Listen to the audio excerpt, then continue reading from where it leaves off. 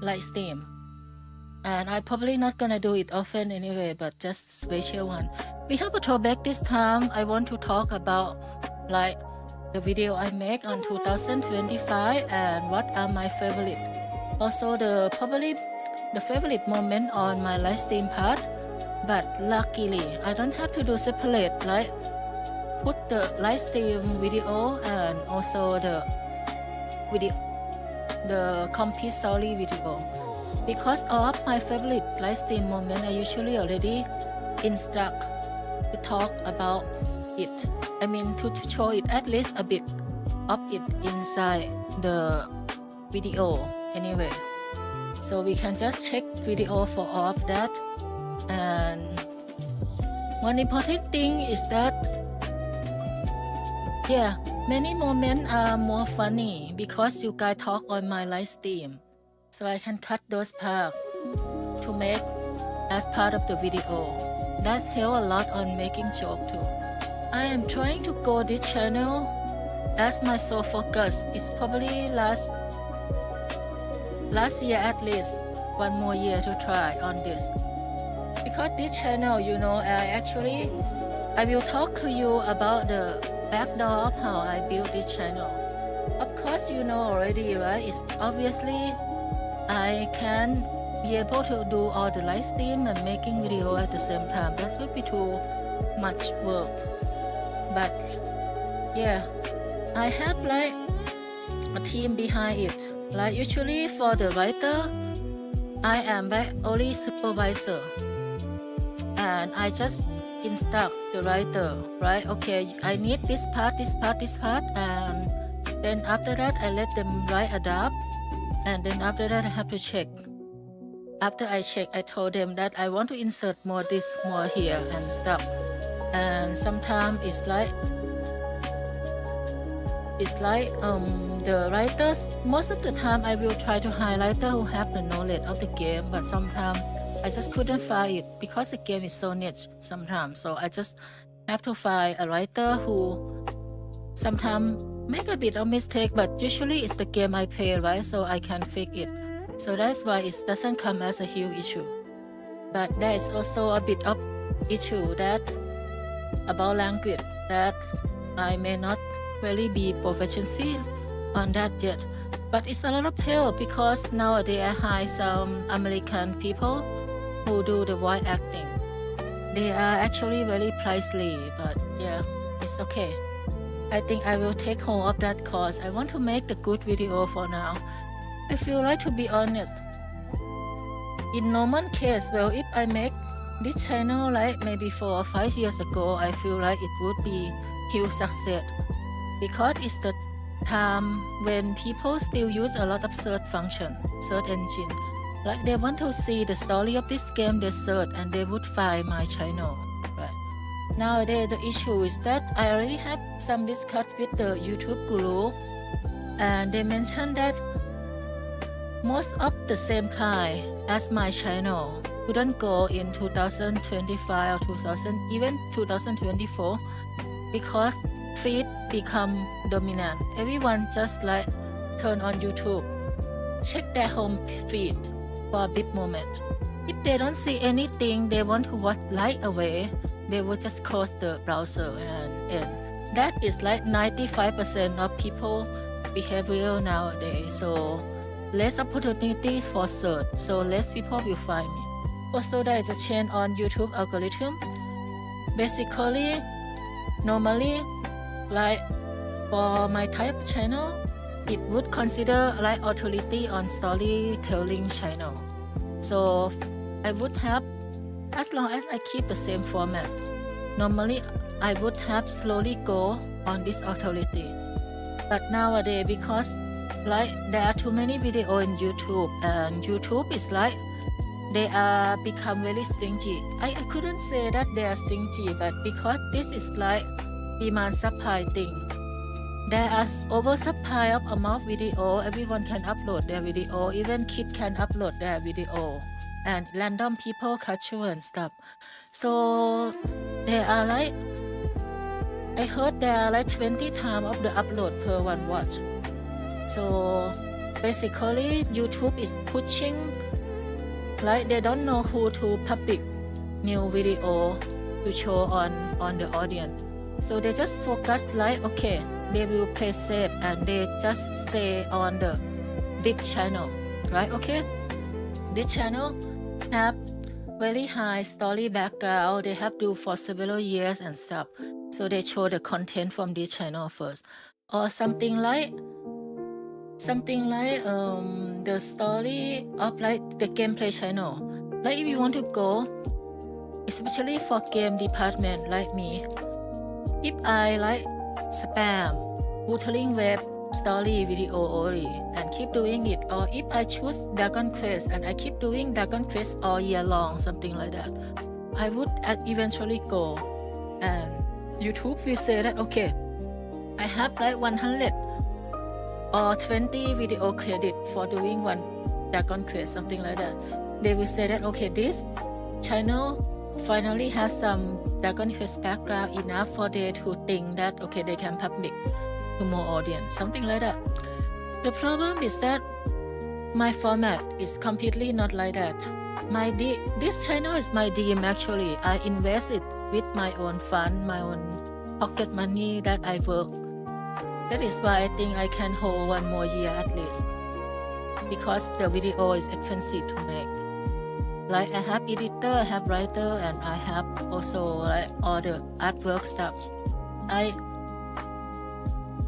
This is all human work, by the way. I may use AI voice before, but other than the AI voice is human work, and even now it's all become fully human work, like 100%, because I also hire American voice actor to voice for my video.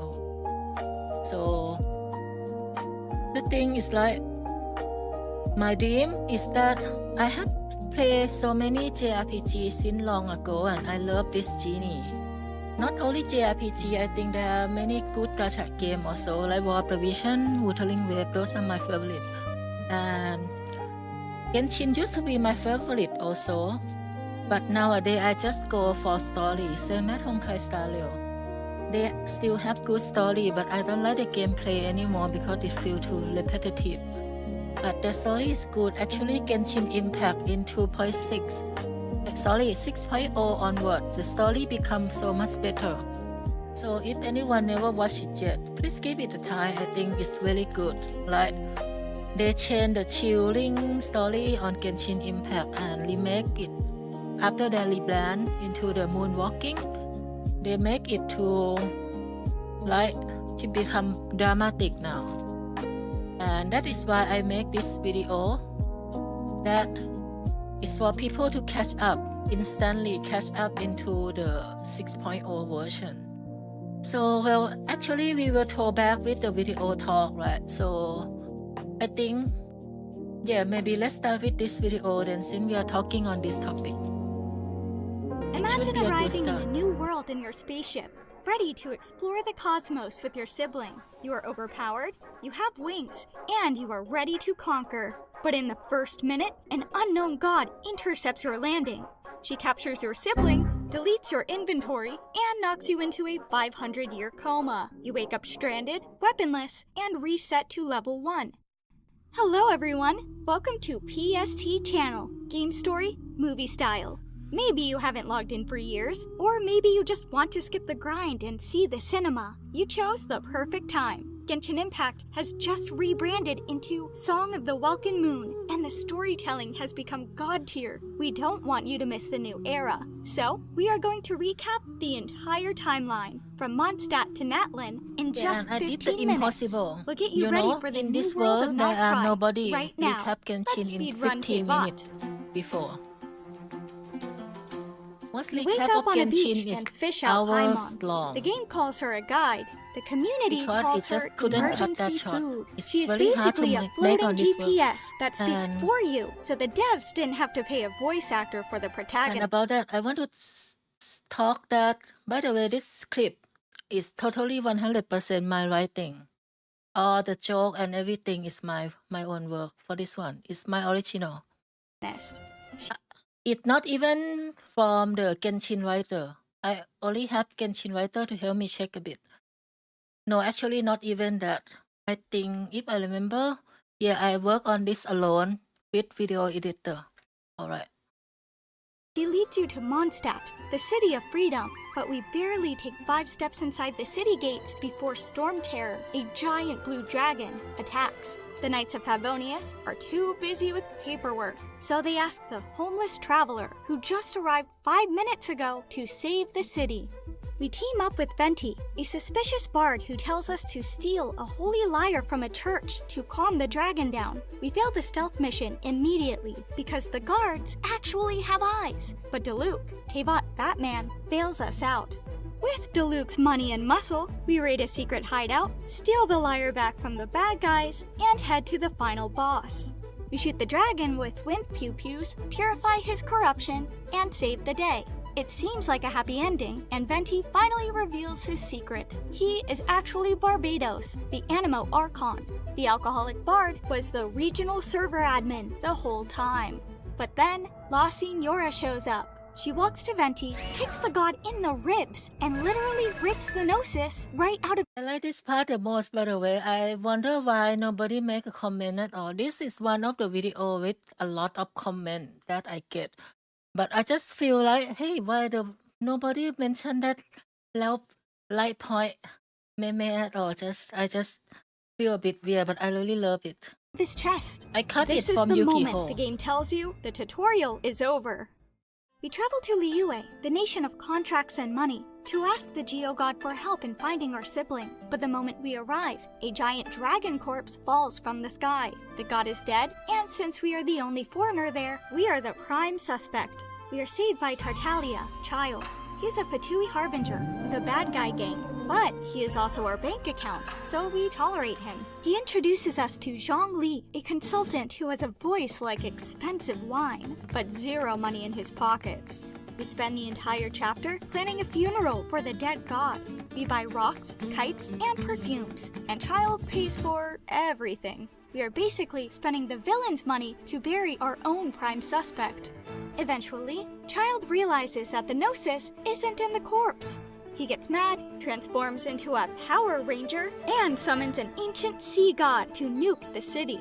Ningguan, the rich lady, responds with the ultimate. I just wonder a bit, how many people actually play Genshin here? Do you know the story? I think most people play Genshin at the time when it's early release, right? Especially this part of the story. But I'm not sure. Please let me know. Pay-to-win move. She drops her entire floating palace, worth billions of mora, straight onto the monster's head. The monster is defeated by capitalism. In the end, Zhongli reveals he is the Geo God. The dragon corpse was just a prop he 3D printed because he wanted to retire. I thought you were dead. My death was greatly exaggerated. He hands over his Gnosis to the Fatui voluntarily, leaving us with 0 answers and a retired, broke grandpa. Next, we sneak into Inazuma, the land of eternity. The server is region-locked by the Electro God, so we have to smuggle ourselves in like illegal DLC. We meet Ayaka, the rebellion's VIP. She refuses to help us until we run errands for 3 random NPCs. After we fetch her groceries and watch her dance in wet socks, she finally agrees to start the revolution. I hope you understand the story. We march to the capital to save our friend Thoma, the Raiden Shogun. The thing I always curious, but Daniel already confirmed it that he understand when he watched it, even not playing. Since I think this one is special, right? The most special part about the parody nutshell is that we are using common human language that I think even casual can understand, or even you don't need to play.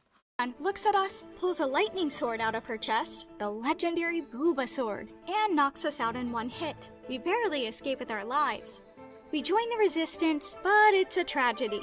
Our friend Tepei uses a delusion weapon to fight, not realizing it drains his life force. He speedruns his entire lifespan in a few days and dies of old age off-screen. This is the moment the Traveler stops making jokes. We storm the palace and challenge Signora to a duel. Winner lives, loser gets deleted. We swat the moth and the Raiden Shogun executes her instantly. 1 harbinger down. We fight the Shogun, again. But here's the massive plot twist. The Raiden Shogun we saw earlier, just a programmable robot. The real god, named A, is hiding inside the robot's mind like a shut-in gamer because she is afraid of system updates. Yaimiko hacks the system with the power of friendship, and we use Talk no Jutsu to convince A to go touch grass. She abolishes the lockdown, but Yaimiko reveals she has already traded the Gnosis to Scaramouche, the emo hat guy, to save our lives. Scoreboard, Fatui 3, Traveler 0. We arrive. By the way, this video has like 7 version, I think. This is the 7th version, the final one. It just fixed so many times because of the meme. The nation of wisdom and way too much dialogue. The people here wear Akasha terminals, which are basically Google Glass headsets connected to the internet. We attend the Sub-Zero's festival, but something is wrong. We wake up, do the festival, sleep. Wake up, festival, sleep. We are stuck in a time loop. Samsara. The sages are using our brains to mine crypto. I mean knowledge. To break the loop, Nilu performs a dance so illegal, it crashes the server. We wake up and team up with El Haytham, the feeble scholar with huge muscles, and Sino, the joke police, to overthrow the government. We storm the academy and find Scaramouche again. The sages have turned him into a literal god Gundam. He is so strong, like a Dark Souls boss, which is why we fight him inside a simulation 160 times until we memorize his attack patterns. Then, we smash the robot and rip the Gnosis out. But the real virus has already infected Greater Lord Rukadavakia, the previous admin. We enter Erminzel, the hard drive of the world, and Nahida, the current admin, is forced to press Format Drive. History is rewritten. Nobody remembers the previous god ever existed, except us. We saved the world, but the doctor, Dottore, shows up and trades some secret lore for the Gnosis anyway. Scoreboard, Fatui 4, Traveler 0. By the way, this part, it reminds me a bit of Luno, story, right, Enix, if you are there. Remember, I used to talk before that actually about everyone forget her and only the one person remember her is MC. This is similar situation. Welcome to Fontaine, the nation of justice. Here, the laws are written by a drama queen, the judge is a dragon in a human suit, and the penalty for crimes is getting dissolved into human juice. We meet Farina, the Hydro Archon. She talks big, challenges us to a duel, and then immediately backs down when we accept. She is the literal definition of all bark, no bite. We go to the Opera House and immediately turn into Phoenix Wright from Ace Attorney. We defend a magician named Linny, while Nouvelette, the Chief Justice, judges us from the high ground. We prove Linny is innocent, but we also accidentally reveal that he is a Fatui.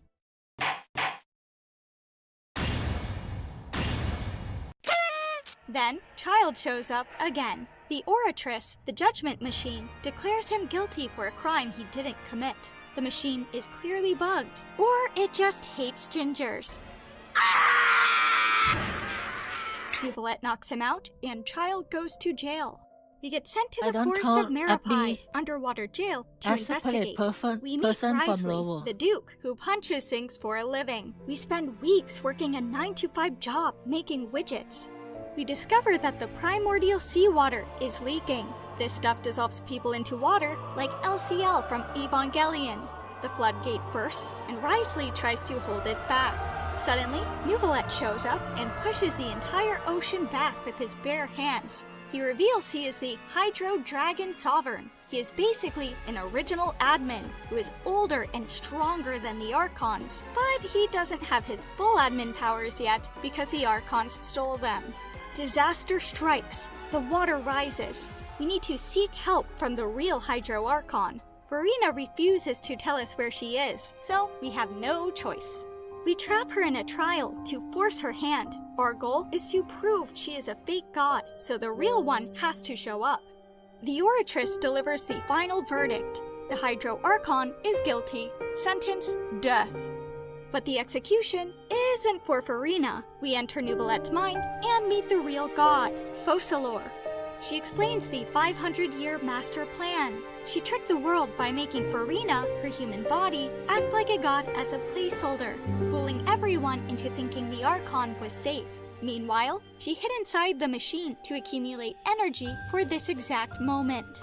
Focalors drops the execution sword on herself. She commits divine suicide to destroy the Archon authority forever. By dying, she returns the stolen admin privileges to Nouvellette, making him a complete dragon god again. Nouvellette uses his power to defeat the all-devouring narwhal, the root cause of the apocalypse, and patch up the human dissolution bug, saving everyone. The prophecy is fulfilled, the throne is destroyed, the Archon is dead, but the people are safe. Farina retires to eat macaroni and cry. I'm making fucking mac and cheese, and nobody can stop! She's the true MVP, tasked with lying to everyone for hundreds of years. However, the Traveler loses. Again. Arlecchino, the knave, shows up to collect the Hydronosis. Nouvellette literally just hands it to her, like, here, take this useless USB stick. I have dragon powers now. Scoreboard, Fatui 5. Traveler 0. Well then, Traveler. Bon voyage! We finally arrive in Natlan, the nation of war. It is basically James Cameron's Avatar, but with better music. We are on Pandora now. We have floating mountains, glowing lights, and tribes that ride dragons called Sorens. We meet Kachina, a small girl with a geodrill. She enters the pilgrimage, the battle royale, to prove herself. She actually wins, but there's a catch. The winners don't get a trophy. They get drafted into an endless war against the Abyss. Usually, the Pyro Archon Moika, the biker mom, can revive fallen warriors like a respawn point. But this time, the Abyss hacks the server. Kachina is stuck in the Night Kingdom, the recycle bin, and her file is about to be deleted. We refuse to let the cinnamon roll die. We team up with Mualani, Shark Girl, and dive into the recycle bin to drag Kachina back to the desktop. But saving Kachina was just the tutorial. The Abyss launches a full-scale invasion. The sky turns purple, monsters flood the streets, and the respawn beacon is destroyed. If you die now, it is permadeath. It is an Avengers-level threat. We assemble the 6 heroes of Natlan. We have the Shark, the Drill, the Dendro Spider-Man, Kinech, and the Cowboy Elf, Chaska. We hold the line in an epic war sequence, and thanks to the squad, we actually win the fight. But victory has a price. Malwika is about to pull an I am Iron Man move to fulfill her bargain with the dead god and save the Marvel Cinematic Universe. That is when the captain, Capitano, steps in. He isn't just a villain. He is a survivor of a fallen kingdom. He refuses to let her die. He sacrifices himself to the Lord of Night. He rewrites the rules of ley lines and fixes the respawn system forever. He is a villain with standards. We win the war, and for the first time in history, we actually keep the Gnosis. Fatui failed to get it. Natlan remains the only nation to successfully defend their God Mode item. Scoreboard, Fatui 5. Traveler 1. We finally got a win. The story is looking up. We are ready to march to Snezhnaya and settle the score. Is what I would say if the script followed logic. But nope. The writers decided to drift the plot into a completely new lane called Nod Cry. This is the moment Genshin Impact officially rebrands into Song of the Welkin Moon. Listen to me closely. Everything I just told you, that was just the prologue.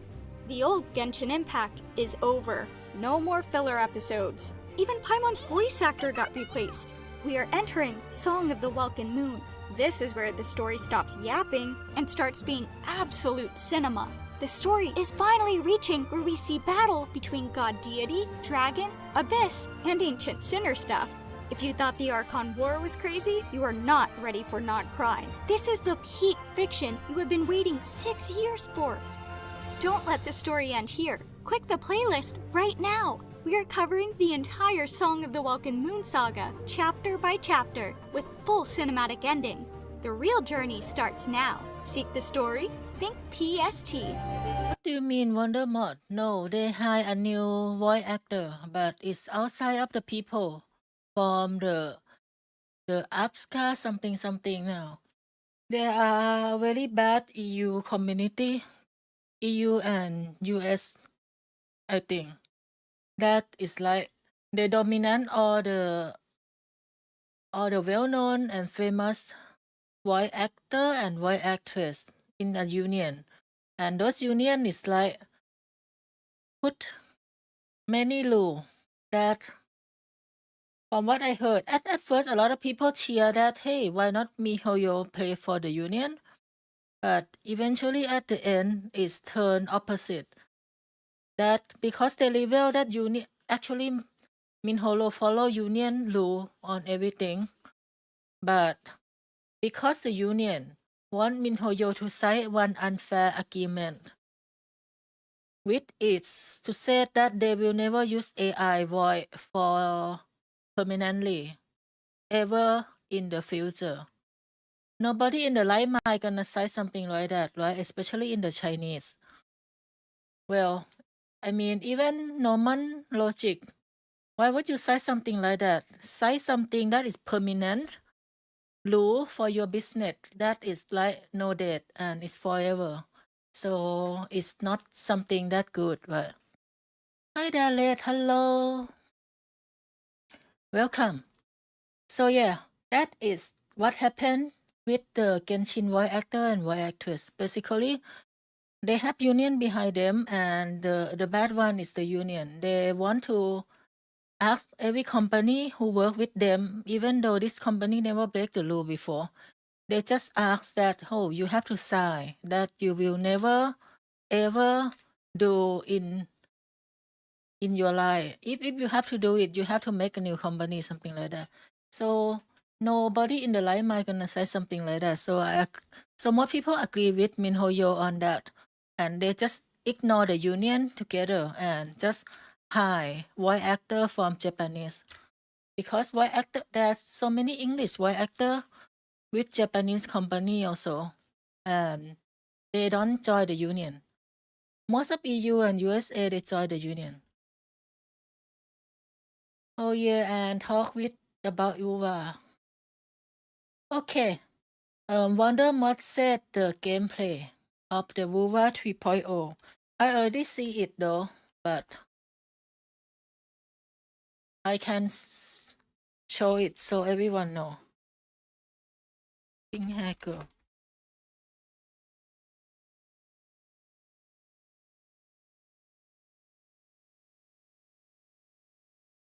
What is this on YouTube?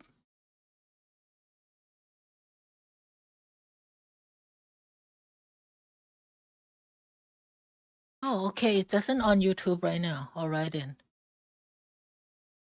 Basically a new and the first main DP sec in Wuthering Wave 3.0. No, 3.x. I would say everyone, probably almost everyone gonna pull her. It's like the new Sentinel thing that it's just like new cutter here basically with a new mechanic. So of course she gonna be better, I think. And she probably doesn't have something fixed, like you have to play with erosion stuff. Oh well, I don't know why my X not opened. What is this? Wait, this is weird. Okay, never mind. Since we talk about Wuthering Wave, I think how about we compare with the Wuthering Wave whole story. What? That's my internet has issue. Okay. Let's compare Wuthering Wave with Genshin story a bit, because Wuthering Wave is Imagine a game shorter. that transformed from confusing yapping to absolute cinema in just 1 year. A story where you wake up with amnesia, beat up a philosophical clown, and accidentally discover you are the system admin of the universe. I'm going to tell you the entire story of Wuthering Waves in just 11 minutes. Hello! everyone, welcome to PST Channel, game story, movie style, for your busy days. Today, we're speedrunning the timeline. We're going to translate the confusing lore soup of version 1.0 into simple gamer logic, so you can jump into the new update like a pro. From the dark... Yeah, and I want to talk about this perspective of mine is always the same.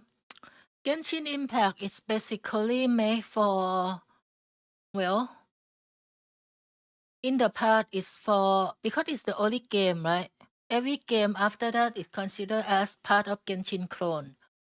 So Genshin Impact is the original. So Genshin Impact actually trying to make it for all age. So children, teen, and adult can play.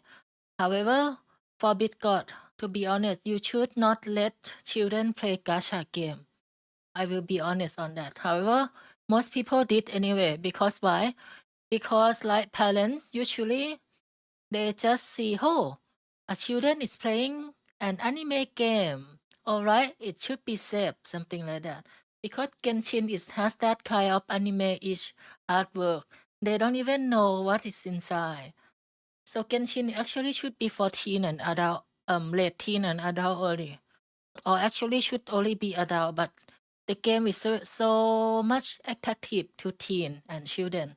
And mostly it's become target on children. Especially you can see on Fontaine Story and Nutland Story. Nutland Story is like a develop. It's not evolve, but develop. It's make it more children than ever. But they know it. They know that it's fail. It's failure on Nutland Path the whole year. It has been eaten alive by Wuthering Wave. So that is why they are trying to make the rebrand. You see, I mentioned a while ago the 6.0 rebrand and make it more dramatic, more adult now to compete with Wuthering Wave. Wuthering Wave, ever since it started, it has been always targeting on the segment because you have to be honest that at the start, Kuro is not a big company. They know that MinHoYo grows so big. They do not expect them to make a competition head-on with MinHoYo, is obviously. So they plan strategy that they're gonna target adult customer, adult audience from Genshin Impact. So that's why most of the part is more adult. Dark days of the skip button memes to the peak fiction of Renacida. Let's fix this world. The story begins with the standard gacha protagonist starter pack. You wake up in a ravine with zero memory, looking way too cool to be a regular civilian. You're immediately found by Yang Yang and Shishia. Now, back in version 1.0, the game didn't plan the plot out very well. So Yang Yang and everyone after that immediately starts explaining the world's glossaries to you. In an ASMR voice so soft, you might actually fall back asleep standing up.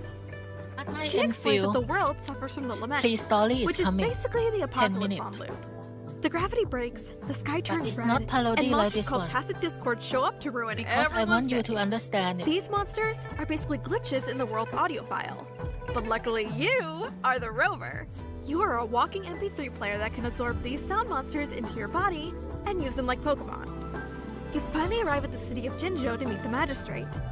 But she's missing. She left us with some clues in Chi-Chi village, so we head there to investigate. That is when we get jumped by Scar.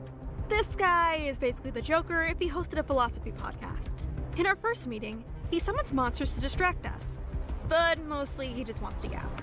He forces us to listen to a very, very long fable about a shepherd and a black sheep. He tries to trick us into picking a side, but Rover ignores the philosophy lesson and tracks him down. Just so you know, and I still not understand the black sheep part until now. For a rematch. In round 2, Scar stops talking and kidnaps us into a pocket dimension for a real 1v1 duel. He asks if we are the sheep or the shepherd. Rover replies with the only correct answer: violence. We beat him up, blow up his dimension, and put him in jail.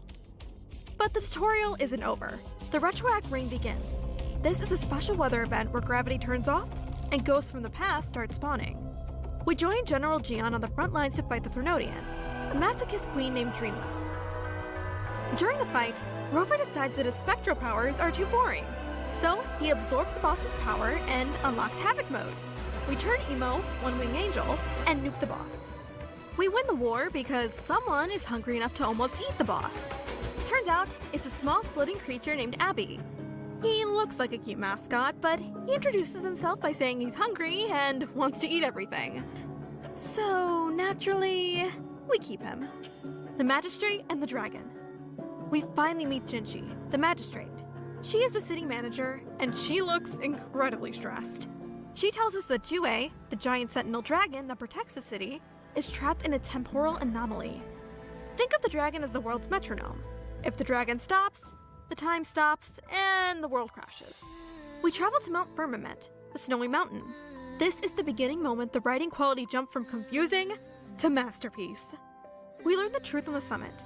It turns out, Jinshi and the dragon are stuck in a toxic relationship of self-sacrifice. The dragon plans to die to save Jinshi. Jinshi plans to die to save the dragon. It's basically a competition of who can be the bigger martyr. But Jinshi decides to reject the script. In one of the coolest cutscenes in the game, she fights the dragon to prove she is strong enough to survive. We help her overclock her powers and fix the timeline. Instead of anyone dying, she ascends to 1.0's most OP unit, commands the dragon, and stops the lament. The dragon is fixed, the city is safe, and Rover is officially famous. The Black Shores. Just when you think it's vacation time, we get summoned by a mysterious organization, the Black Shores. If Jinzhou is the front desk of the world, the Black Shores is the back office. We arrive on an island that looks like a high-end gaming PC setup, with neon flowers everywhere. We meet the shorekeeper. She is the guardian of this island, and she acts very suspicious. Almost like she's known us for 1,000 years. And that is because of the massive plot twist. It turns out, Rover isn't just a random hero. We are the system admin. Thousands of years ago, Rover actually created this organization to monitor the data of the world. We wrote the code, left Shorekeeper as the antivirus software, and then disappeared to get milked. The drama happens when the accumulated corruption causes the system to crash. The Shorekeeper decides to sacrifice herself, deleting her own file to save the rest of the data. But Rover forgot his admin password eons ago, so he replies with the only correct answer: violence! We physically beat the corruption out of the system, break the barrier with brute force, and grab her hand. We basically force restart reality to save our original waifu. We save the girl, regain our admin privileges, and secure the ultimate support unit for our team.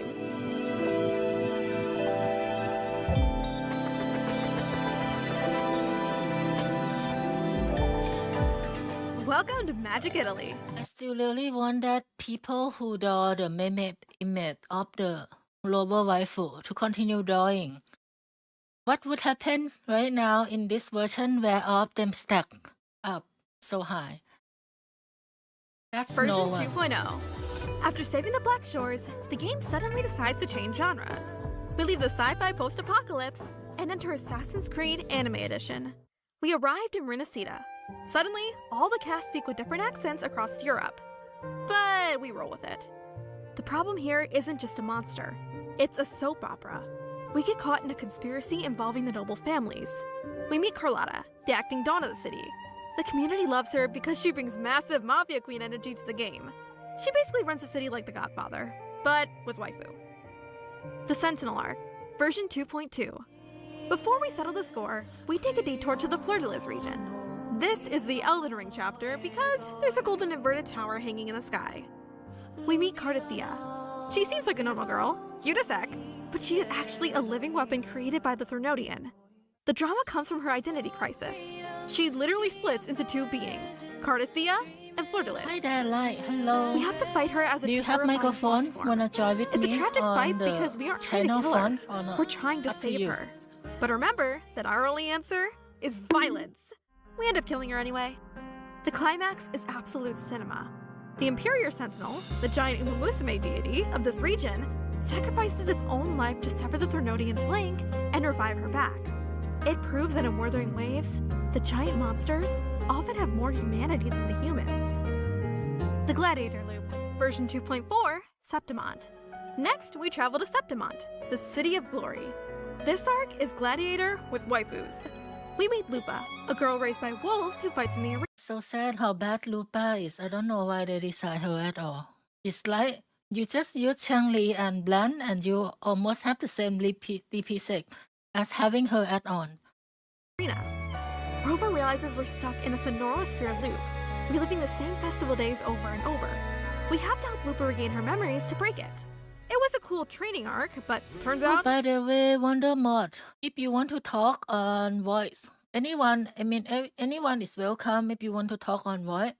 Sometimes if you react with the video, maybe it's faster with the voice, but it's up to you. This was just a tutorial for the chaos coming next. The real truth is buried underground. We discover the really, really tragic story of Mia, Lupa's former inspiration who was erased from history. To save the city, we descend into the underground waterway and fight the Lady of the Sea.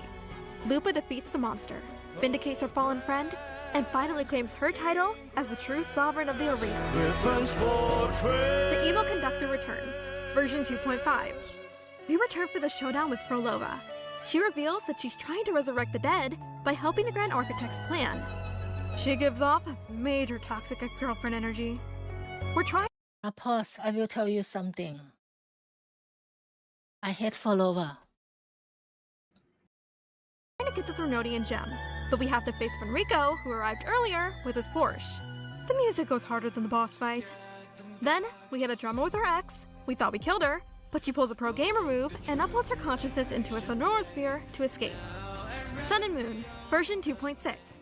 The next part splits the story into Pokemon, Sun and Moon. First, we see Augusta, a nameless girl who speedruns the political ladder. Hate. I don't like her. She almost ruined everyone, right? You know, she almost killed every waifu that lover ever have in 2.7. Well, to become leader of the city. It is a classic 0 to Hi hero there, story. hello everyone. With the real mind bender, Oh yeah, I you should know. make She's like a priestess who pop-up, erased right? herself from the world's memory to save the city. Passito, Everyone tells Rover she doesn't exist. It is the Great Gaslight arc. Rover has to go into the chaos and pull her back like a corrupted file, proving that even if the server deletes you, the admin remembers. Okay, like you The are on. Endgame, version 2.7. Then, everything explodes. This is the Avengers Endgame of Wuthering Waves.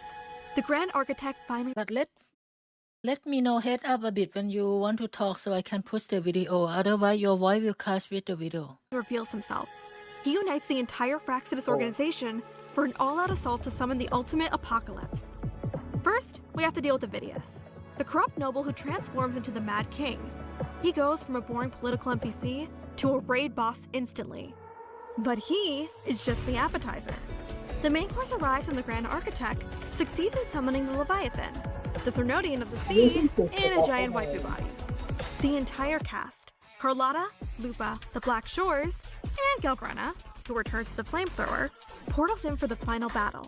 The fake anime collab, version 2.8. Finally, after the Italian War, we warp to Japan. Version 2.8 feels like Wuthering Waves is secretly doing a collab with every school anime in existence. In Hanami True. City, we meet Shisa and a Issue. My idea is that, well, no matter how hurt you are, you can't hurt other. That is only one rule I have. That's why I dislike Polova. She basically, okay, I'm hurt, so I will hurt other too, something like that. And that is not correct. As no matter, I mean, like, if it's just between her business and lover, that is okay. But when she join organization and hurt random citizen, hurt innocent people, and do bad stuff, that is no longer okay. flying capybara. But there is a catch. The summer never ends. It's another endless loop arc. The city is trapped in a loop by the lament. It turns out that Chisa's best friend, Sumika, is the one who is forcing us here. We break the loop, say goodbye to the ghosts, and summer finally ends. Yet the spring of youth is here. Chisa called Rover Senpai. Suddenly, the action RPG turns into a high school slice of life right before the credits roll. We learn the biggest reveal since Rover's amnesia plot, that he was also a student here. The Warpole to Academy opens, and Rover stands there, ready for school semester 3.0. And that is the full frequency of Wuthering Waves. You are now caught up and ready for the new world of 3.0. But remember, I just told you the logic of the story. I didn't show you the heart. If you want to feel that full detail, the movie version playlist is waiting for you right now.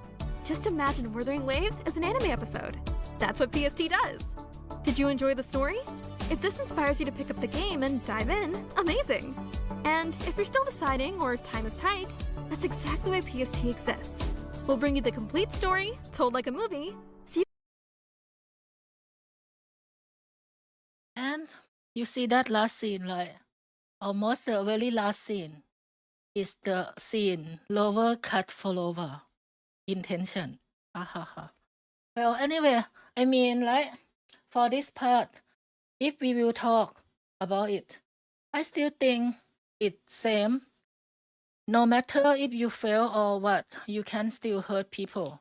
Like, for example, I told you at the beginning that it's so hard to build channel nowadays because so many channel had exit with large quality already. So every small channel, there's no hold back and have to compete with a big one. And YouTube only push the big channel. Say if I try the light method and I can go, for example, I go to the home of whoever has big channel and I kill him, murder them, so that my channel will become bigger. That is incorrect method, right? And that is same as what follower is doing right now. So basically, even if you do the right method and it's not success, you still have to keep doing the right method. You can't just go do the wrong method, such as murderer innocent. That is no. can feel the adventure as if you played it yourself. They No have to pressure, do what no is missing right out, for them. just the heart of the game when you need it. But anyway, to help you on that, I at least show a lot of the pink hair girl you love in this video. This partially appear for a big moment. And truly shapes what comes next. Thanks for watching! Okay, and now I want to talk about, behind the scene, right? I have talked to you some of them already, right? Most of the video nowadays is like a scriptwriter write a draft for me and I like make a supervision and revise them. However, only some exception video, like those nutshell parody, it's something that I have to handwriting it myself because it's something that the writer can do. It's a bit of challenge there that you have to think of so many jokes inside a very short of time. And well, at least I have some experience on that. So I use my own writing skill and then do some grammar check after.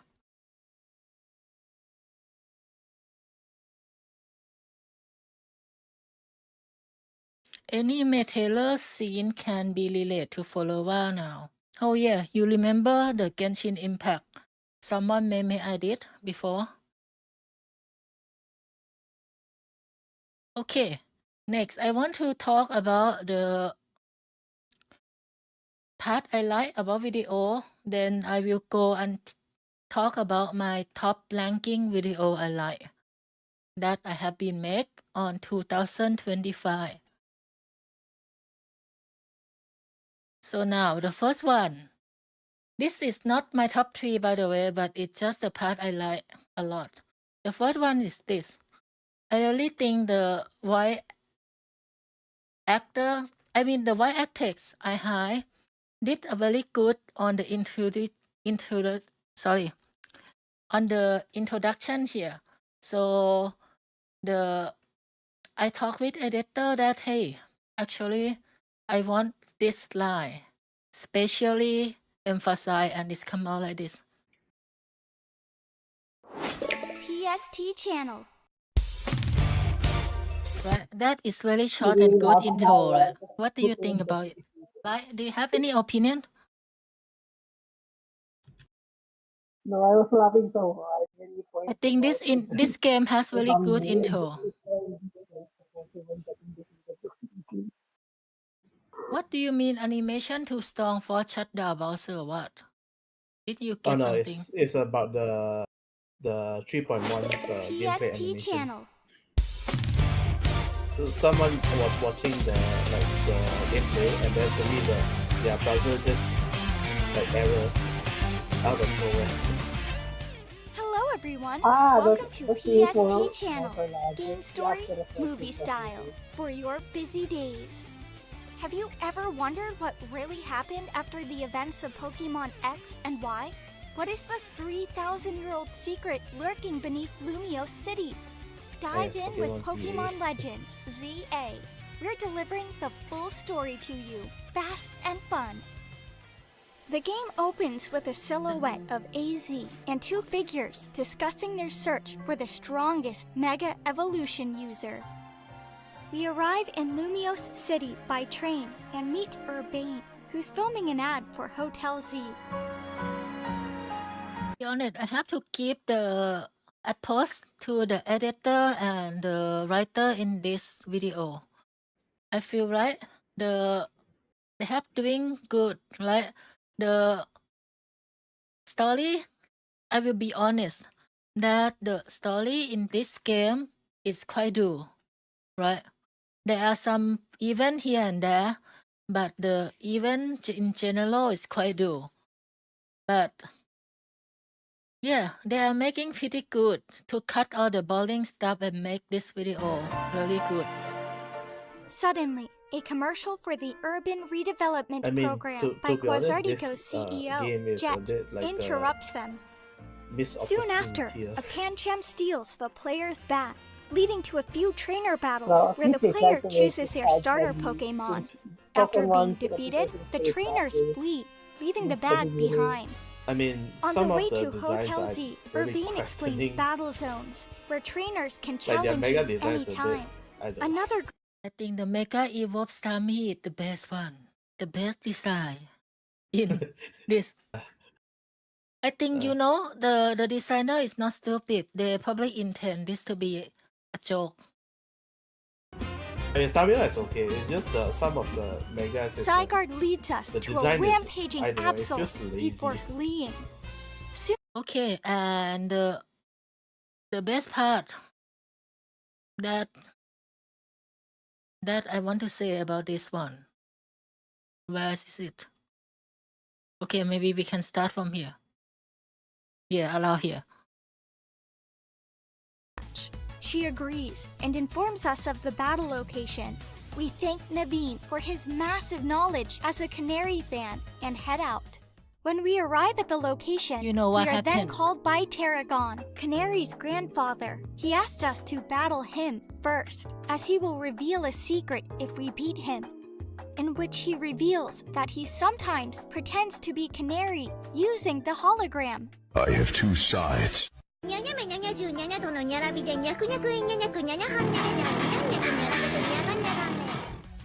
The hologram that we saw during the quiz was, in fact, him. He wants Canary to spend at my most of her avatar time inside streaming her. games, It's like this. so he takes on these boring tasks like interacting with fans. After defeating him in battle, we finally get to the electrifying streamer Canary herself. Hey, I like Canary design. Best girl here. We fight her Mega Evolved Electros and force our way to victory, reaching rank E. Canary has a crash out.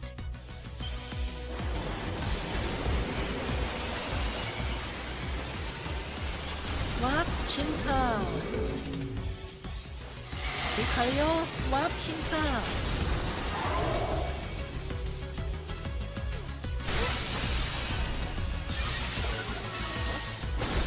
Rider kick. Kabuto. Yeah, it look like Kabuto rider kick like that one. Only Kamen Rider fan know. Yeah. And okay, the last part. Massive explosion wakes Another part I everyone like up. about this one. Rushing to the rooftop, we see the prison tower, Anj, glowing with unstable mega energy. AZ warns that Anj is close to going rogue, which could trigger a massive mega evolution outbreak in the city. He explains that once Floette mega evolves, I never she follow can new absorb Kamen the Rider tower's or energy, Toku stuff anymore, restoring to it be to honest. its true form. Ange Floette. I'm still Unable following to the new fight ones, due to the age, color. AZ entrusts the mission to us, while Lita playfully asks him to cook something delicious for their return.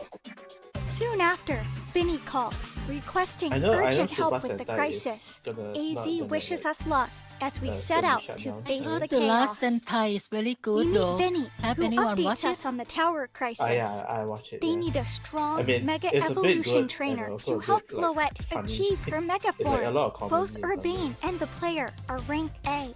So to decide who will lead the mission, we settle it with a Pokemon battle. Deadline also It's watch an it intense but fight against Sentai. Urbane's Mega Evolved team. But But we it's managed gonna to be the claim last Sentai victory. they're gonna You got me down to my last come out Pokemon. with. You I are want to great watch trainer, that's any for sure. Sentai series like Osama, What do you expect or from me? Kamen Rider, and Super Sentai. One thing But I I'm didn't so have good surprised is that chance to do how Urban is like he never give up. No matter how many times he lost out already and he still think he can win. it.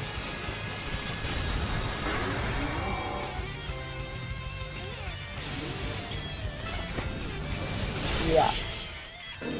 One shot. Mega Charizard X. Though disappointed, Urbane acknowledges our strength and entrusts us with the hope of saving the city. We are about to enter the Prism Tower, but suddenly, Urbane stops us, saying he wants to be the one to help Floette.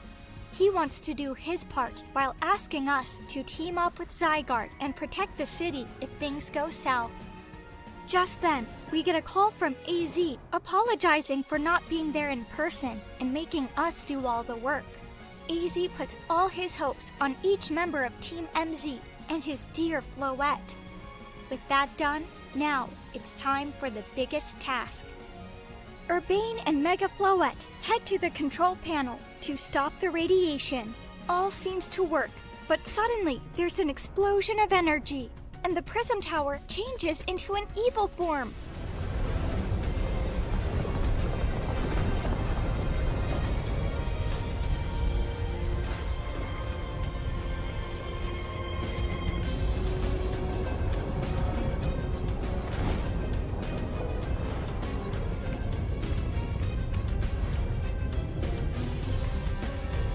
You know, at first I think this is Mega Fallet. Don't tell me that is Fallet. Confused about Yeah, the I did think situation, so. we get a call from Urbane, who says he's trapped inside the tower, but safe, protected by Mega Floette. He also spots Zygarde on a nearby rooftop, setting our next goal, to find Zygarde. Before we can move, a group of rogue megas appear, and we engage in battle. Afterward, Lita calls a strategy meeting. Our top priority is reaching Zygarde while containing the rogue megas spreading across the city. Suddenly, holograms of Canary, Corbeau, Ivor, and Jacinthe have appear, the pledging to help defend the city. Vinny Gathering arrives, explaining he's been gathering strong trainers, Adventure though assemble at Canary the end, rushed so it's ahead all to good. join. Everyone agrees to work together, clearing a path for us to reach Zygarde. Finally, Detective Emma contacts us, asking us to trust Elle and Zygarde and give it But our I feel all. like Emma is kind As of we useless. begin I our thought mission, she we would first be come more across useful in the Ivor story. and her sister, who help us fight the rogue megas in that area. As we move forward, Canary, her grandpa, and all her fans help us with clearing the path. Next, we are met with Jacinthe and her maid, Laban. We leave the rogue megas in that area and move forward. We are met with Corbeau and Rust Syndicate members. We fight rogue around there, and that's the rooftop we need to reach. Corbeau and the members of the Rust Syndicate form a human stair to help us reach the And this is rooftop. the best part. Unfortunately, you see? we The find human some stair, rogue very megas long at the one. rooftop.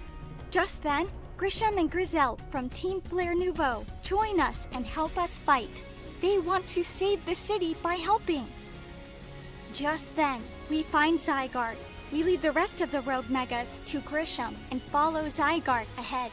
We get a call from Urbane, who reminisces over the day we met, and he tells us to save Ange Floette. Elle joins us soon, telling us he has collected all the 99% of the Zygarde cells, with only one remaining. After Zygarde absorbs all the cells, we find out that the last one was the one that was with us from the start. It transforms into its 100% form. Aunt Floette is wreaking havoc, and we use our Pokémon to deal with the wild parts at the base, while Zygarde attacks the tower from the sky. The battle is rough, but we try to damage Aunt Floette. Zygarde uses its special attack and defeats the rogue tower.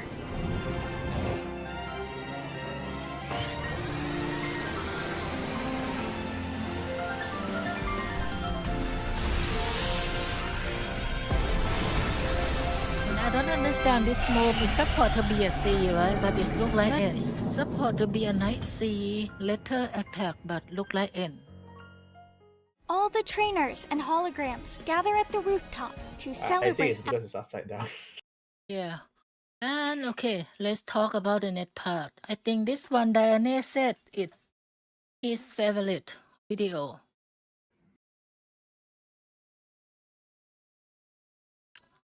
I think the most important is this video, but I think I probably make it too long, to be honest, because I make it probably too long, I'm not sure, but I want to make it detailed because it is like the first time that the Digimon make a story for their second digital world that is not the main digital world. So I thought I want to make it more accurate to the law, but the problem is that, well, it's probably 1 hour and a half, so a lot of people maybe not watching it so much. Only 400 was after a long time. I even have some like a Pokemon channel who said, "Oh my god, my video is so good," and he said that he promote on his channel, but still he couldn't tag anyone. He doesn't promote on his channel; he just promote on Twitter. But yeah. Still, it doesn't tag anyone in much. But even he admit that, oh my god, why the quality is so high. Well, I told him because my team is professional team. Seize the future. Together. Yes, Digimon. Hello everyone! Welcome to PST Channel. Game story, movie style. For your busy days. Did you know that there is more than one digital world in the Yeah, it's only Digimon funny story that lore? Digimon, In most like their anime, games, you only heard has about so much Yggdrasil, effort put but in this time, compared to you Pokemon. will be able to see the full Digimon story of the Homerus world and the creation of 12 Olympus Digimon legends, last time. equivalent to the Royal Knights. Let's see the movie.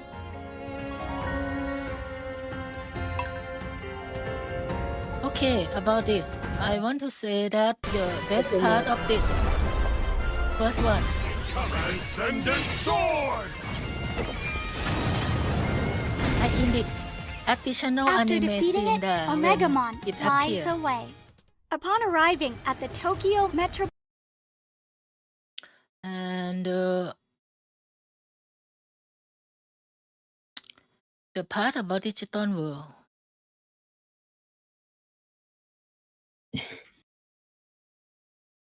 Yeah, this one. At this point, the narrator would like to explain that the current For digital anyone doesn't know, basically this three person is like a representation for three digital world.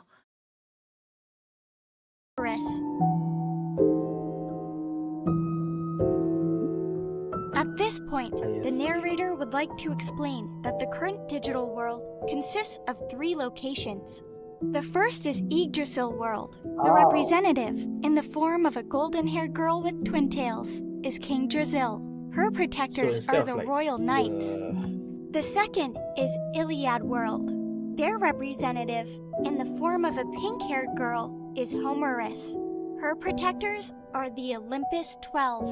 And the third is Shambhala World. Their representative, in the form of a boy, is Kunlun. His protectors are the Hachibushu. The world of Yggdrasil is the main world mentioned most often in various anime series. As for the world of Shambhala, it's mentioned most often in mobile games or other kinds of content. And finally, the world of Iliad is the world whose legend we are currently uncovering. Kunlun said that the party came from Yeah, and this part, by the way, I have to credit Diana here. It's Diana who told me about it. When I playing, I was curious about it myself and asked him. And he was the one who answered this. So I put the it in world the video. of Homerus. The current, which is the energy of the digital world, is blocked up, causing Homerus to be sleepy all the time, which they're looking for a solution for. After that, they banish the party And the best part for this one is probably allow this. invention by picking one of these dark shadows and reformatting it into a new form Oh as yeah, the and never mind. C-book want to hear one part that I should probably show first. main character. I know C-book want which part. Hi there, Wasu. Hello, welcome. We made it! The key. Yeah, I think C-book probably want this Spirited part. away. She knows Ku is a phase electron life form, which is the reason her father quit his old job to investigate this matter. Inori feels sorry that Ku is being bullied by other Digimon, so she wants to help. Ku wants to help Hello there, PST thanks fight for subscription. Cyclone Hello, who attacked, but ends up being beaten instead. Inori Welcome blames to herself for Can being Chat weak, with us. thus unable to protect Ku, her mother, or you, her brother, at all. Just as Cyclonemon is about to attack Inori, Ku digivolves into a Geomon to use his power to protect Inori. Yeah, it's coming. Dun dun dun dun dun dun dun dun dun. You know, I can't put it for so long because it's licensed, so I have to dun myself. Dun dun dun dun dun dun dun.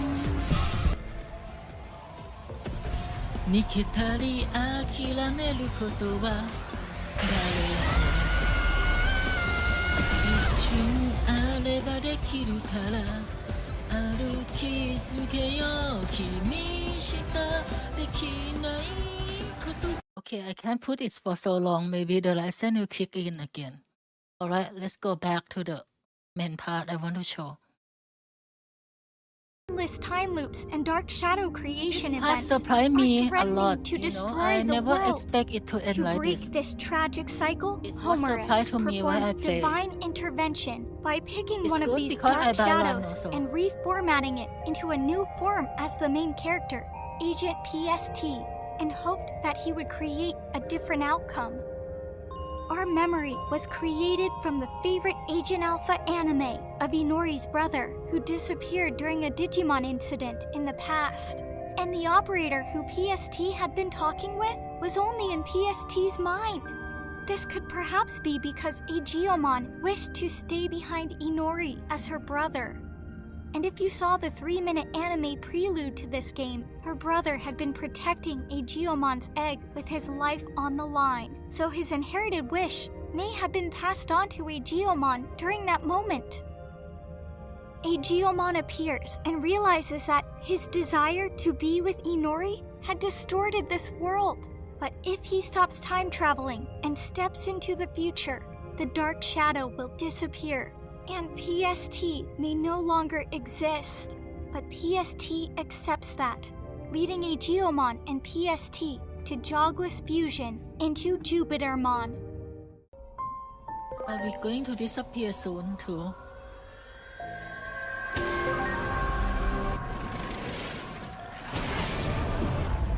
Dun, dun. Oh, this is jobless.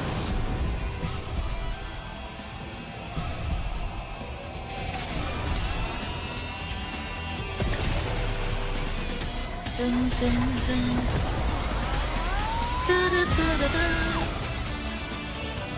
We're gonna look like this from now. You know, it could also be like Matrix.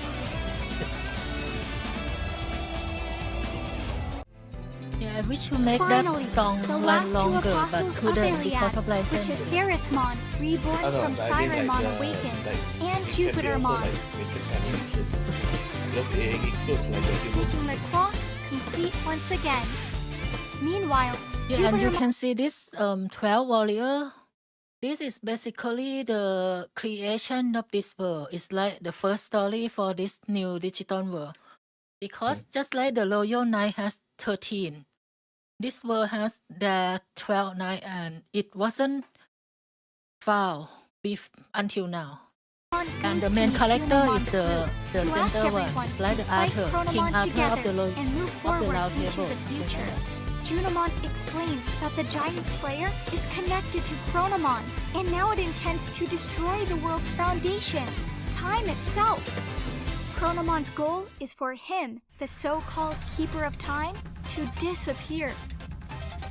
Apollomon and Dianamon jogless fusion into Grace Novamon.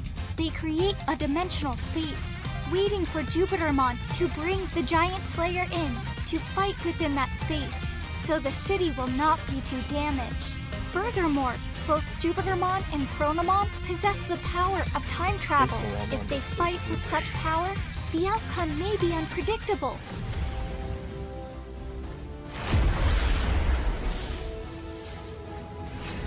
So Georges. I have created this space by using the collision of opposing forces, the sun and the moon. I will give it my all to keep Chronomon trapped in this space. In the meantime, I'm counting on you. Finish this! Digimon can fight with Super Robot. For Vegas, yes.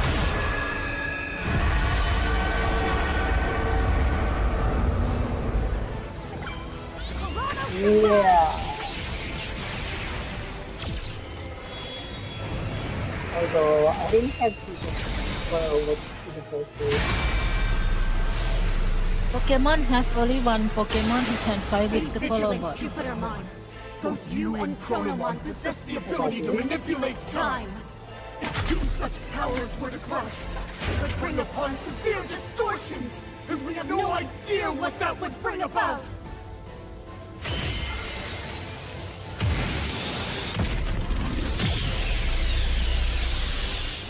After the two sides clashed, it created rifts in time. PST and Aegeomon separated once again. They worked together to pull Inori out of one of the time rifts before appearing in another dimension where Dianamon and Apollomon, who had separated, were waiting. They explained that they created the dimensional space from space-time distortions. Rescuing Inori might cause an expansion of the space. Only one Pokemon who can fight with Super Robot is the Zygarde. But I would call Zygarde a Digimon instead. Space-time disturbance. It can be said that Aegeomon interfered with the laws of time, and now they don't know if the previous world and the digital world still exist or not, and they don't know what will happen when the space-time dimension is distorted. After exploring the place for a while, Aegeomon sees a light which contains Inori's feelings. It forms a shape in the distorted space-time dimension. Upon walking deeper, they meet the mystery Digimon. He calls Aegeomon his alter ego, while he himself is the body bound by the laws of time and is about to be free. He will eliminate those who intrude on the Akashic records. He tells them to eliminate him and replace him. Otherwise, they will be stuck here, which is the punishment for interfering with the laws of time. The mystery Digimon merges with the giant slayer to fight the party. They then realize that the mystery Digimon is Chronomon. Aegeomon suspects that Chronomon was freed from his seal because the party opened the clock's cover. The party encounters an uncrossable path, and Biyomon happens to be right next to them again. But this time, she is able to fly them across to Biyomon the part other is so side funny. safely. They're just coincidence. Along the way, I think they the see game Plutomon gathering the Titans to fight against Chronomon, who is merged with the Akashic records. Therefore, the time control system, which is merged with Chronomon, sees those who enter as intruders, and it endlessly summons memories from the future and the past to eliminate the intruders. Plutomon helps by firing to open a path for the party to proceed. This time, PST has to fight through levels, battling many enemies and the 7 great demon lords that are created by the Akashic Records system. Okay, not this one.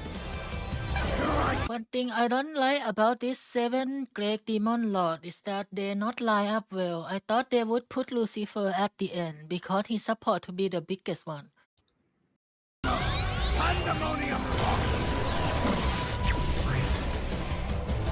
Yeah, I think we are fighting 7 demon lords. Yeah, for sure. So there's gonna be 7 bots until we fight the main boss. Alright, Annie.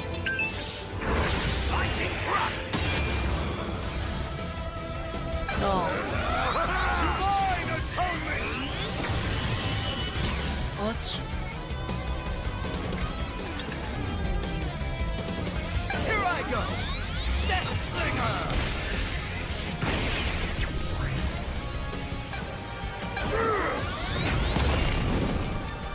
Here I go! Gift of darkness!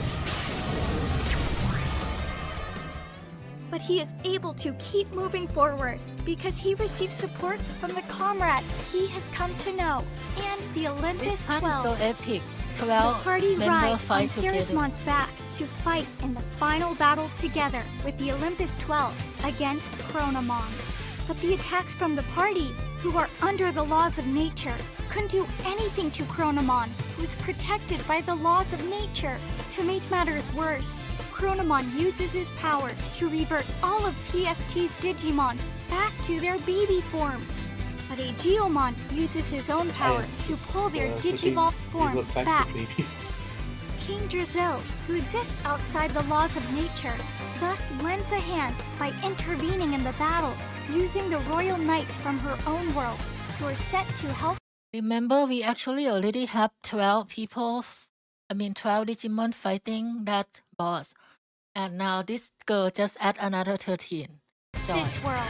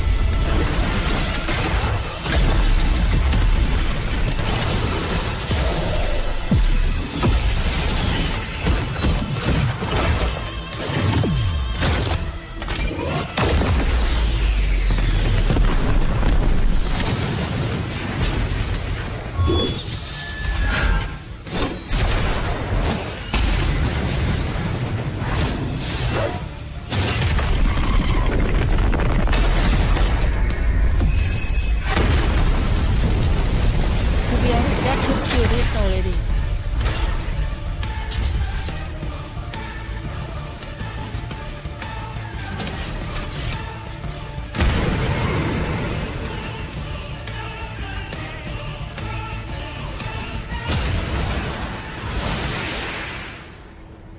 That was like Dragon Ball. During the battle, Minervamon digivolves into Mervamon. Madness merry-go-round deluxe! Burning bloodshed! The battle rages fiercely between PST, Aegeomon, and the Olympus 12 against the power of Chronomon. In the end, PST was able to use a final ultimate move, gathering everyone's power into a weapon and transforming into Jupitermon for delivering the last blow. It's like a Thor. I think our hero is a Thor. With Yonir. Ultimate or you can!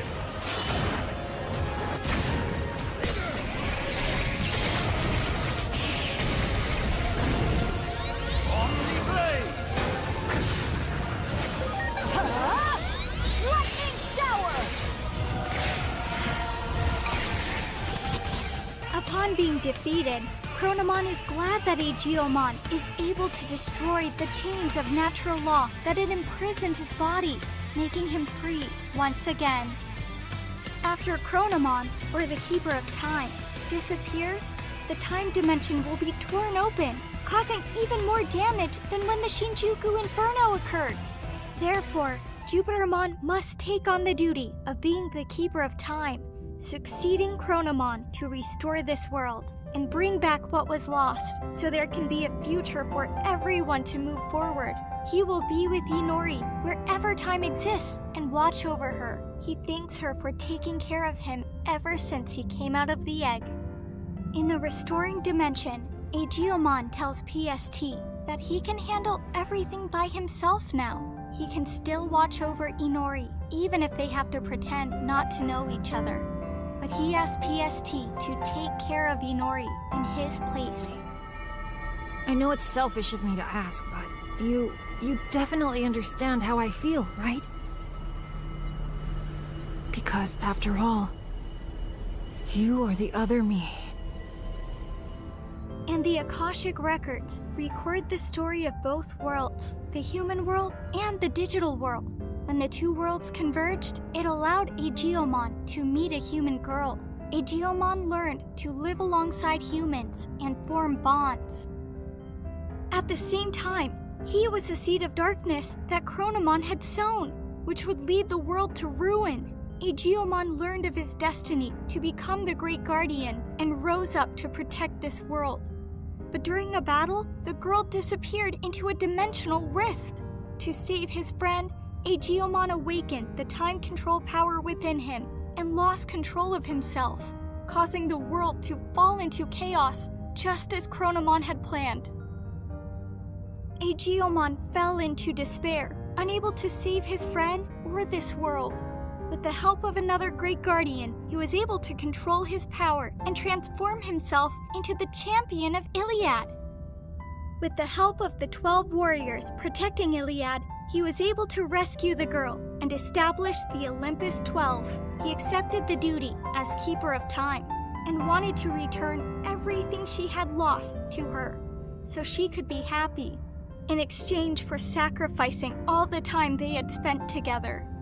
The gate connecting the two worlds closed, forcing them to be separated once again. Time passes. PST meets you, Inori's brother, and Inori, who seems to see an image of Aegeomon overlapping with PST. The story of Digimon in the Time Strangler installment, another chapter in the legend, thus comes to an end. This game might be a beloved series for many who have followed it since childhood. Whether you liked or disliked the story, you can share your opinions in the comments. And if you're still deciding, or time and budget are tight, that's exactly why PST exists. We'll bring you the complete story, told like a movie, so you can feel the adventure as if you played it yourself. No pressure, no missing out, just the heart of the game when you need it. Let me know in the comments below.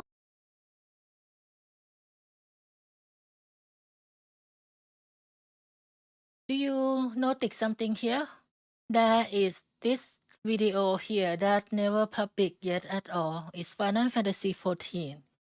It's what in the making. I was thinking that I will make the series until it finished, then just public it together, like each expansion story. But it's never finished because we keep doing something else in between. And there's gonna be one special video that I have voiced everything myself. Hello,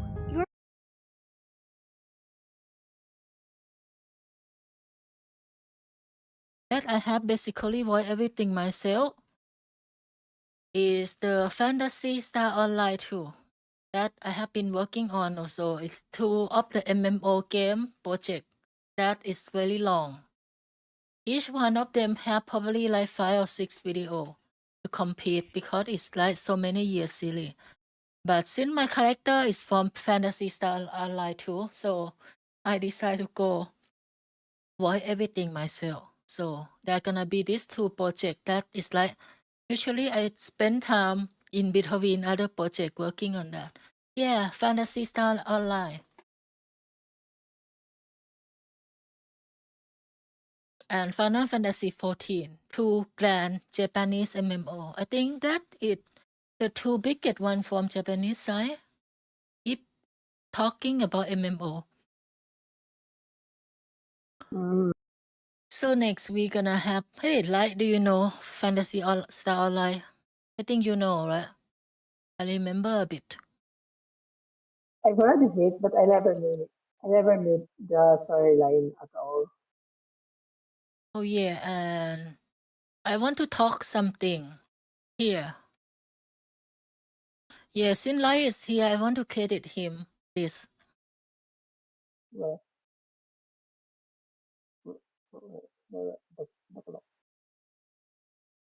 This, the early Genshin story. Welcome back to PST Channel. Oh. Today we are going to summarize Genshin all Impact right, story on writing, Mondstadt Arc in you quick know, and sweep you guys style, know. just for you. You like this skip.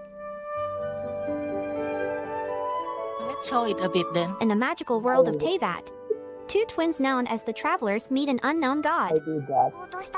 You know why? 見たこともない神がお前たちの前に現れたと。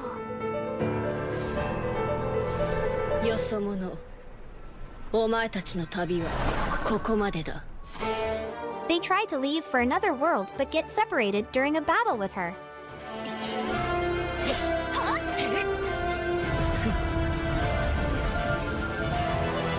I just remember, have you started seeing how people are the point to that?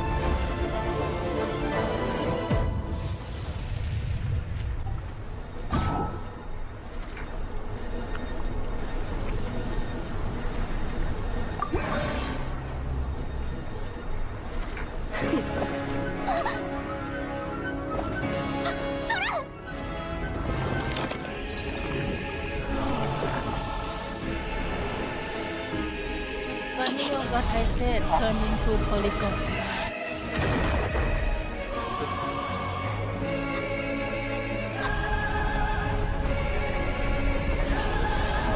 Like, what is it?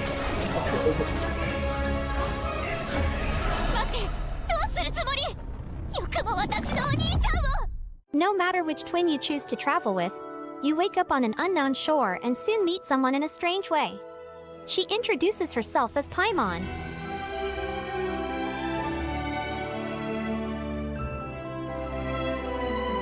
In exchange for saving her life, she promises to be your guide while you are stuck in this world. Paimon starts by explaining the basics of navigating with your character. She leads you to your first destination, the Statue of the Seven. あれが七天神像だぞ。 Paimon explains the meaning of the statues and plans to take you to the Anemo god in the city of freedom, Mondstadt. She mentions that the bards there have many stories that might help you find your lost twin. When you touch the statue for the first time, you suddenly gain the powers of the wind.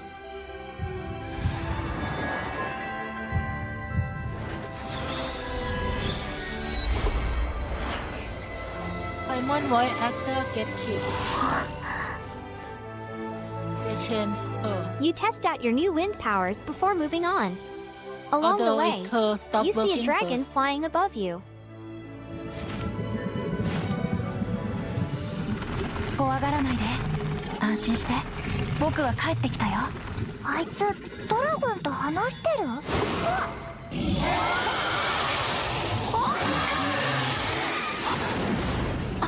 誰？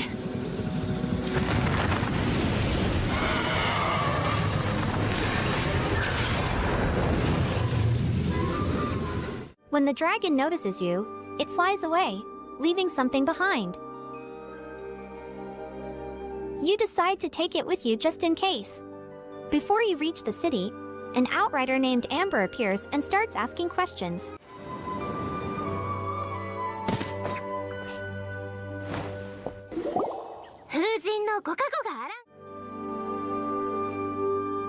You see this? I want to mention something about Genshin Impact. They have made a grand opening here. in the first chapter. They have a lot of anime CG cutscene. If you see from my storytelling recap, you will notice that there are a lot of animation cut in, like a movement of character, movement of dragon, and like anime cutscene basically. The video cutscene. A lot of them happen during only first episode and second episode. After that, if you notice Inazuma, 14, and well, it's improved a bit again on that line, but during Sumelu, Inazuma, 14, barely any movement animation at all. Most of them are just dialogue between two render character, like basically a gameplay render scene, not the actual GC. You can see it clearly, and the first one is like the most time spent on. They actually try hardest on the first two chapter. After that, they already get rich, get money, bigger team, bigger company, but actually they are doing worse. They just like no competition. They feel like they own it already. So the quality down. It went down from Sumelu, Fontaine, Nutland. Nutland is a bit the time when they are trying to go hit or big kind of thing. They are testing that they change the artwork style and make it more children and think that okay, they're gonna try to target younger generation. But I think they fail on that. That's why you can see the moonwalking. That is moonwalking, I mean. It's all improved now. So basically moonwalking make Genshin back up to standard on the 1.0 again, but a bit better, I think. Even better, yeah. Because they are trying to competitive with Wuthering Wave now. Trying to get back the audience. Most of people though don't have time to play multiple gacha games, so yeah, I think it's hard to get customer from each game to each game. It's not easy to make a jump decision. Oppose, are you there? I mean, okay, like what do you want to say? You don't need to force yourself on gacha, but the only time consuming was farming mats on most games. Just to upgrade your characters and your gear. That's the only time consuming. The gacha doesn't have anything to do with it. About that, nowadays I just like do story only now. Especially if you're not strong enough to possess the story, you have to farm mats and build your gear up just to get stronger. Actually, I So couldn't that's the catch only up time. the word you speak last one because it's not very clear sound. Maybe I have changed my situation like on Discord. Okay, anyway, we are done with the Genshin. Let's talk to next topic. Then I want to talk Maybe I should about turn off the noise suppression is too strong. yeah, it's soon after this video How I about will this go one? to my top 3 favorite video play. But before that, I want to show you a bit of the scene that I really like on the latest video. Not again. Not this stench.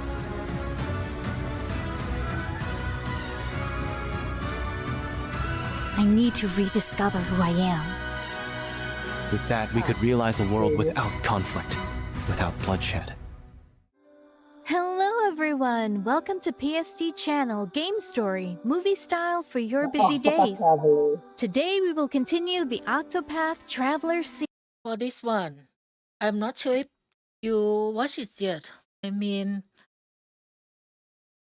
I want to say that the final part is very epic and they even went further and make it all better than this. I'm so surprised. Like the final battle in this game is one of the most grand, in my opinion. And yeah, they are making it better. Okay.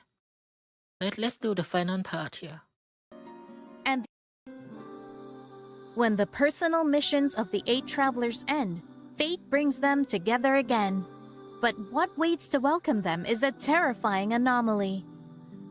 The sacred flame that used to protect the world is extinguishing one by one and being replaced by darkness that slowly devours the sky. In that moment of confusion, the masks of the true masterminds are removed, revealing the faces of close ones who have been lurking beside them all along.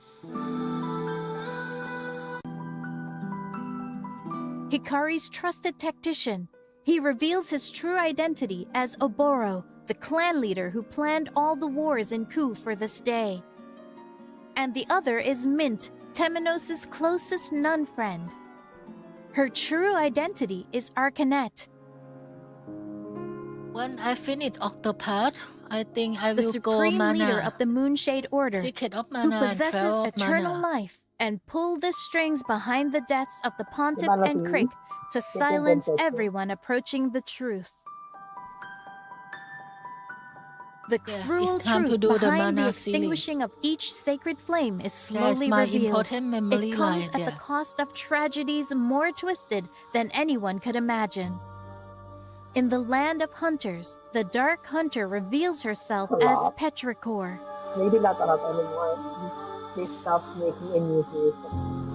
The woman that who one. cultivated darkness in LeJackal's heart for 10 I think years, the only last one was just because to of wait Mana, for the right? moment to kill him on the There's night nothing of new the after. Scarlet Oh, wait, Moon no, and that's use her Mana, own right? body as a sacrifice to extinguish the flame. The open world game. I forgot the The name. loss also spreads to those close to Agnia when Tansy, the magician friend in the traveling troupe she loves, is lured by Arcanet with lies to sacrifice herself to the darkness. Just as in the kingdom of Ku, where Oboro uses dark power from the Dark Blood Blade and the flesh and blood of countless soldiers in the war as fuel to extinguish the light.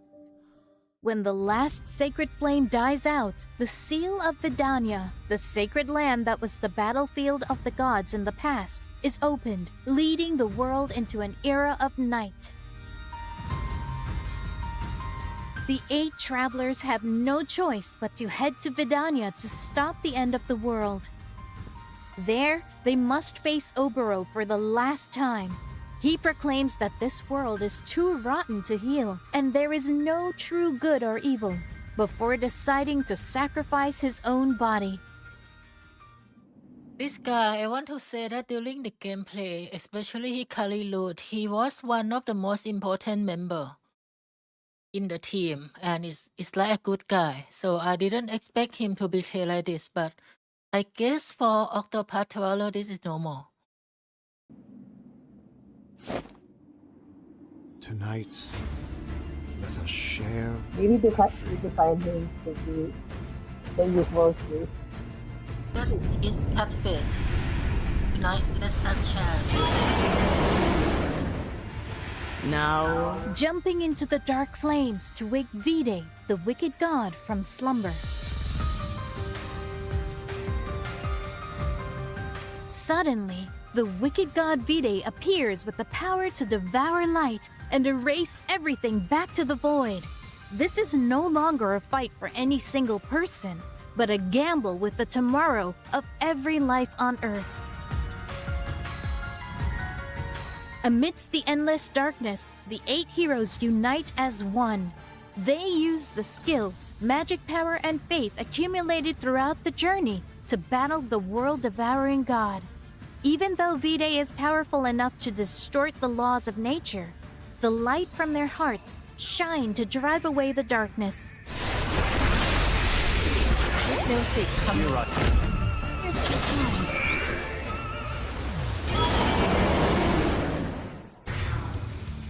Oh, okay, second form, as expected. Would be too easy otherwise. Oh, wait. 2 team fight at the same time, just like Final Fantasy member fight together. First time. In Octopath Zero, even better.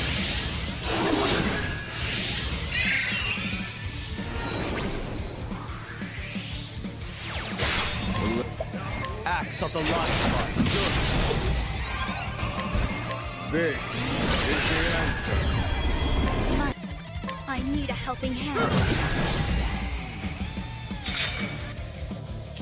The winds of favor blow. Elton, the Flamebringer, I need you. Let's get to work. Allow me.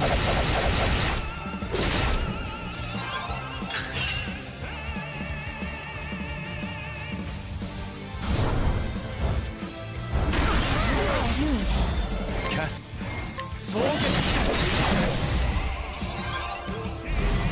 This wasn't in my calculation. Miss again.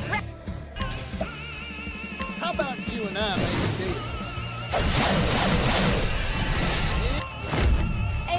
The high merchant in that game is so OP. Random NPC factory.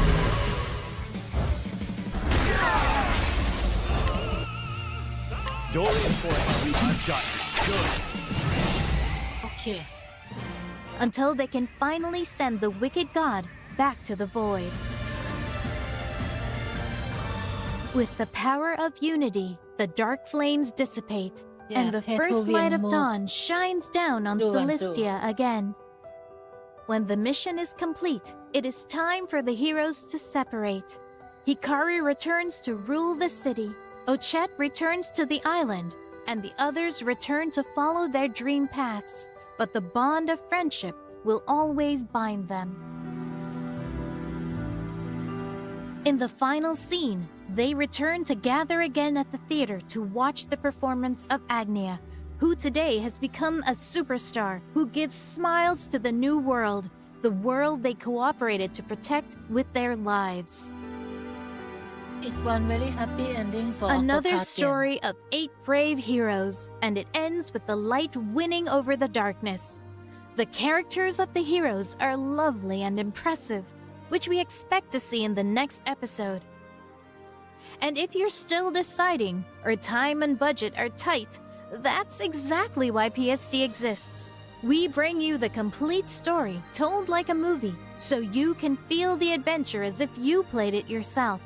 No pressure, no missing out. Just the heart of the game when you need it. Yeah. Tell it's me your... coming. The Mana series after this one. Actually, I also want to do, well, one series that most people not know, I think. Not sure anyone gonna know this, but anyone heard about Art the Lad? Never mind, I will not talk more, but one series I want to do. The first time I heard of it. Okay, now I will talk about my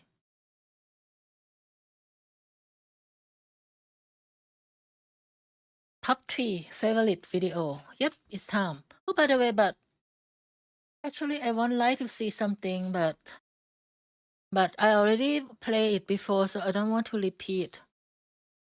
Have you watched the... By the way, you only play Genshin, right? Do you play Honkai Star Rail?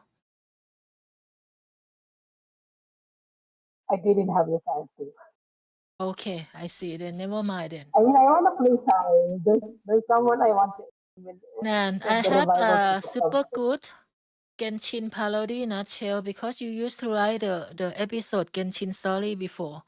So I want to show you how it's become for the recap. But I already play it in this live stream already on that one. So I probably shouldn't repeat. Alright, it's time for... Oh, you want to see Claire 33? Okay. Let's go. That one. Alright, then we do Claire 33 first then. But actually there's Wasu here. Not sure if we should do the Elden Ring too. We have put a lot of gameplay on each character. Seeking the ultimate challenge. The white helmet to Weathervane. Actually, there are gameplay that I play with Lucy and Wasu in here too. Searching for See? that one Lucy true rival names to make here. their blood boil. Their journey is defined by this hunt for a worthy foe. The Elden Ring Law video Point because comes not from the because we battlefield, play but from a together bloodstained. often, so a lot of cut is like our cut. Our gameplay cut. Went back to play Elden Ring Nightly though. No time at all, sadly. I really wish to do that.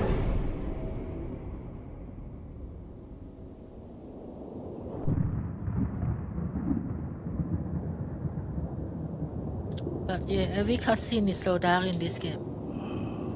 See? A cute girl, kawaii girl with great sword die. No, it's a doll.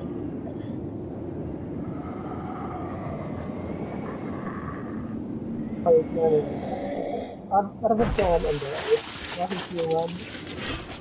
Ah, so many blood. So scary. Okay. Her embrace finally brings it peace. I'm not sure if the final battle I was with who. What I was with was with The final Lucy. confrontation and the age of night now that the tales of these lost warriors Too have much intertwined. Their collective journey leads. Okay. Anyway. See book 1, Expedition 33, alright.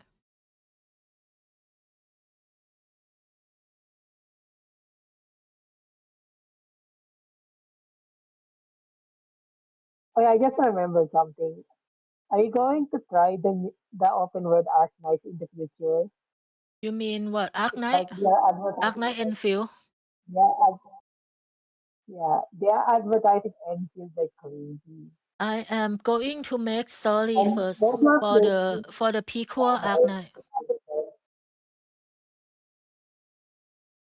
to those who are playing the tower defense Ark Knights, the first Ark Knight, I'm not sure if how will they adapt to the open Hello, world everyone. game. Welcome to PST They Channel, have game to story, movie style for your They busy have to days. destroy a lot of Today, things on we're their diving into a territory potential to game make of the their year own contender, Claire Obscure, Expedition 33. Could this title reignite the turn-based genre? From an ex-Ubisoft dev on a mission to elevate Western gaming, let's experience this dramatic and dreadful story together. Even if we fail, we lay the trail for those who will come after. Right? Story is so good, this one. Although I feel Our like Expedition put 33. too much action for a turn-based game. Maybe it's just way a bit too much. And I up make it feel like Prologue of Lumiere. In the not city so of much Lumiere, turn-based a anymore. strange Feel more phenomenon like grips action the game. townspeople every year. A colossal being called the Paintress appears to write a number on the Have you monolith played cliff, it in the decreasing end, the number Cebu? by one from year to year. This number dictates the lifespan of the citizens, But the music as and art anyone and older than everything the is written good. digit dissolves into flower petals Except in a process character known design as also. the gommage. Thus, Character each design year is brings like a shorter life expectancy. yeah, too realistic, but Some in Lumiere accept this fate, choosing to live happily in their remaining time. Others, however, resist passively accepting their demise and set out to fight the Paintress, believing that her absence will stop the writing and, consequently, the gommage. These brave individuals form the expedition, but their efforts have never yielded success. On the 33rd gommage, 32-year-old Gustav, everything is an good engineer, except character. bids farewell But to his yet, there are 33-year-old many former people who lover, don't like Sophie, anime too, along so with I can others say. reaching their final year. As the Paintress completes her annual task, yeah, it's a rhythm game. You said it spot on. Basically, you have to play tic-toe-toe something. I don't know what to say. Basically, if enemy press the button, you have to press it correct at the same timing. Learn timing is everything.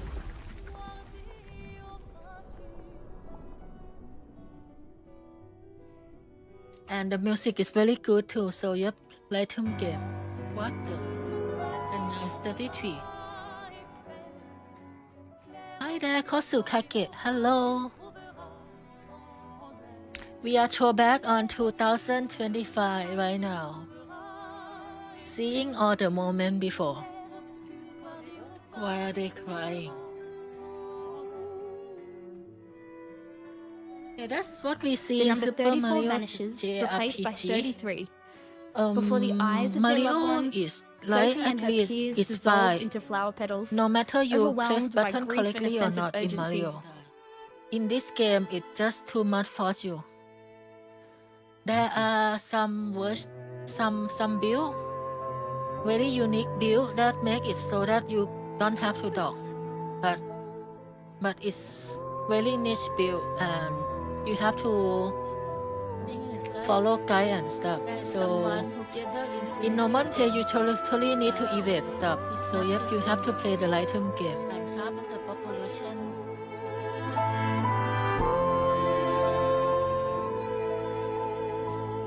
And I love this scene so much. This scene I instruct the editor to make it. Gustav resolves to dedicate because his it's last from year to the scene from my favorite song of the ancient beat. I still remember the song. Let me check a bit. Wait.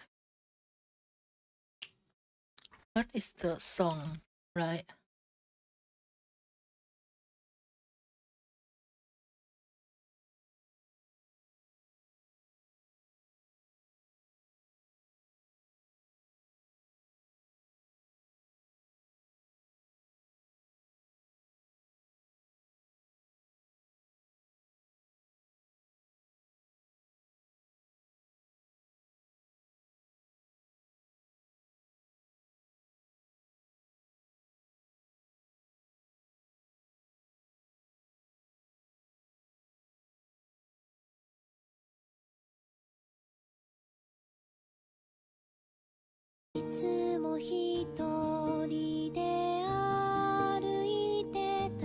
Yeah, something like that. Okay, I remember now. Yep. a single, Fervent Hope, eliminating the Paintress and reclaiming the future for Lumiere children by joining Expedition 33. Accompanying him is Oh wow, you know that one. That is my favorite song also. My Soul, Your Beat, I think. Right. Ding ding ding ding ding. Ding ding ding ding ding. Ding ding ding ding ding ding. Ding ding ding ding ding.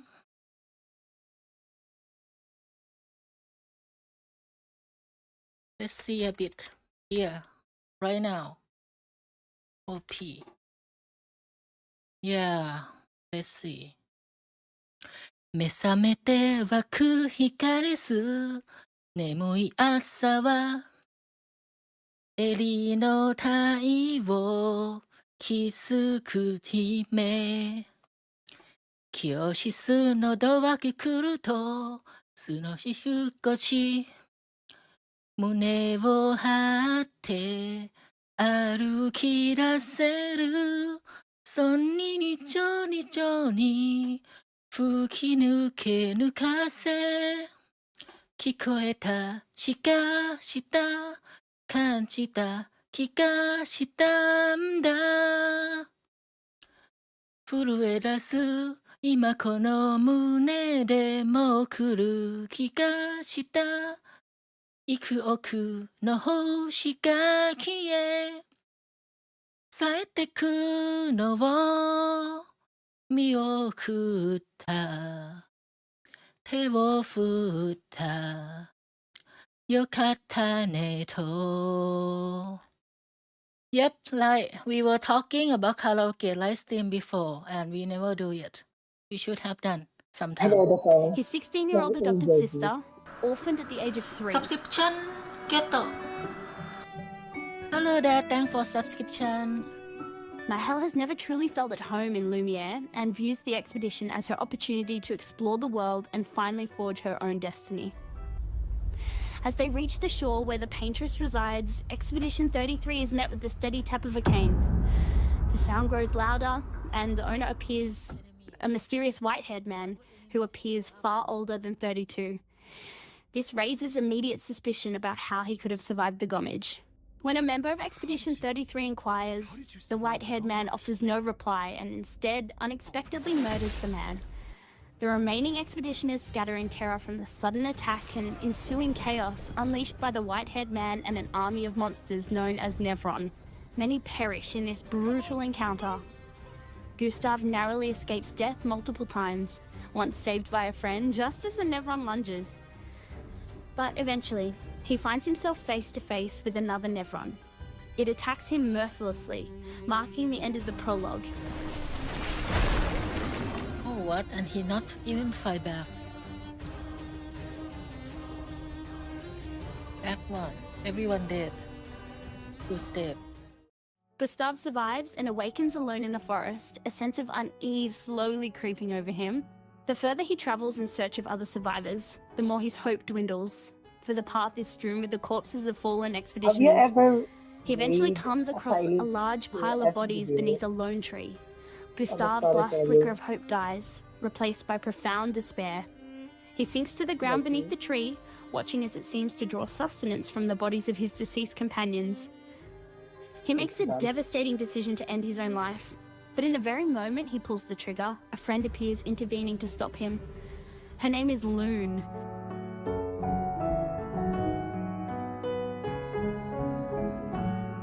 With the unwavering motto of the expedition echoing in her words, "When one falls, we continue," she helps pull Gustav back from the brink of utter hopelessness. Just then, a Nevron appears, ready to strike.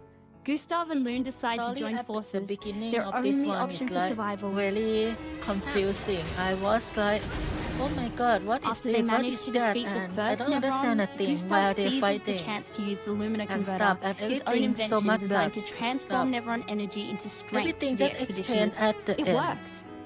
Following this small victory, they decide to journey towards the Indigo Tree, the designated rendezvous point according to their original mission, a place where all surviving expeditioners are meant to gather, no matter the circumstances. Upon reaching the Indigo Tree, they discover one friend has already arrived, but their relief is short-lived as he is soon murdered by Evik, a massive Nevron cloaked in long robes. Initially, they attempt to flee, but the creature blocks their path, leaving them with no alternative but to confront it. At that time, I was like confused. Hey, how can these people have magic? Why they can fight? And what are these near automata style monster popping up? And yep, everything explained here. We probably not gonna show the whole video, so I will go to the summary part. I think I did a very good summary on this one. Sadly, not many people see it. Deliberately set by a shadowy group known as When everything finally revealed. It was a facsimile of Mael's family, just as this Basically, the whole game is like a family business. No, it's a family issue. It's just family fighting each other on the whole game. appeared. And this is the mother. Looks so. And Expedition 33 looks was so engulfed in flames. Scary, right? However, what a mother. everything quickly returned to normal, and no one was injured. The mysterious figure opened a strange portal and walked inside. Verso and Expedition 33 followed her. Inside, they found Renoir. Renoir clearly expressed that for him. Verso was always his son and family, but Verso didn't feel the Father and same way. mother are An so unavoidable scary. battle began.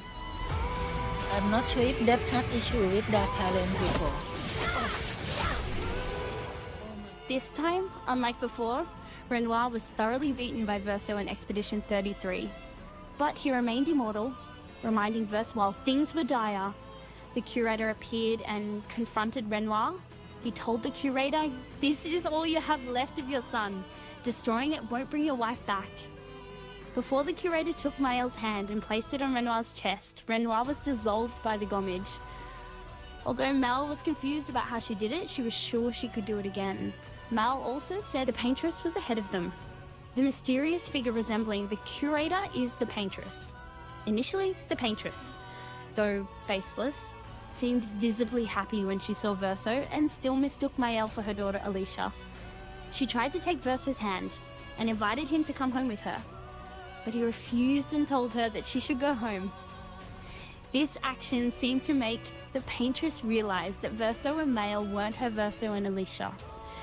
When Verso emphasized that Verso was dead, the Paintress said Verso are his creation, not hers. He will not take this canvas from her. The final confrontation with the Paintress began.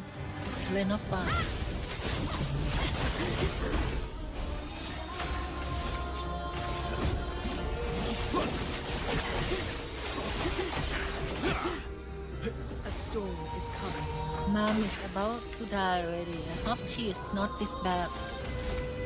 Not strong at all.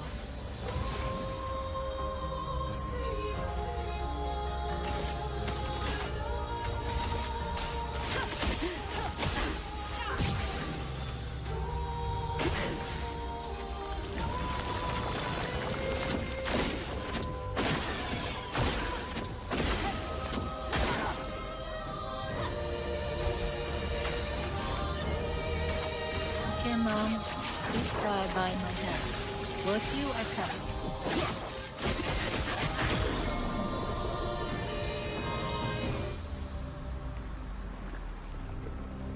Maybe I green too much. Yes.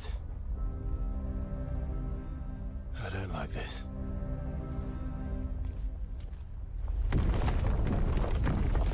Of course she gonna have second form.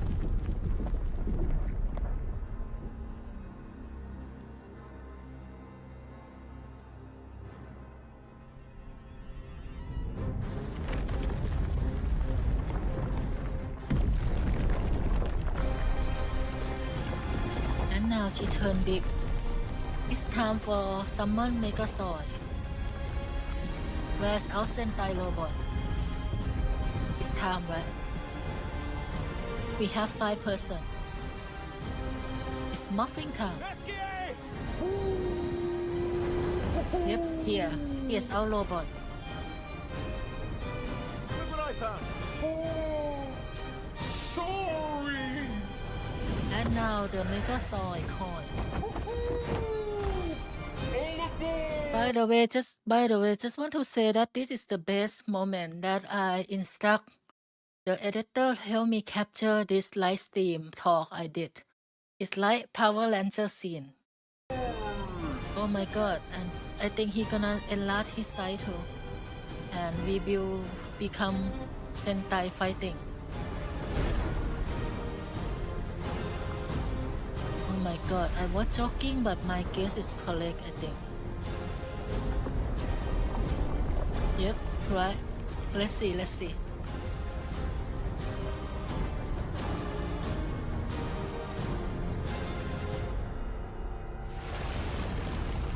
Oh no. Okay. A bit disappointed though. We don't end her now. Yeah, I thought we were gonna have like super grand The Paintress fighting, was but finally defeated. we end up just In fight her a final small thing moments, she inside. tried to reach Verso, who supported her. He told her, "Rest now. Things will be better soon." Mael walked over and placed her hand on the Paintress's chest, and the Paintress was enveloped by the Gomage. The Paintress called Mael Alicia before she faded away, along with the numbers on the monolith. Monaco said that Verso and Expedition 33 were all free. Verso and all of Expedition 33 returned to Lumiere to celebrate their victory. While everyone was rejoicing at the Paintress's demise, Verso separated himself and sat alone, taking out the letter from his sister Alicia. The letter revealed that Mael was the true Alicia, not the painted version like her, Alicia without scars and haunting memories. Their family was a facsimile of Mael's family, just as this world was merely a reflection, painted by Mael's mother, the Paintress, to soothe her grief. And Mael's expedition would lead everything to the abyss, the destruction of the Paintress's world. In truth, the Paintress was the sole force standing against the one who would erase the one who invokes the flowers of the Gomage, who was Malaz's father, acting out of love for the Paintress. The numbers on the monolith were actually warnings from the Paintress of the few she can save as her power wanes. Something happened. What is this part was really a surprise.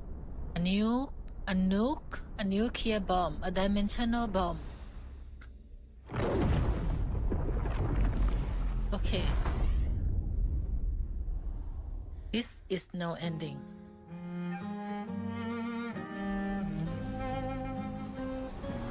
It's worse than a nuke actually.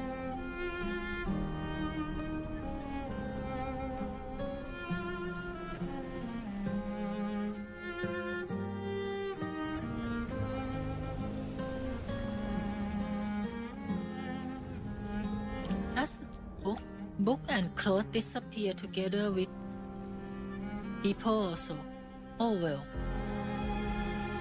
Wait, is there another ending? I think this is bad ending, but everyone die except Mile. I know, I feel fishy about this before.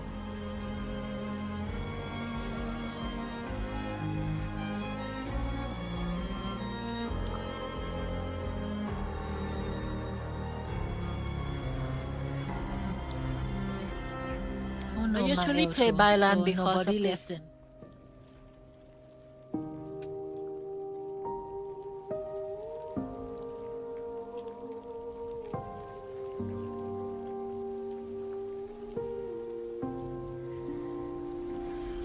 Did I trigger bad ending? Wasu, what do you think?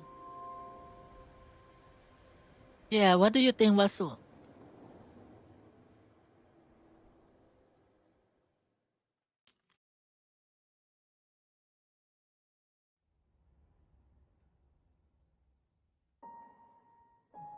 A glimpse in the past, Monolith Year 49. A young girl with one missing eye and burn scars startled awake from a nightmare where she saw Verso saying, "You're okay," while being burned amidst flames. She was Alicia, unable to speak anymore. She was called by Clee, her sister.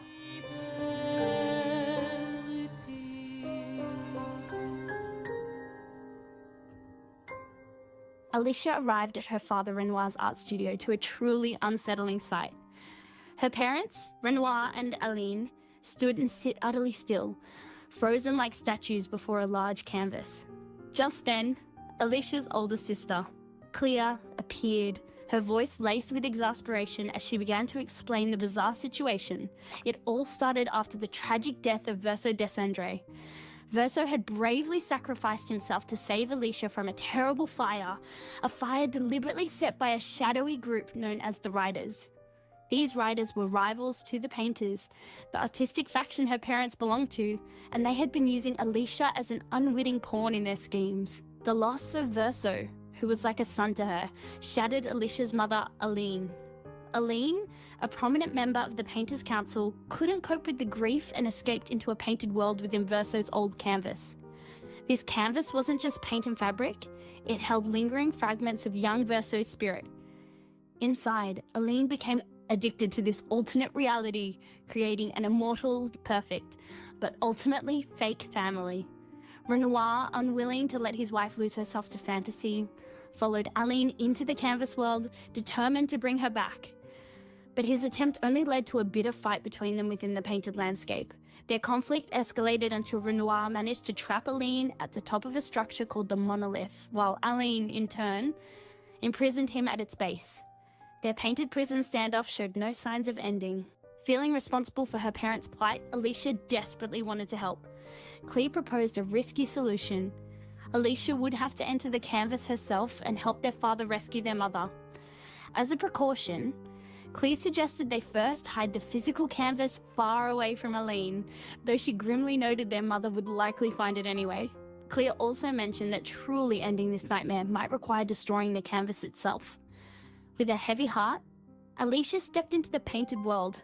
However, once inside, she was completely overwhelmed by her mother's immense power within the canvas, painted over and tragically reborn as one of Aline's unwitting creations. Every act, it's within the canvas, with family drama. Alicia had been reborn as Malel, another character in her mother's fabricated world.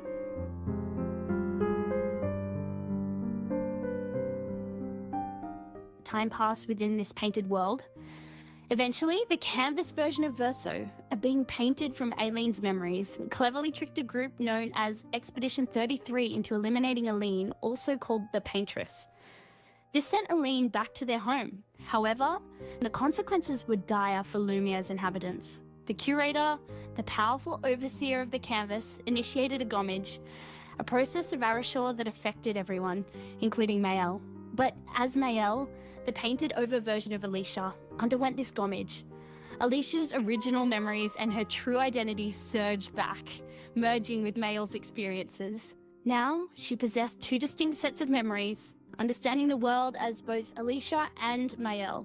She found the canvas verso, the one born from her mother's grief, and told him she was genuinely glad he existed. Despite her words, this verso sided with her real father, Renoir.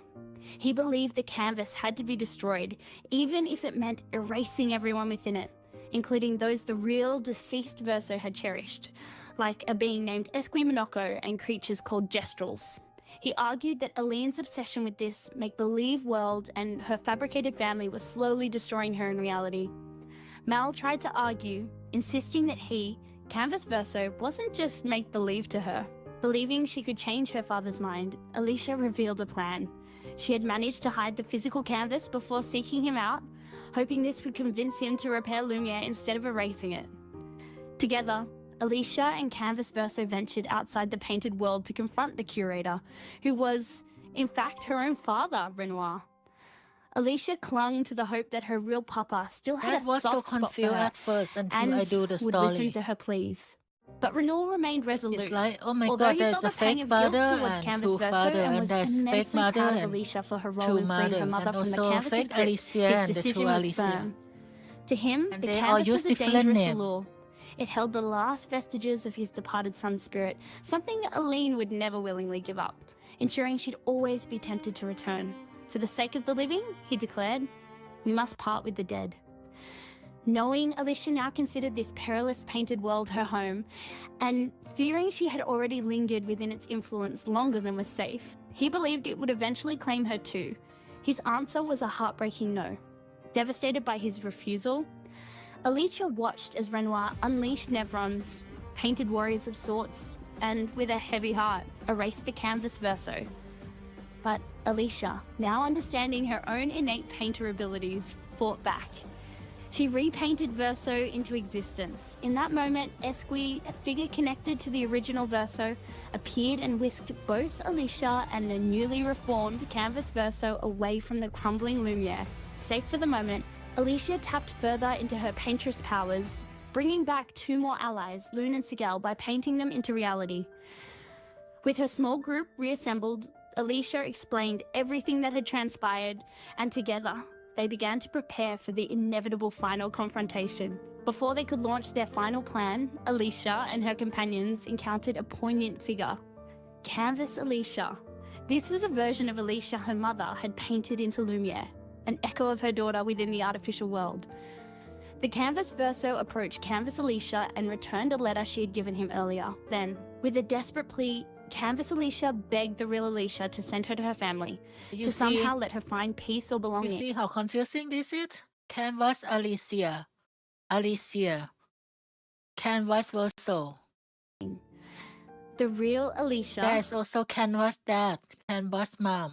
Understanding her painted counterpart's yearning, did not refuse. Oh, and Turning Canvas to the Sister anguished also. Canvas Verso, That's Alicia her explained sister her that is decision. a bit sideline. I honored her wishes, Alicia stated firmly. That's something neither you nor Renoir ever did for those trapped here. And not Maman either. Verso, now facing the loss of this last connection to his painted family, was overcome with anger and sadness. He lashed out at Alicia, you painters, you just do whatever you want. You don't care how it affects the rest of us. He felt utterly alone. But Alicia quickly countered his accusation.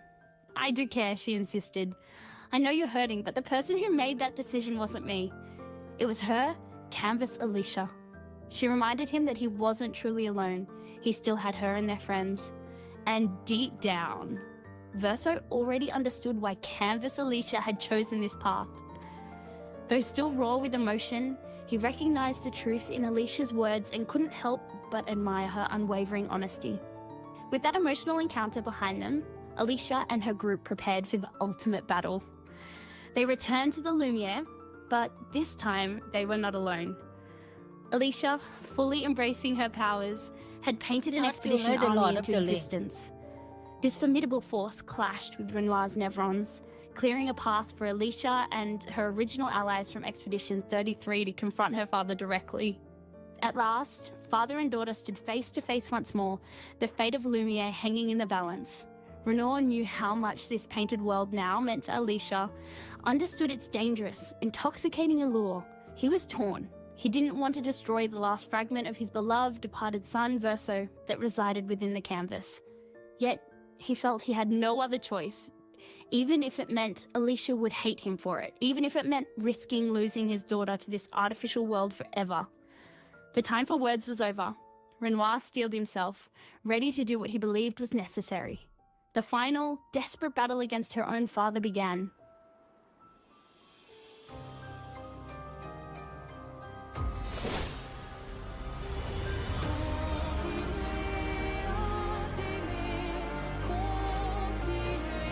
Okay, final battle. Hereby begin.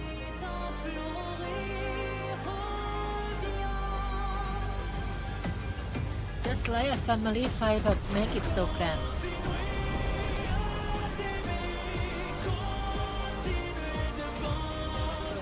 Sorry. Luna is still my best DPS. Selene, rescue Lano.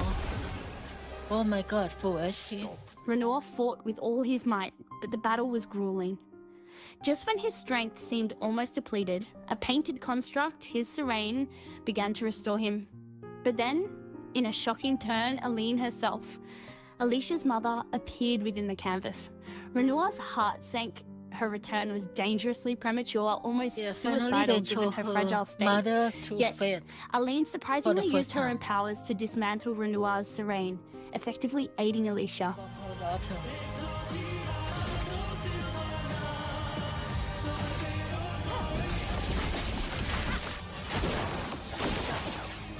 I think that already died, but refused to die. That's why he has remained a bit of HP. Put aside the canvas. It's killing you both.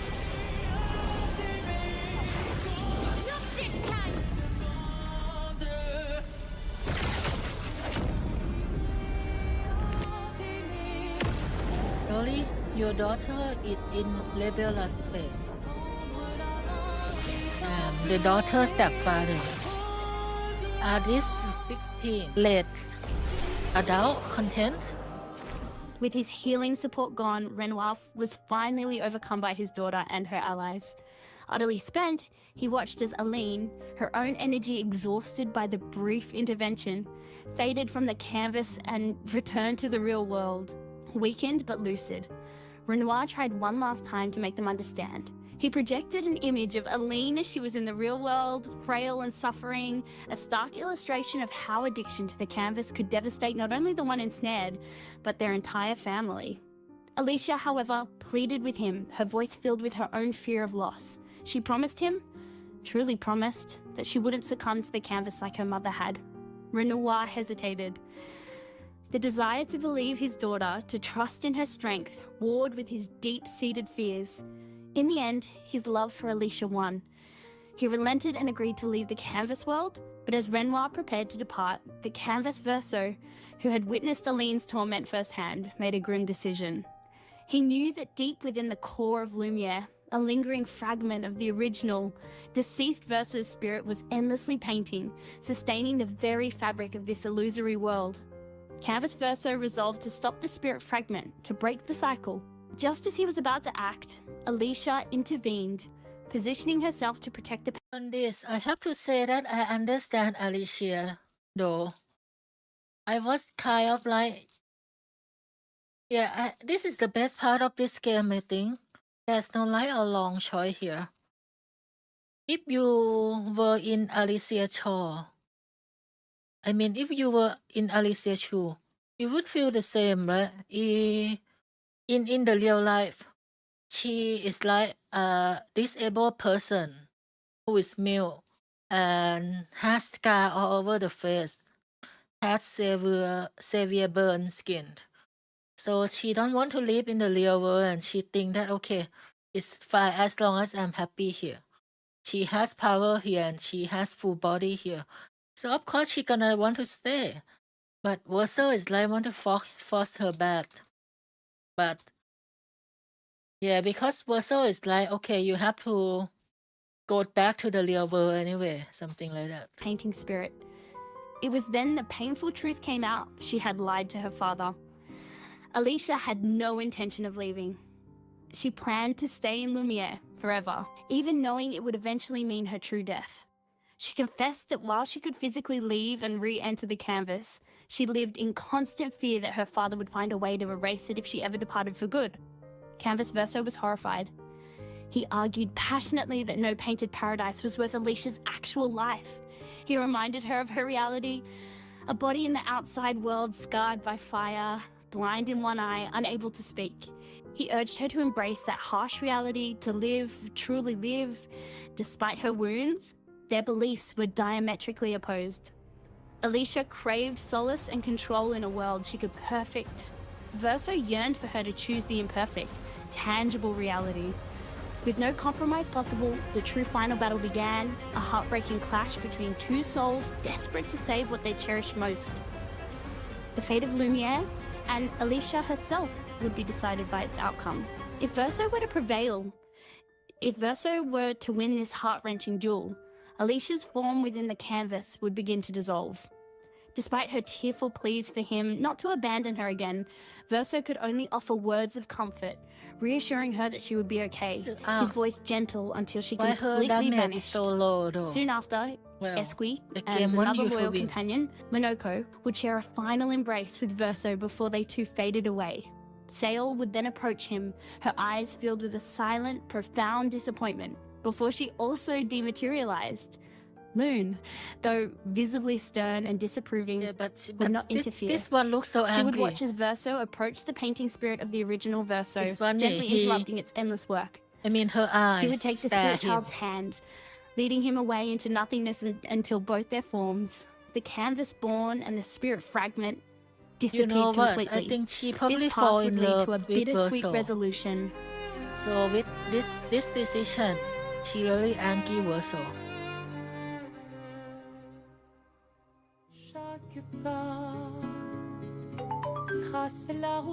The canvas would be permanently erased, its allure and its dangers gone forever.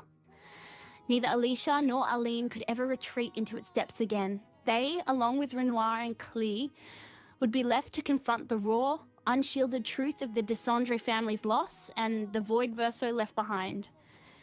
Whether they could ever truly move on from such profound grief would remain unknown.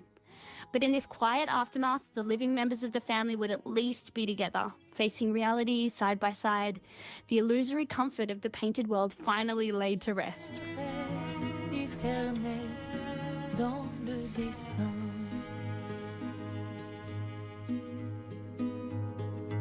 Her sister should have appeared more inside the painting. Only her ghost version.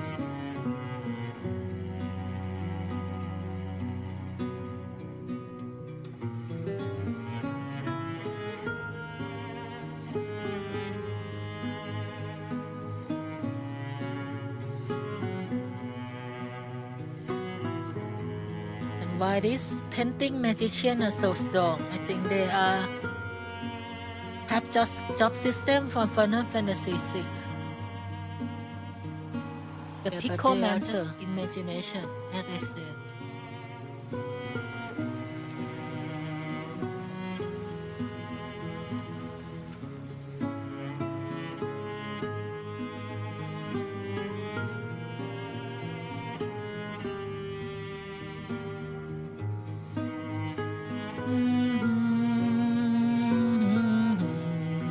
Music so good.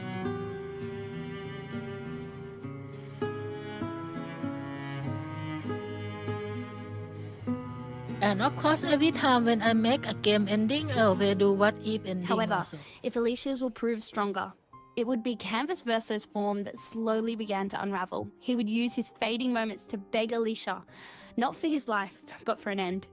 He'd implore her to stop the original Verso spirit fragment from its eternal painting and, most importantly, to unpaint him, to release him from an existence he never chose and had grown to despise. "I am so tired," he'd whisper. Alicia, heartbroken, would refuse, tears streaming as she pleaded with him not to speak of dying, to stay and live on with her in the world she would perfect. But with his last breath, Verso would affirm his truth. He don't want this life. Then, he too would be gone. Oh well, but she can go back to Gustav, but... Would you? Gustav is like Verso replacement. Yeah, he can go back to Gustav But no, she did better than that. She just created a new world, since she is a painting after all. Painter. Picromancer. This victory would see Lumaya reborn, more vibrant and stable than ever.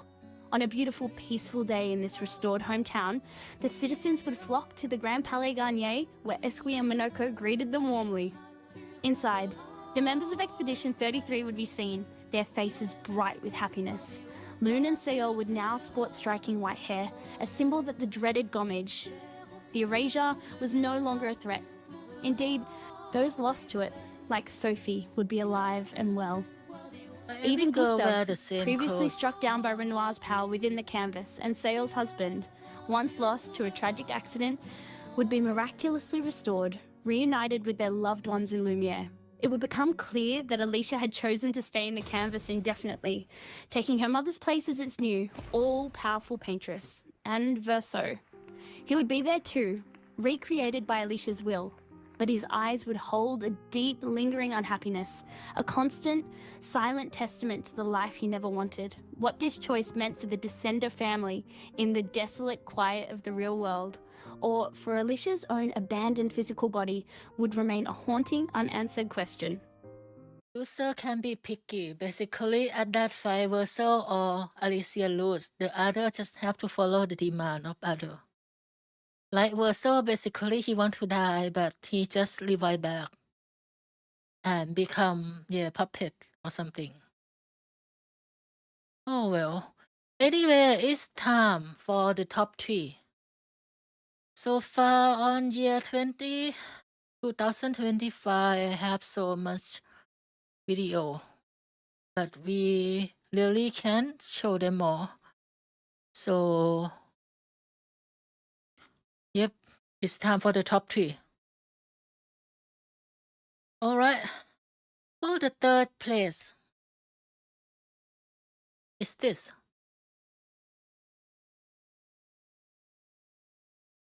Dun, dun, Together we dun, shall dun, restore dun, peace. Dun, dun, dun, dun, dun, dun, dun, dun, dun, dun, dun. To this fair realm. Hear me, scions of Erdrick, for there are those who need your help. For we are the descendants of mighty Erdrick, and this is our duty. After all, are we not heroes destined to save the world? Hello everyone! Welcome to PST Channel Game Story, movie style for your busy days. Finally, it is time to close the curtain on the last chapter of the Erdrick legend. Originally, it started from Dragon Quest III, followed by parts 1 and 2 to close the trilogy. But the addition of Dragon Quest XI revealed the true origin of the legend, turning it into a tetralogy.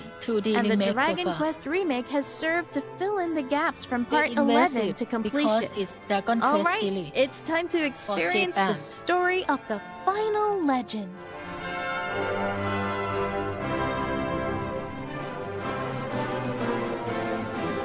The story of Dragon Quest II takes place decades after Alefgard was saved by the hero, who was named after his ancestor.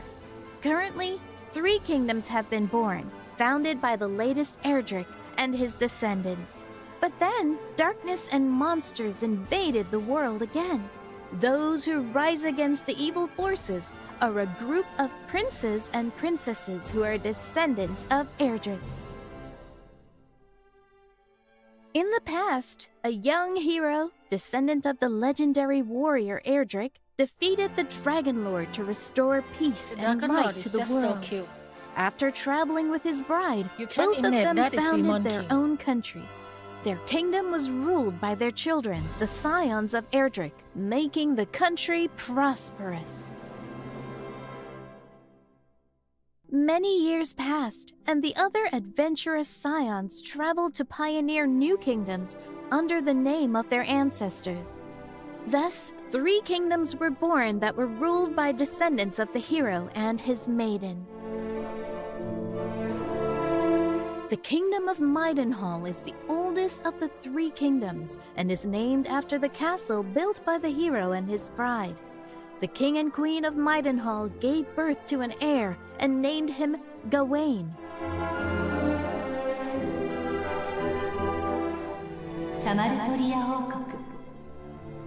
The newest hero of the generation.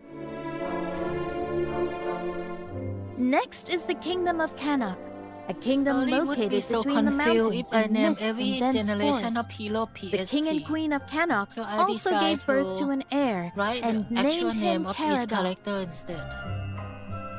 Otherwise, it's gonna be PST of this generation, PST of that generation. And last is the Kingdom of Moonbrook, founded by a spellcasting scion of magic users. The King and Queen of Moonbrook gave birth to an heir, naming her Perenelle. Because I name every main character PST in Dragon Quest. They support to be you A anyway. few years later, Perenelle is able to use magic fluently from a young age, following in the footsteps of her father, who is a very famous caster. But her father falls seriously ill, with no magic able to cure him. I am so disappointed with her father on this, Well, I will let it flow and I will speak about it later. But her father is a very strong mate, like the naming strongest mate here. But look at what he does. While they are talking, a soldier comes in to report that an army of fiends is attacking Moonbrook. The king knows immediately that it is Hargon's doing. Samurai Dragon.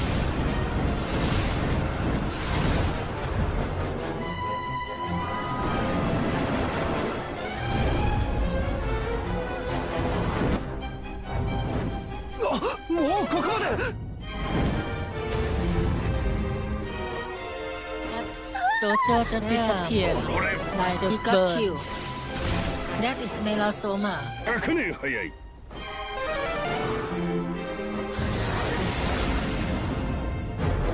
The gargoyles come to surround and attack the king and Perenelle. He eliminates them all and sends his daughter away to escape, while he stays to resist the battle in the garden of his palace. I think that is probably evac spell because it has a life when you cast that. Meanwhile, the Moonbrook guard who survived rushes to warn Maidenhall about the destruction of Moonbrook. The king assigns Gawain to set out on a journey in order to prepare. Yeah. Well, before I'm gonna speak like how the king react to the situation of the world by sending his own son go on journey alone with barely any money. The problem is that king, another king who want to save her daughter a while ago, I thought she cast evac spell to send her daughter away, or at least he could have at least cast Lula to send her away, but no. You know what spell she did? I mean, what spell he did? He actually used the spell to turn her daughter into a dog. And it's a dog that cannot speak also. So her daughter is like become a dog and couldn't speak. And if we wouldn't accidentally save her somehow, she would just become a permanent dog.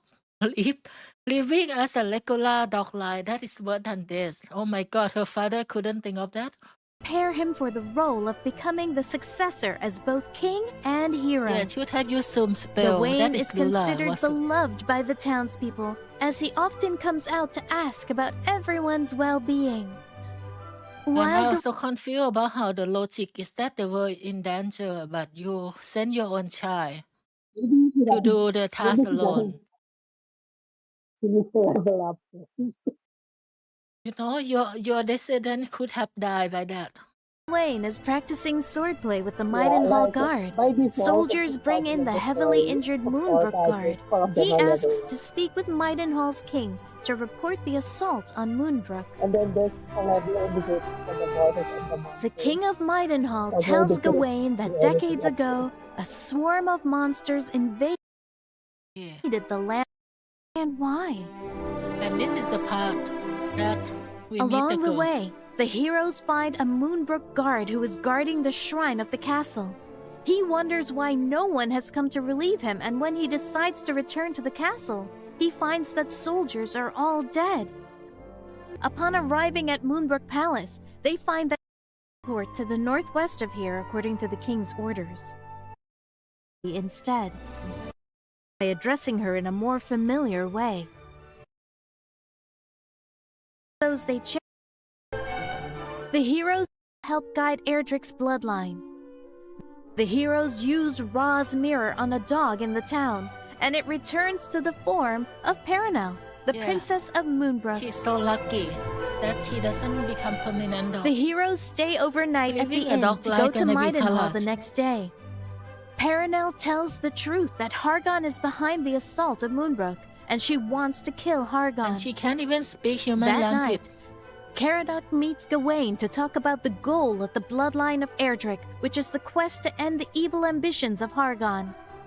Caradoc is concerned that while he and Gawain fight to protect those they cherish, Perenelle, having lost everyone she loved, might fight to vent the anger in her heart. He thinks if they can't comfort her or replace those she loved, they should be able to calm her by addressing her in a more familiar way. But they do not know that Perenelle is secretly listening to everything. The next day, she is the one who asks the hero to call her familiarly instead. As the heroes enter Moonbrook, Perenelle remembers that her father kept the mark of Moonbrook on a picture, but it is gone. Then the Chancellor leads the guards in. They previously fled to Rippleport to the northwest of here according to the king's orders. The king had hoped to expand trade routes and sent them to negotiate for a ship to open a maritime gateway to the rest of the realm. Caradoc suggests going to get the ship to travel to defeat Hargon, but the Chancellor warns that they cannot reach Rippleport. Their journey stopped at Dragon's Horns because there is a river blocking the way that is too wide to swim across. But the guard remembers that when the king left the top of the tower, he experimented with jumping down using a cloak known as the Windbreaker, which is an important item of Moonbrook. But with the Chancellor's age, it might be too difficult for an aerial voyage, and they do not have the Windbreaker with them either. They give the Thief's Key to Perenelle to enter and get the Windbreaker at the Pillar of the Winds, which is to the southeast. The heroes go to Baron Tower and find an aged priest resisting a monster until he is injured. The fifth member of the team. After dealing with it, Caradoc acts arrogantly and goes to mock it. It then says, "For Lord Pazuzu," and casts a curse on Caradoc. They then take Caradoc to rest at the inn, but after one night, Caradoc still does not improve and is in life-threatening danger. The heroes decide to go back and report about Caradoc to the King and Queen of Cannock first. When the king hears this, he suggests finding a leaf of the World Tree to cure Caradoc. The World Tree, Yggdrasil, is the source of all life, and its leaves have the power to heal any ailment. Its location was protected by the royal line of Randarak, which fell because it was attacked by Harrigan and his minions years ago. There may be some Randarakians who escape, but it is unknown if they know the royal secrets. The king will try to have envoys find information and will send people to protect Caradoc. Okay, here comes the funny part. Going to Zahan village, a young woman says her husband named Sylvester is a fisherman who sailed out and never returned. She fears he is stranded on an island, waiting for his boat to be repaired before he can return. But when asking a fisherman who was too sick to join Sylvester's group on the boat that day, he tells of a legend that mermaids have She has always sent voices asking for help to the heroes because she wants them to gather comrades to fight against the threat. She asks the heroes to go and help the mermaids because they help take care of Rubis while she sleeps. She gives Lorelei's harp so they can enter the mermaid's domain. The sound of Lorelei's harp creates an air bubble that wraps around the ship and the heroes, allowing them to dive under the sea. But before they can use it, they must get the mermaid's blessing first by kissing her. Oh, and Genji, a kiss, and from a mermaid even. When going to meet the mermaids, they see Elaine crying because she fled the attack of fiends, destroying the underwater city. The heroes volunteer to go down and help. Elaine gives the mermaid's blessing to the heroes. 口づけキスするの人魚の許しを Kiss the hand. そりゃそうだよね。ドキドキした。It's required kiss on the hand. Thank heaven, he said it.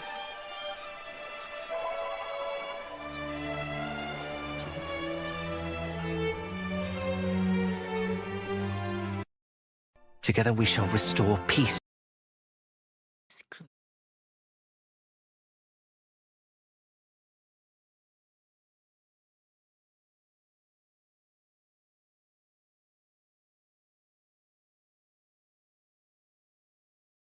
Okay, and the last pass, I think. When all items are obtained, the heroes go to wake Rubus at the Shrine of Rubus and battle Atlas. What enemy has a ship too? Who follows them there? Yeah, how did they follow us here anyway? They need a ship. They need a ship that can ride under the water. She's the only person who can use melasoma.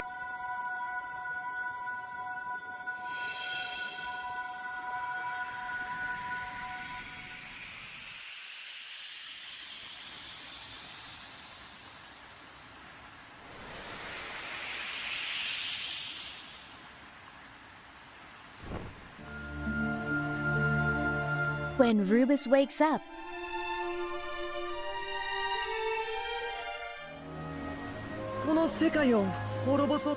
the heroes tell her about the threat from Hargon.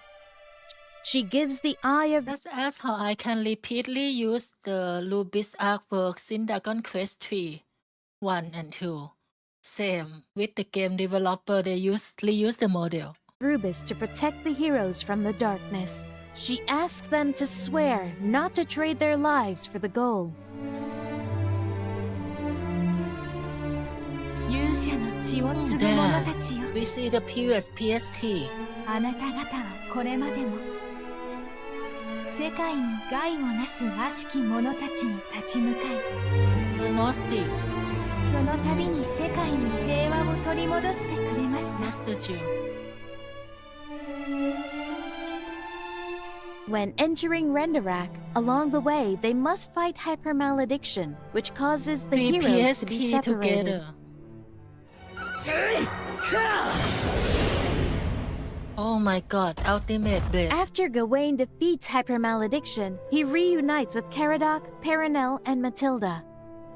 But after traveling for a while, another Perenelle appears.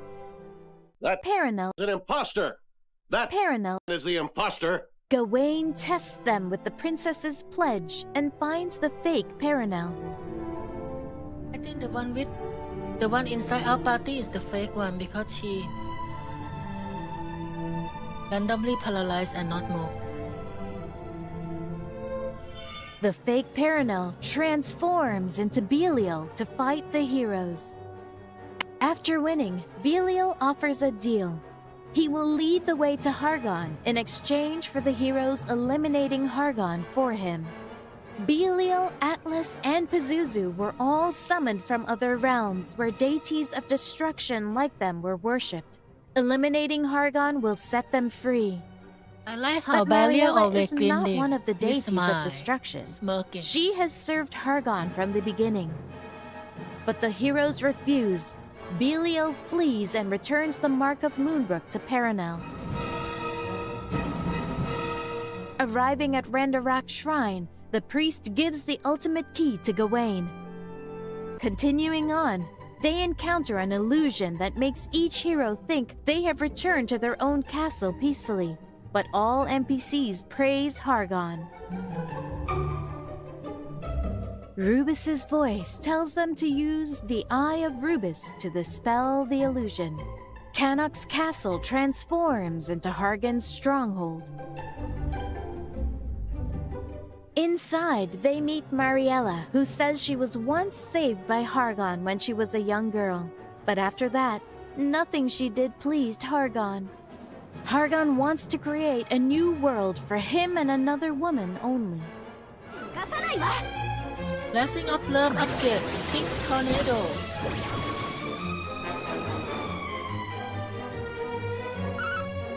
Matilda summon lightning. So Sigil upgrade. Thunder Sandaler, blasting the enemy lightning. I don't know what to name on spot. After defeating her, the heroes understand that Mariella lost her soul as a human to serve Hargon. Continuing on, they fight Atlas. Boss Lane, Dragon Lance.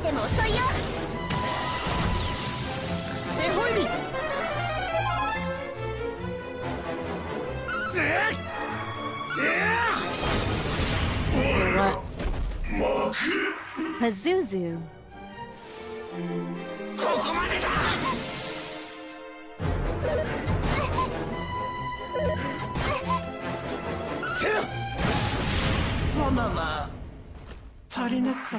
And Belial. That kind of hobby.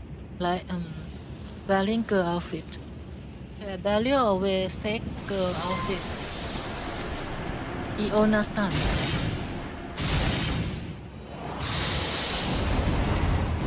Wow, cool magic. Bye.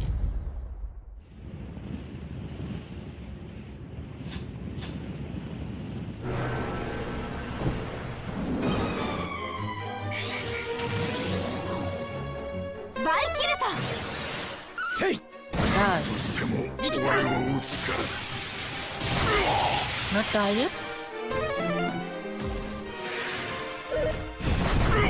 Yeah, let's see that. The beat effect that doesn't hurt enemy much.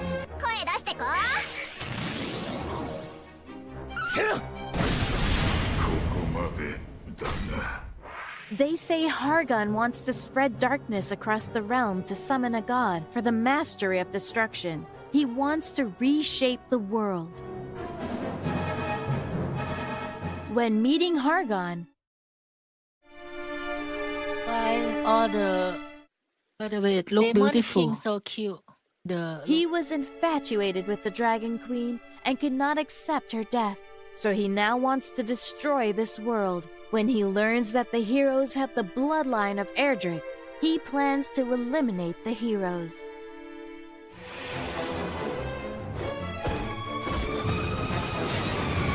But the prince is human. Is Hargon a human? Or is Hargon Dragon? I don't know. When defeated, he uses his own life to summon Malroth. Yeah, and after, well, never mind, let this part first. The Master of Destruction. Also hard by what he's supposed. Don't! You just killed a revived person. No! God, please, no! No! No! Damn. It is bad. The healer sleep. Oh my god, I am about to revive, but the boss attacked me first. I think I die. Damn. I think I die. Paradox, wake up! Paradox, wake up! You, the hero. Kill him. Cast up. Dark Dean. Mina Dean. Die. Everyone got wiped out. Yeah, it actually hit him. The very final shot. Do or die. The true hero is here.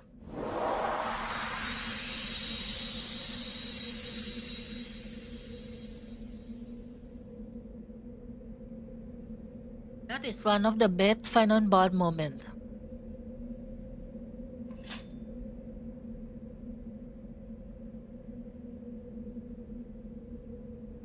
私たち勝ったってことだよね。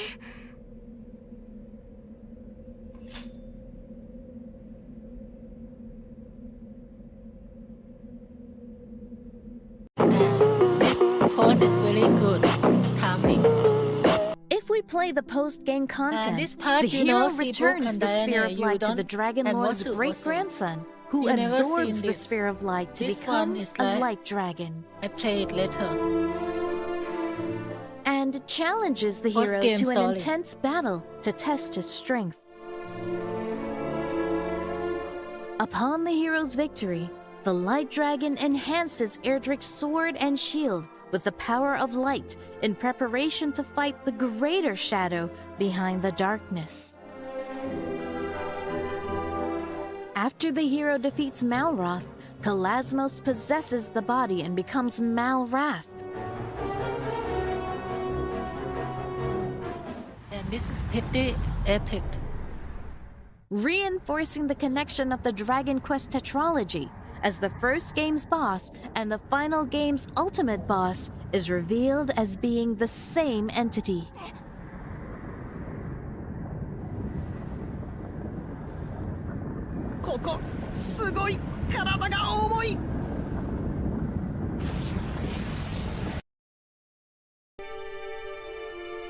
When they reach the middle of I can't click anything at all.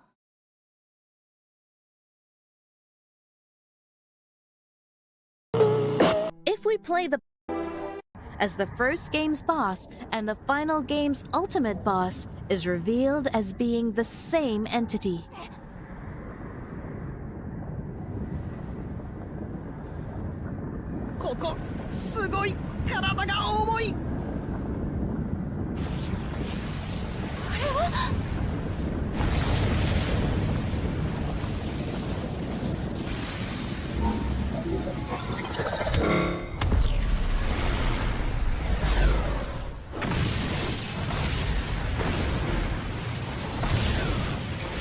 I didn't expect to see such epic scene in Dragon Quest, especially this become 3D rather than 2D.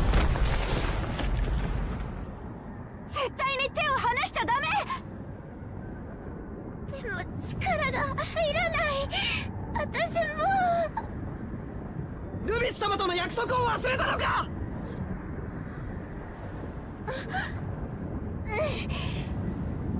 そうだね。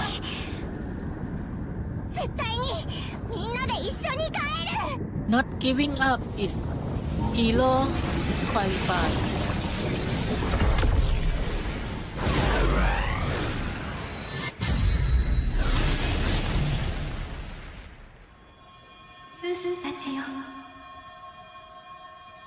Yushaたちよ。この声はルビス様？あなたの心の光が闇に覆われたこの世界へ私を導いてくれました。私たちも共に皆さんを支えます。私 Do Lubit fight this time? If Lubit fight, it would be better. 鳥さん Lamia, at least she sent Teresa.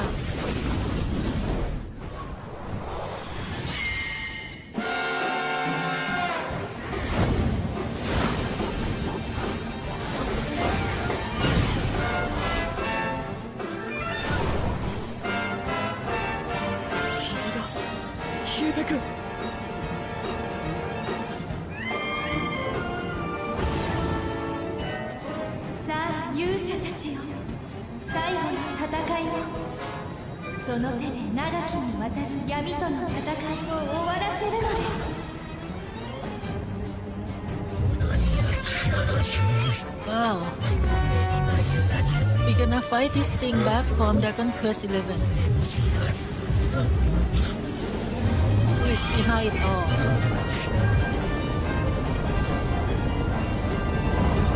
And now we bet Dragon Quest 12.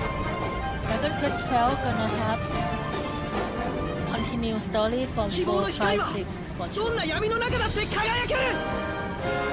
世界は優しい光で満ちています。私たちが Could be a それを prequel. 守り抜きます。 Or it could be sequel, like after 4, 5, 6.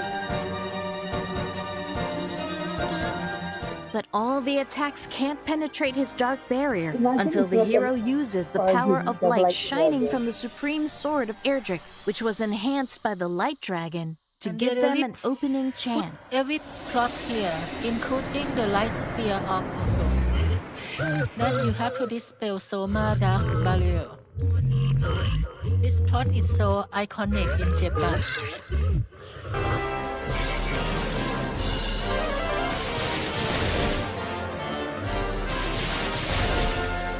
Magic Barrier これならいけそう。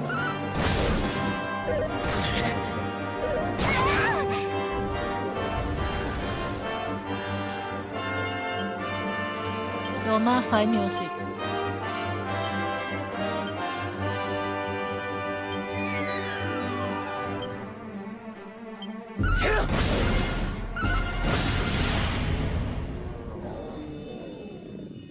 And the iconic death scene. This is like a very old cartoon death style. You can see it in Mega Man X when boss died. どこに私は。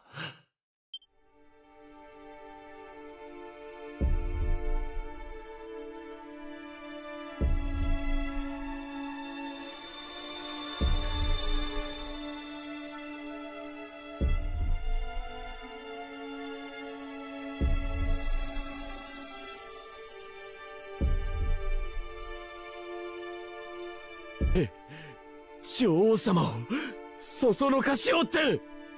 The evil power of Kalasmos is implied to cause the darkness that possessed Hargan's human mind in Dragon Quest III during the time the Dragon Queen died. Hargan was filled with anger and resentment towards the hero for taking the Sphere of Light from the Dragon Queen. He raised a dragon egg to become the evil Dragon Lord in Dragon Quest I and guided him behind the scenes during that time. He then decided to become the main villain himself after the Dragon Lord failed. After defeating Malrath, this heroic deed to save the world is recorded in the legend of Erdrick. They found that the Randarak shrine nearby Hargon's lair is actually all ruined, and the Randarak priests are waiting for them in spirit form. Upon returning to Cannock Castle, the king and queen congratulate everyone. They hug the heroes with love, and then ask the heroes to go announce the news that the world is at peace so the people will know. Going to Moonbrook, Perenelle meets the Chancellor and townspeople who welcome her back warmly, and the spirits of her parents who appear to congratulate her.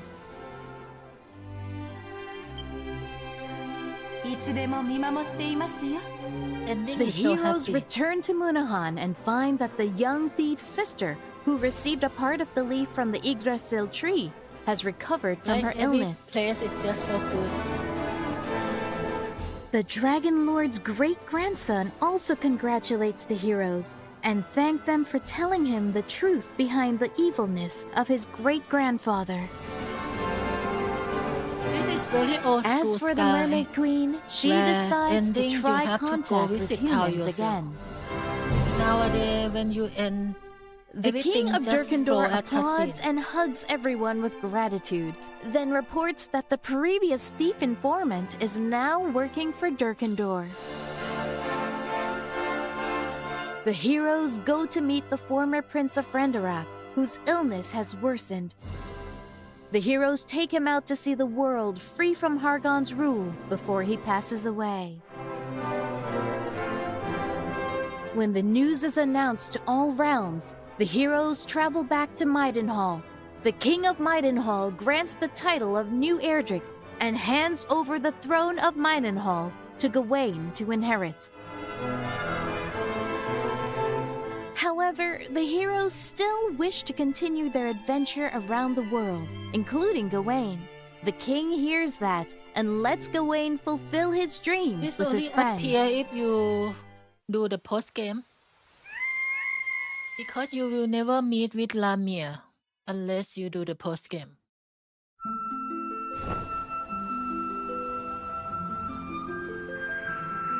Yeah, because Lamia never appear in Dragon Quest 2 originally. It's just post game new addition.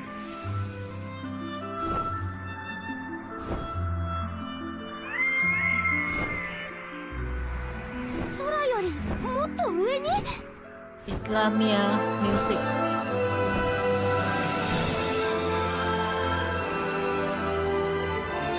But Sibuk and Wasu like Lamia before, right? You guys with me in Dragon Quest, so they went to another dimension, 何 another どういう world. こと空の上にまた大地が Maybe the Dragon Quest 3 world.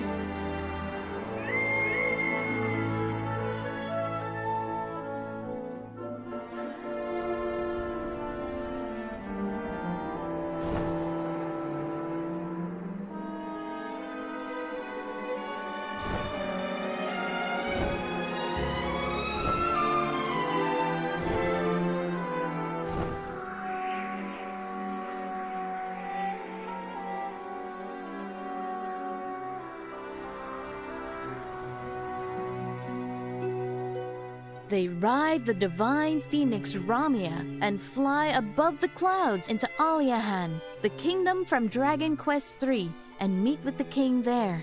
The king tells them about the legendary Ortega and the story of his descendants.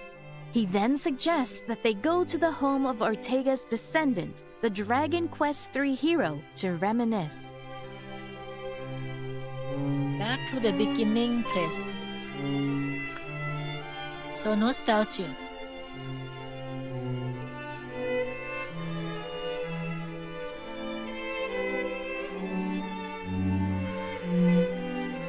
And she just look exactly like the same as Dragon Quest 3 mother.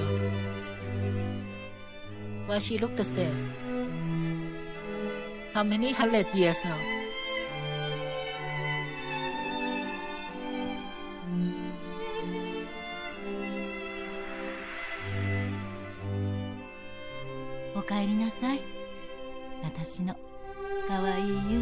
And that marks the true chronological conclusion of the Erdrick legend.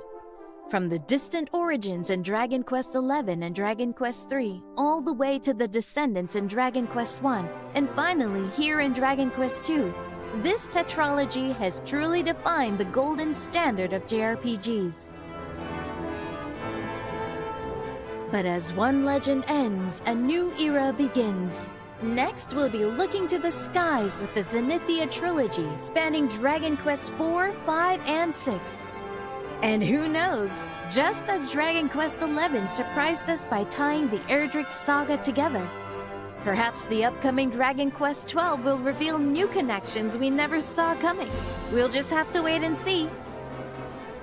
And that's the full story of Dragon Quest II. If you like this video and want to support my channel, that means a lot. I made this channel for fans who love game stories but don't have time to play. On PST, you can enjoy them like a movie. If that's you, let me know in the comments. Until next time, take care. I can't wait to play A man who gives the Dragon Quest like 4, 5, 6 again. people hope.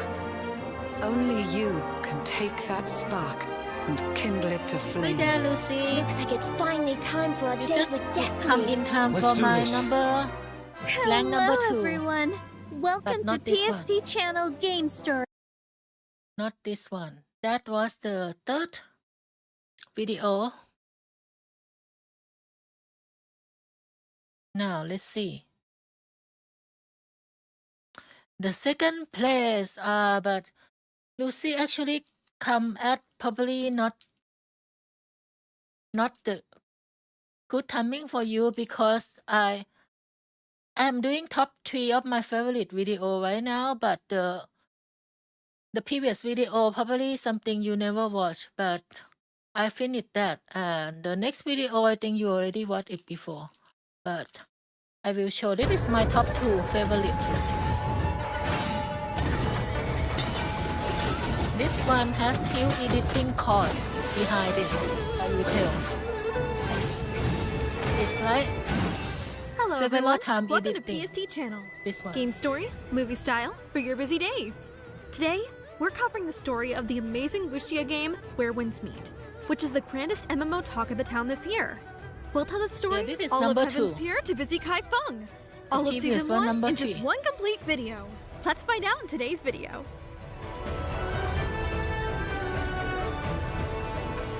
The story begins in a broken world, a land forced into conflicts where dynasties rise and fall like the tides. Amidst the chaos of a war-ravaged land, we see a lone figure, Friday is good. Jiangyan. Always Clad in the blue best robes, day. he is a skilled warrior. But today, he's not fighting for glory. He's running for his life. In his arms, he desperately cradles an infant child, a fragile life that will one day become us. He's not alone. Shen Zishi runs beside him, the two of them fleeing from an overwhelming force that pursues them Alright, relentlessly. see you. Like. Thanks for joining. They press This forward one is until there's very nowhere funny left to though run. if you haven't watched it Blocking their yet. path is the Void King, a mysterious figure shrouded in shadow and malice. The air turns heavy. The confrontation is ominous. But Jiang Yan does not surrender. Despite the burden of the infant in his arms, he draws his weapon, displaying extraordinary martial prowess. You stay, as I he engages suggest the you watch Void this King video. in a duel to It protect the has huge future he cost carries. behind making this one. Wrong button.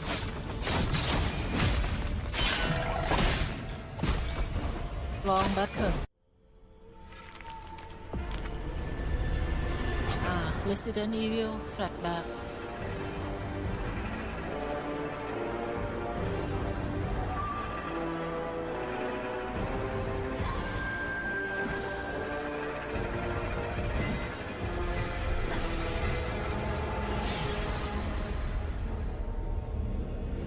Why are we seeing all of this now?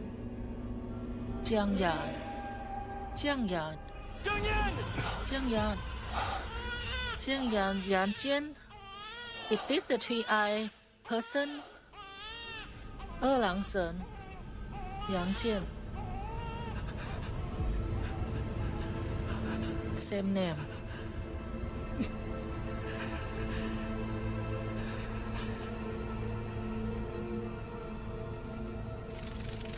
What is that bug? Must be kind of zombie bug. King. He actually died here already. I don't know why he actually revises again. As a boss, you know, he is one of the campaign boss. Not the main story though, but a side story boss. But how can he appear again? Enemy for sure. He sent the bug.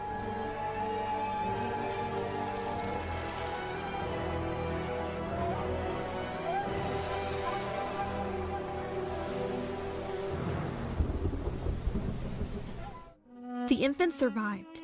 We were rescued by our Uncle Jiang and brought to the sanctuary of Heaven's Pier in Qinghua. We were raised there by Uncle Jiang and our adoptive mother, An Han, sheltered from the cruel world outside. 16 years have passed since that day. We've grown up as the young master of this peaceful village. But that peace is beginning to fade. Uncle Jiang has been missing for 3 years. The village is nervous, whispering of unseen dangers. An Han warns us constantly to stay out of trouble, to stay safe. But we can't help ourselves. We have to look for clues about where he has gone. The danger finds us first. We wake from a troubling dream, stepping outside our cottage into a nightmare. A mysterious figure in black robes appears from nowhere and attacks. We struggle to defend ourselves, but the assault is chaotic and overwhelming. In the struggle, the attacker steals something precious.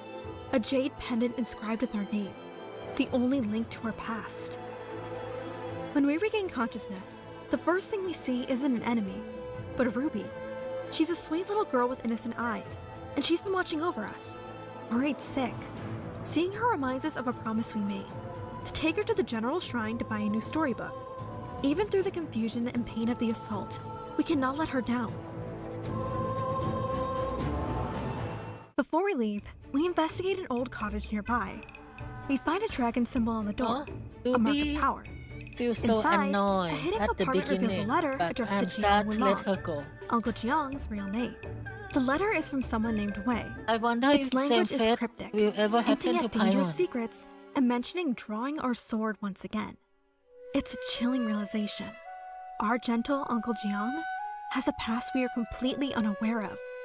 Pushing the dark thoughts aside, we decide to honor our promise to Ruby.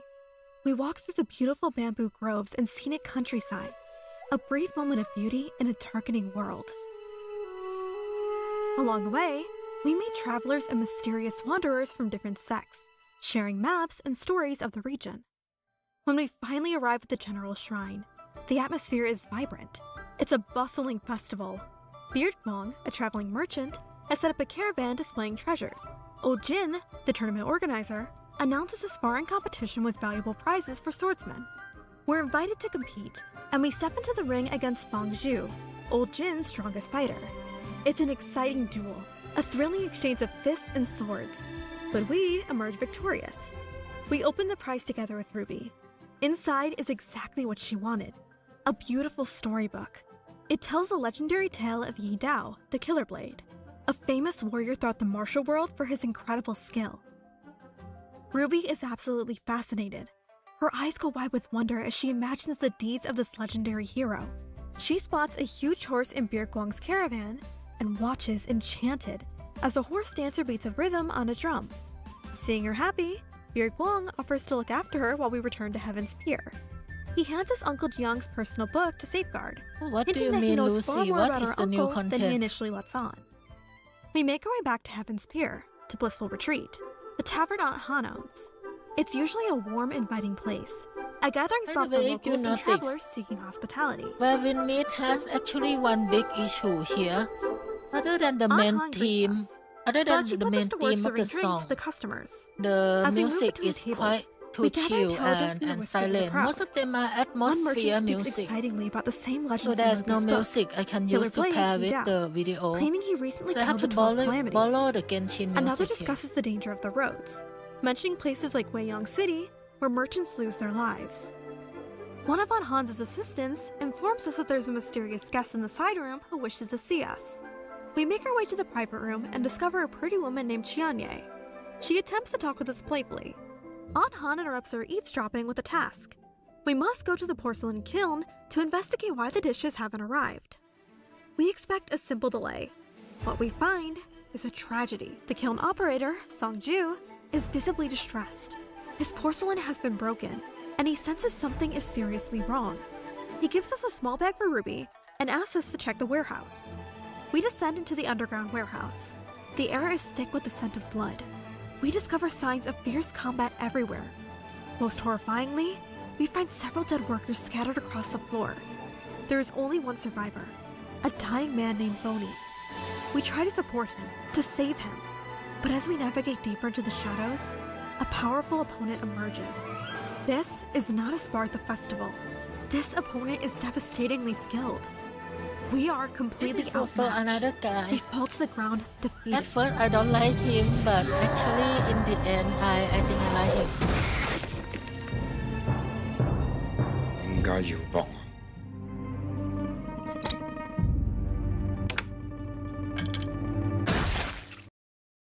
As we look up, the figure finally reveals his identity. It is the legendary Yi Dao. The Killer Blade himself stands over us, sword drawn, breathing heavily from the fight. He reveals that he has been searching for Aunt Han. The attack on the kiln was just part of his investigation. But he pauses. He's fascinated by our combat style, by our desperate determination to protect the dying Boney, even in the face of certain defeat. Rather than executing us, Yi Dao makes a surprising decision. He spares our life, but on one condition. You ever We watched must them take him to before? Blissful Retreat. He demands to meet Aunt Han. Yi Dao forces us onto his horse at knife point. Hello? We sit behind the killer, racing toward our home, terrified of what will happen when he arrives. The road is thick with fog. At a particularly dense point, Yi Dao momentarily dismounts. This is Hi our there, chance. hello. We spot a secret Someone passage here? nearby, a hidden route leading to the underground towards blissful retreat. Without hesitation, we flee into the hidden tunnel, leaving the killer blade behind in the mist. But the tunnel doesn't just lead home. It leads us into a strange, netherworld place called the Still Shore. Hey there, As we welcome move through back. the dark tunnels, You we missed the encounter third them, unsettling favorite faceless people. story. They are beings I just trapped underground, complete. unable This to is the escape or second even one. die. They aren't hostile, but their eerie behavior chills us. They seem to somehow recognize who we are. To move forward, we must solve the puzzle of this place. We light lanterns with flaming arrows and find a singing man behind a music sheet honestly and a flute. dislike this When we part play the the most flute, on the the story. faceless people begin to move If they don't add this part at all, I think the story would be smooth. But the zombie part is really what I hate. I so confused about the story here at toward first. us. The sealed gate ahead unlocks. I was allowing like, us to oh my venture god, deeper into the Still Chinese Shore. has In so a many hidden chamber, zombies in the past. we have an ancient martial arts scroll detailing Apparently techniques there and are 6 legendary people, effects. but why would We 6 absorb the people have so much knowledge, but the resistance? I power don't is know. too much. An overwhelming drowsiness takes hold. Our body collapses. And I We also fall don't like into how we profound just sleep in the In dream dream, and suddenly the meet battle that continues. We girl. face an entity called the Heartseeker. This entity is confusing, terrifying. It resembles Aunt Han in both appearance and fighting style. That time I don't even know how to play. So After we randomly defeat the matching. Heartseeker in the dream, we awaken back to the cold chamber. The leader of the faceless people is sitting beside us, watching over us as we slept. He speaks cryptically, mentioning the Water Lady. He offers to help us change our appearance, suggesting that our experience in the Still now, Shore fast forward has to the fundamentally good transformed. part. To rise again, Aunt Han suddenly appears. With a swift and precise throw, she launches a blade directly into DeLong's throat. Prisoners. Inside, we rescue our friends, Ruby and the merchant Birguang. They tell us another important captive is held nearby. Assuming it is Aunt Han, we rush to the room, only to find a horse dancer from the caravan instead. He is terrified, mistaking us for executioners. He panics, smashing through the door and calling for his giant horse, DeLong. The ensuing fight is grueling. This part I got lie. I thought I want to save the horse. Now so I only focus on the owner.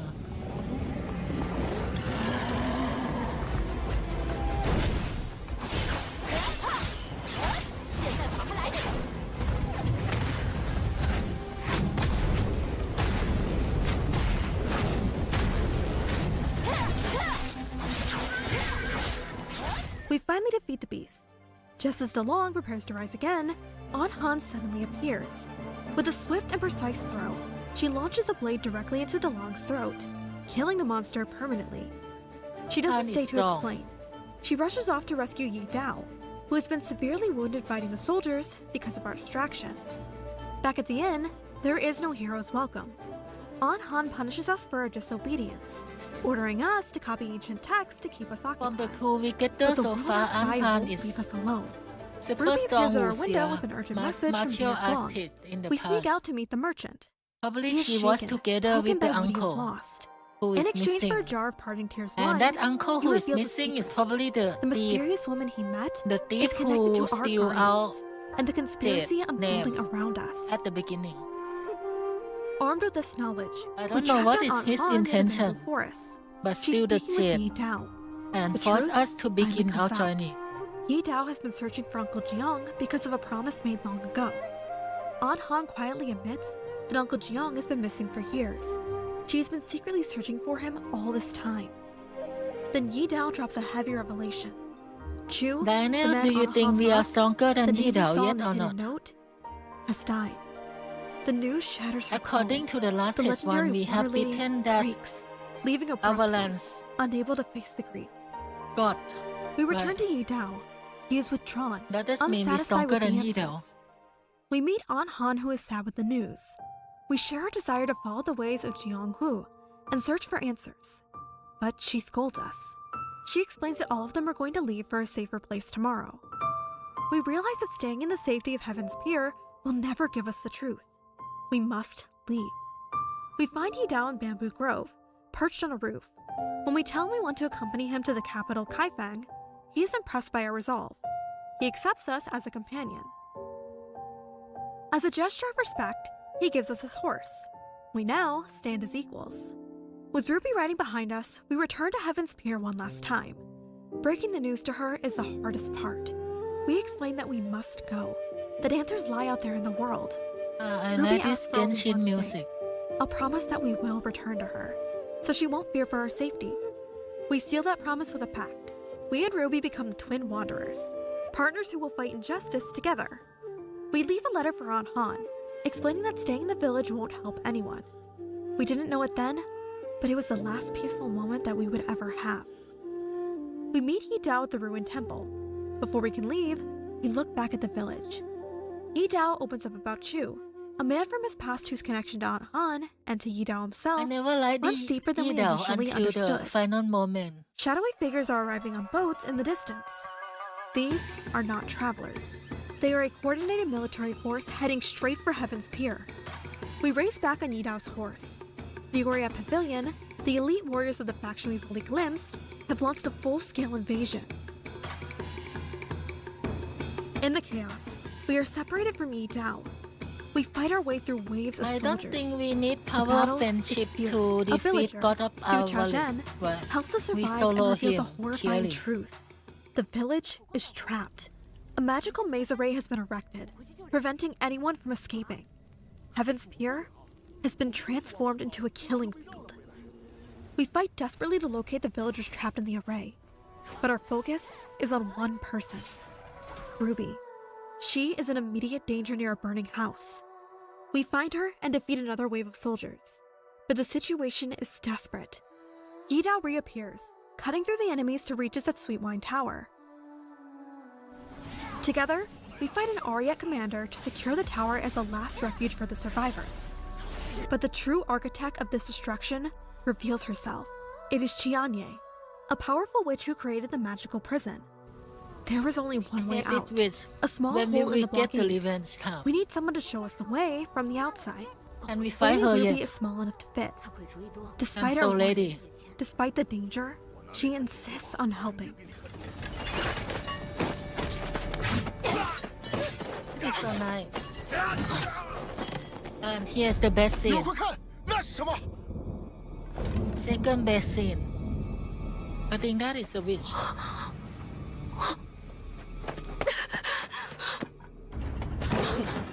MC. Obviously good guy Lucy. She tried to save Ruby. How is she not good guy? 小辫子怎么是你？红线呢？红线从下面的洞钻出去了。他说，他要带我们出去。哎呀，他能有什么用啊？这孩子。哎呀。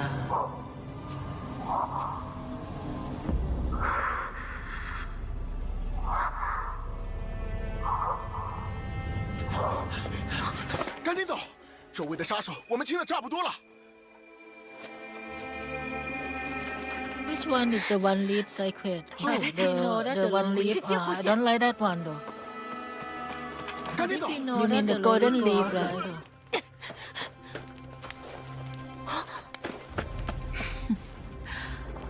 蝼蚁而已，挣扎的这么难看，有什么必要呢？ This witch actually she looked like the person in our team, right? Previous boss. So looks so similar. I think the red clock is Ruby.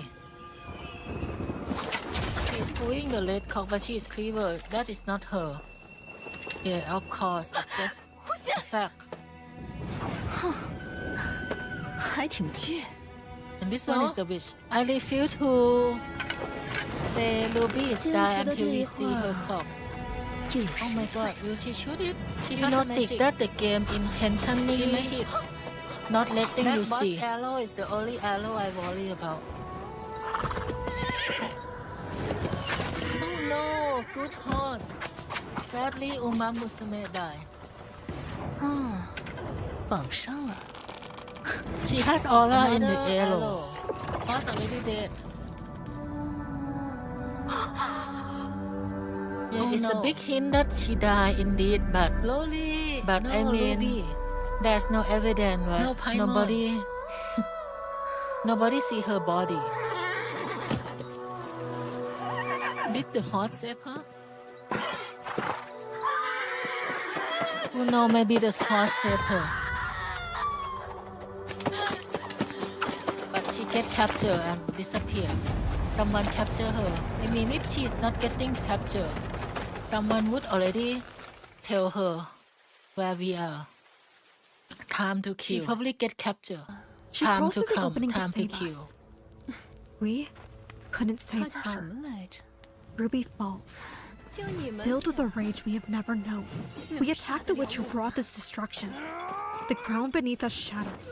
We fall into another dimension, separated from reality.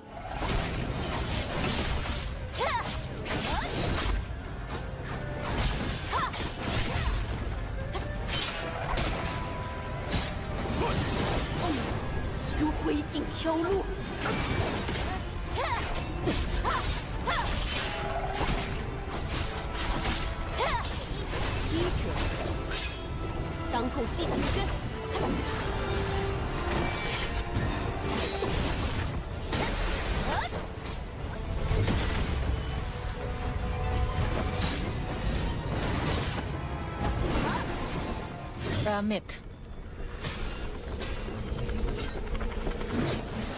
This one is actually hard. The first fight is actually difficult.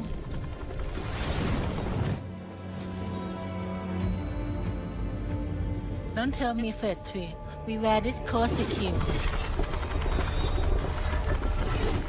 That quote was just normal girl chilling around. Okay, no phase 3. The first close.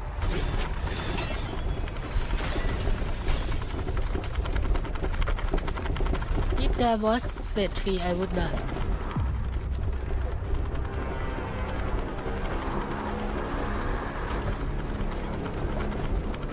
And this part make me like Yi Dao a lot. Although I feel how useless we are. We just sleep while everyone fighting, how weak we are. We were, I mean. We but actually fight her in a dream, I think. That wasn't real. 真是好情谊，不如送你们一块儿死。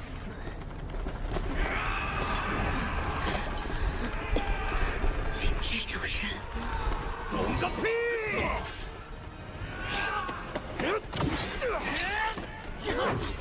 You can see the voice acting. If you play in the original voice, usually the voice is the best. Look at how the guy shot.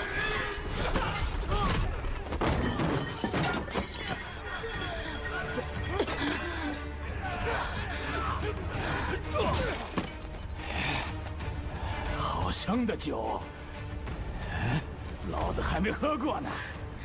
10年份的离人泪。 Yeah, parting tear is the one that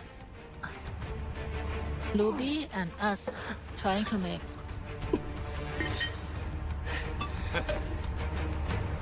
We are making this. We are making this alcohol to sell actually, but now we drink it ourselves. There's no point to keep it for sale anymore.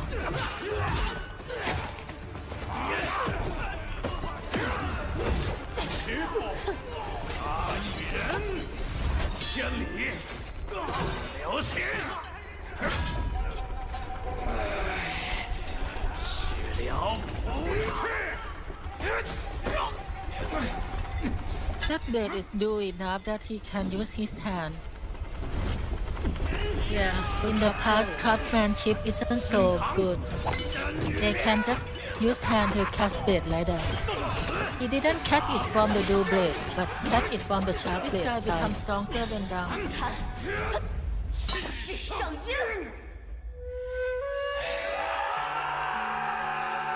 Please don't tell me that this guy is the MC. Yeah, I thought so. If he didn't die, I would think that he's MC.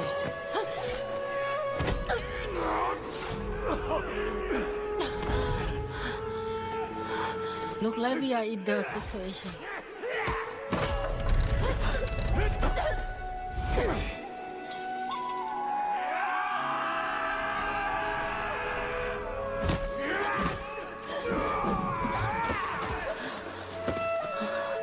Xiao 妮子还没看过江湖，后悔吧？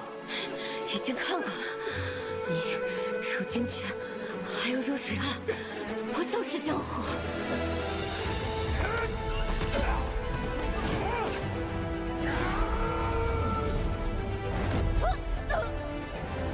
Oh no, but he attacked us with the strongest hit. He could. That is, you know, we may have died from his hit. I think he is done for.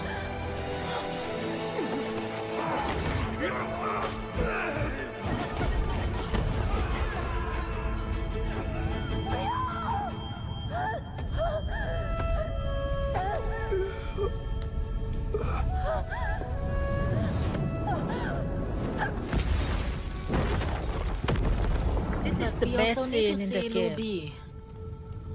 If Ruby is alright or not. The battle is over. That day, and nobody tried to see Ruby's Ruby's body, I wonder. We lost our innocent friend Ruby. We lost our home. We lost our newly met companion, the Killer Blade. And in that fire, we lost our identity as the young master. Well, we already beat immortal. For a final party. I mean, the Avalis got support to be immortal There's level nothing 2, left for us right? here. If We he is decide a to leave god. for Kai Feng. The young master, Ruby, And is dead. the Ember The of Wanderer East. begins his journey. Remember the Ember of East? Dragon Quest 11. When we lose to the Demon King, we become fish. This one we lose and become horse.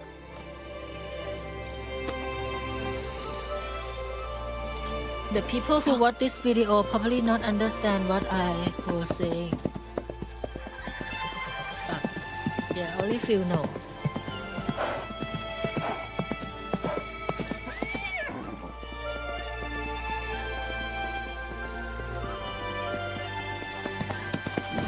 PST, I unlock you. Who is this guy? Yeah, who is this guy? I still don't know.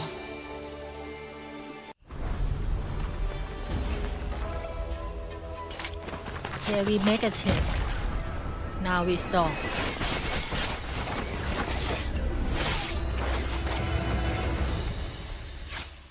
After this, we become the Wanderer on a grand journey. We seek revenge in our mind. Not only do we practice our nameless technique into the master level, but we have also learned enhanced inner art from the School of the Undefeated of the East. Instead, this hand of mine is burning red. My hair is burning red into PST hair color instead. Were taught by Master Asia. Of We course, arrive we in strong Kaifeng now. with heavy hearts. We received a letter for An Han mentioning an escape plan for the villagers. And we finally learned the truth. An Han is indeed the legendary water lady. We travel to the capital to meet the sender, but the city we find is not a paradise. It's a place of desperate prayer and cunning scams. In the markets, we spot a shady merchant selling treasure basins, claiming they can multiply coins. He uses a hidden mechanism and planted accomplices to fool the desperate crowd. When we expose his trick, a young woman steps in to help us. She introduces herself as Keeper Ying Ying, one of the 4 keepers of Wei Yang. Yeah, stronger than Ying Ying now. So, right? I mean, that the Ying Song Ying lose Dynasty to that uses guy, copper right? coins, But we beat while the him, Southern right? Tang uses Tong coins. So we are Despite the stronger ban, than Ying these Ying black now, market right? Tong coins have flooded the And Ying economy, Ying was so OP destroying the value at of the money. beginning. The result is mass poverty. While the rich hoard grain, If Ying the Ying poor was that starve. so OP at the She tell- beginning, and we beat her, we must be more OP than this now, see? This is how OP she is.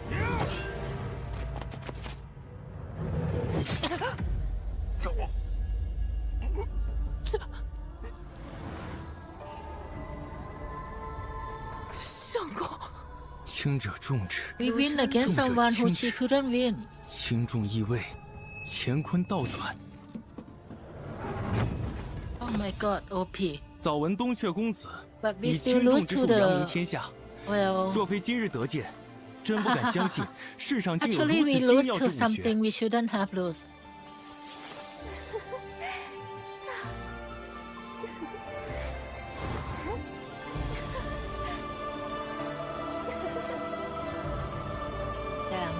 She's so cool.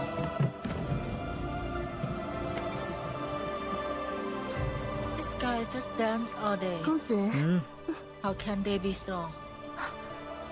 Yeah, how can they be strong? These people just dancing. They are not fighting.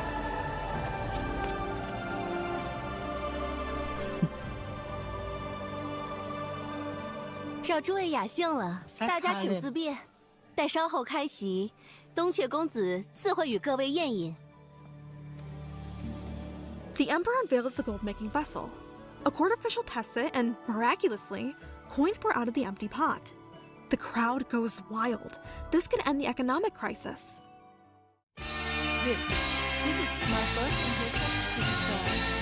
By the way, he is not bouncing here. Yeah, and I think very few people understand this joke. In a cloud of sorry. smoke, the vessel is stolen. When the air clears, the Emperor of the East points the finger at us. We are captured. The prefect of Kaifeng feeds us a soul breaker pill, a poison that'll kill us in 7 days unless we recover the stolen vessel. This is where I want to say how strong we actually are.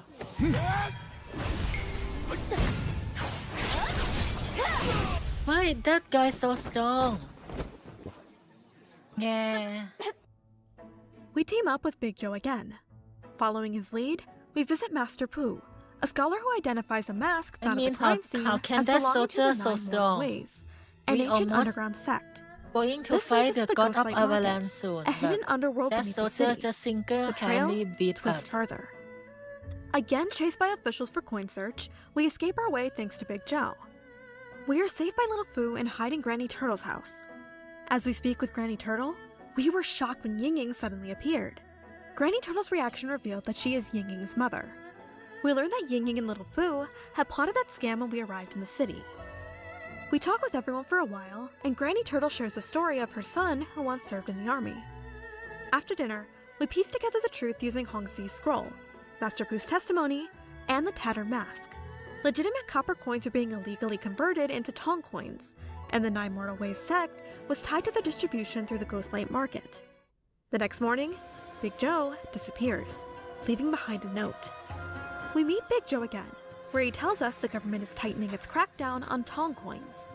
To buy time, we agree to Ying Ying's risky plan to sell more fake treasure basins. Working with Little Fu, we lure desperate crowds into buying the illusions. As soon as the sales end, Lord Shi and his soldiers raid the area during a Tong coin confiscation. We're left watching chaos unfold as families lose their life savings. 贝尔大，贝尔大，这好多味儿呢。这是谁呀？不要脸！真是。差点把我们俩又赶打起，就得抓起来！好了，俺就是偷了砸了，俺就是偷了，俺就是偷了，俺偷俺抢，俺挖着货，你们不偷不抢的，全都死！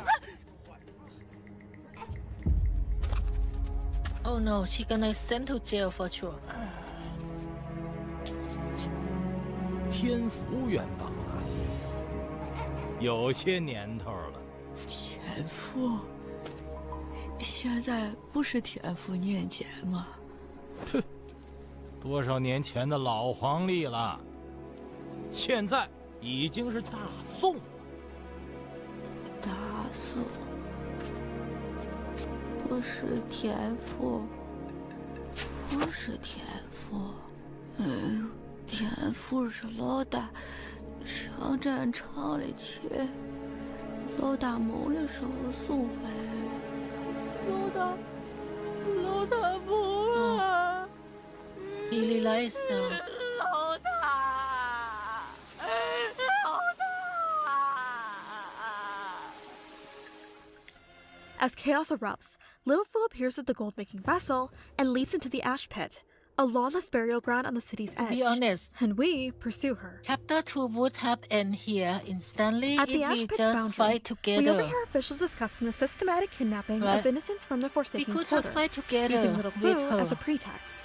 The victims are sent to the universal furnace as forced labor. We descend into the ash pit, fighting thugs and criminals who operate there, and supply the furnace with captives. Inside the unbound cavern, we uncover the truth. The Tao Lord never Yeah, existed. Wukong. He was a But complete I fabrication didn't do created by Wukong little Fu story and her because twin so sisters many people to has control their covered network it already. and claim false authority. We children combine.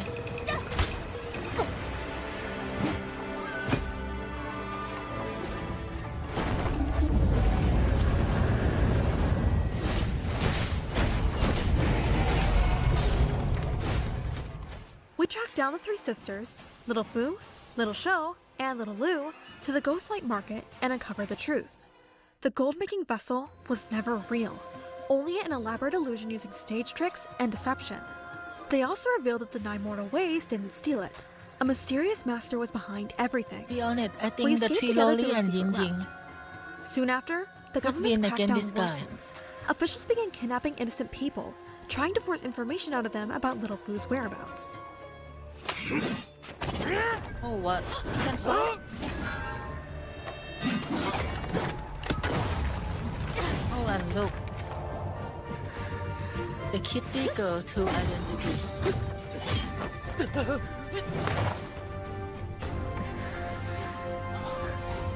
She had coin toss skill. 买命钱。营养都去。 The situation explodes. The government continues kidnapping innocents to force the sisters out of hiding. We discover that We Ying should Ying all is just Emperor of the gangbang on East, that guy. and she's been captured and taken to the Universal Furnace. We devise a desperate plan. The sisters hide us inside coin carts destined for the furnace. To mask our entry, Granny Turtle leads the Forsaken Quarter in singing the Song of Mercy, a melody that drowns out the noise of our infiltration. Inside the Universal Furnace, we learn that Lord Qi is a former keeper of Wei Yang, who exiled himself to Kaifeng to become the god of fortune. He believes that absolute control over money, even if it means starving people, is the only way to maintain order. Deeper in the furnace, we discover the treasure hall, a vast vault of confiscated coins. The display of wealth alongside the absolute poverty of the workers was a form of psychological torture.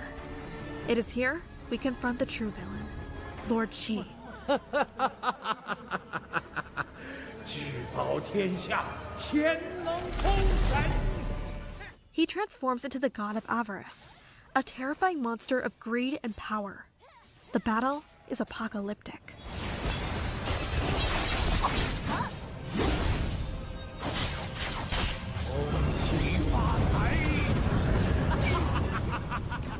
Burn to ass.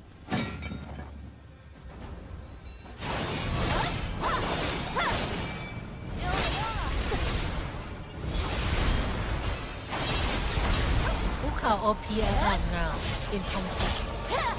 My skill look shiny.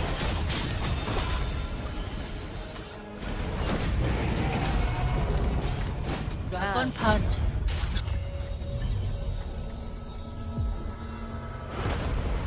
I thought I had to pick all money on the ground. I get jade instead, so it's not bad. But I just have to break his body. Wow. Scheiße. He become actually one. How did he have this? I don't think we always fight in the dream in this game again.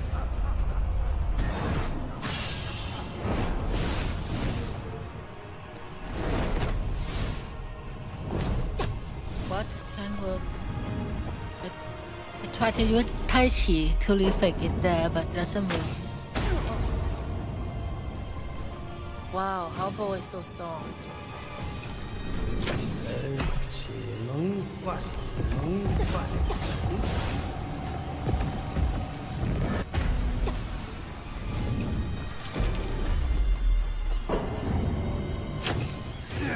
You're just like Wukong. Now, Sibu, you said I didn't mention 你能 Wukong. 听到？你并非孤身一人。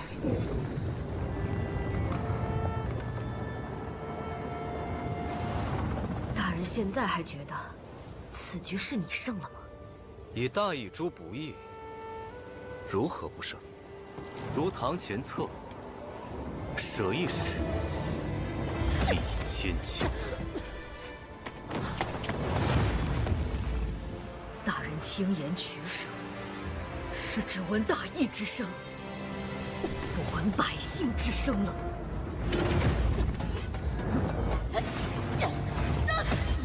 欲行大人，则舍小义；会一夜闭目者，永失泰山。 What do you mean power of friendship we fight alone here? 是，微末小民，生而无言，死亦无声。纵使是白骨如山，对大人而言，也不过青史上渺小一 That one was my quark. We free It's Ying all Ying for and one. escape the collapsing inferno. The universal furnace is shut down. The hidden vault of stolen wealth is seized, and prisoners are freed. The government initiates reforms, finally trailing paper money to stabilize the economy.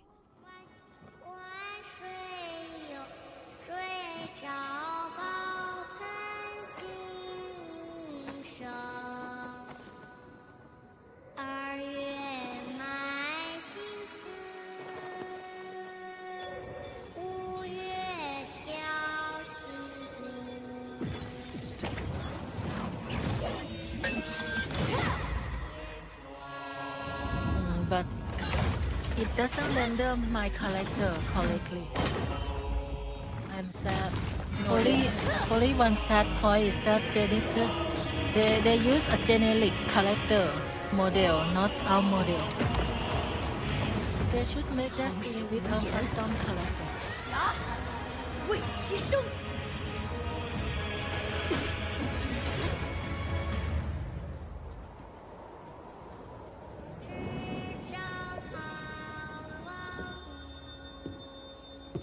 早跟你说了，这样不行。 Between the wars, the elites, and 早跟你 policies, 说 the 了， people were crushed 这 under 样不行。 poverty, with no voice of their own. We became the voice of the people, as they showed their By the unified way, this guy defiance is toward an oppression. emperor. We meet Ember of the East one last time. Big Chow is She was emperor. born in Weiyang City. After escaping from Weiyang City, she was saved by Grandma Turtle. As Grandma Turtle's daughter was killed in the city massacre, Grandma Turtle mistook Wen Wuchue for her daughter Ying Ying. She also reveals that the Oriat Pavilion, the same faction that destroyed our village, was pulling the strings behind Lord Shi all along. She gives us our next lead. The Water Lady, An Han, can be found through the Velvet Shade sect. Our journey isn't over. The conspiracy is deeper than we thought. And that's the full story of Where Winds Meet, chapters 1 and 2. Did you enjoy this story? If this inspires you to pick up the game and dive in, amazing! And if you're still deciding or time and budget are tight, that's exactly why PST exists. We bring you the complete story, told like a movie, so you can feel the adventure as if you played it yourself. No pressure, no missing out, just the heart of the game when you need it. About that, what I just said not long ago here. Before we go to the number 1, I want to show you something.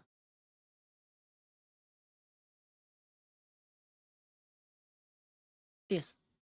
See this?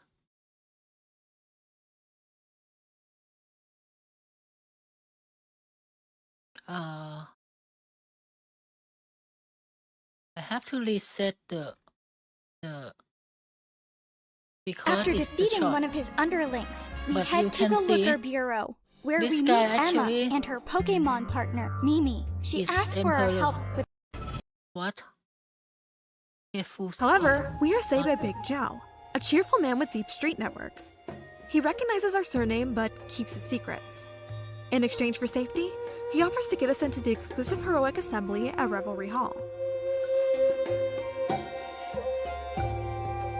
Using disguises, we infiltrate Revelry Hall as servants. The hall is filled with martial heroes, hoping to win the favor of the Emperor of the East. Okay. However, we are saved by Big Zhao, a cheerful man. Right, my number 1 and the last video today. This is my favorite. I just got Hi, back. Daylight. You come back for the number 1. We saw. Alright, so what's number 1?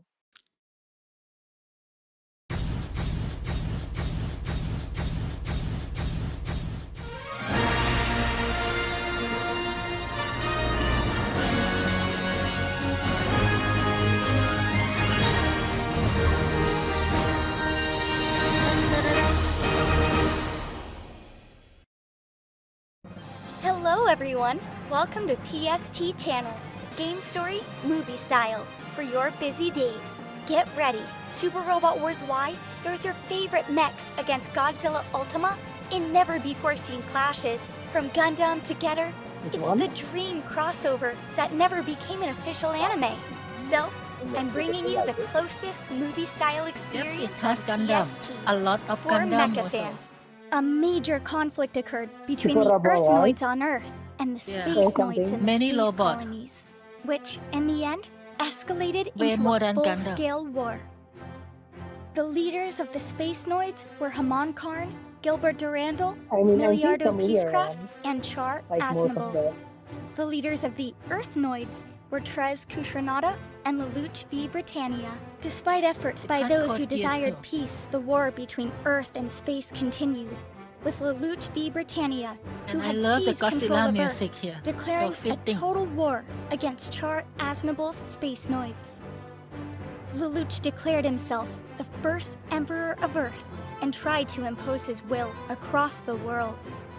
In the end, Lelouch, known as the Evil Emperor, was And they are assassinated making a by very a good masked story man plot. I'm so named sad Zero that of not the many Black people Knights. know about this game.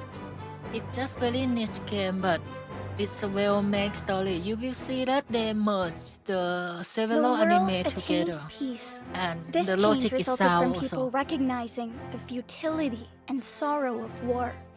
This period of conflict came to be known as the Revolution War, since it spurred transformation in the world, and a new era began with the founding of the New Earth Federation, which included the space colonies as well.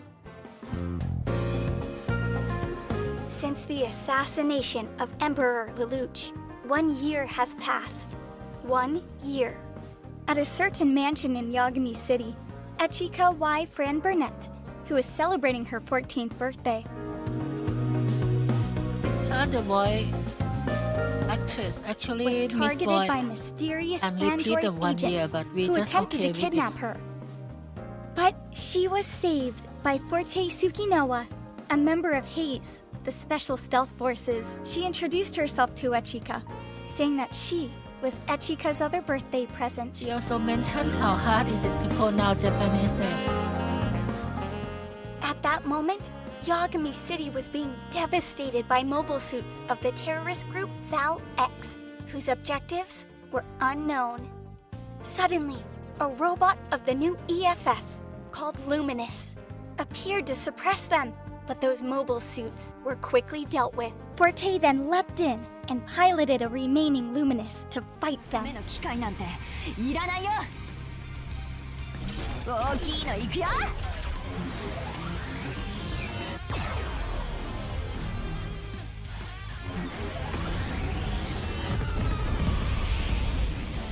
At that moment, reinforcements appeared. Wu Fei Chang from Gundam Wing, together with his Altron Gundam. Wu Fei came to help Forte.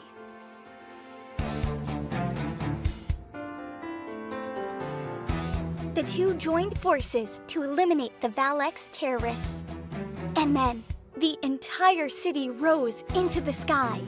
In truth, it was the Mobile Fortification A Advent, another gift left by Echika's late father, Yagami City, and part of the neighboring Ayanashi City, to be precise.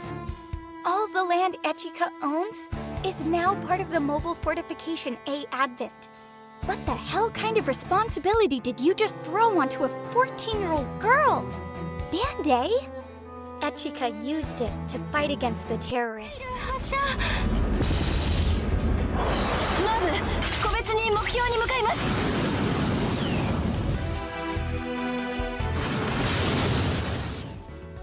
At that time, Zero appeared together with the Lancelot Albion.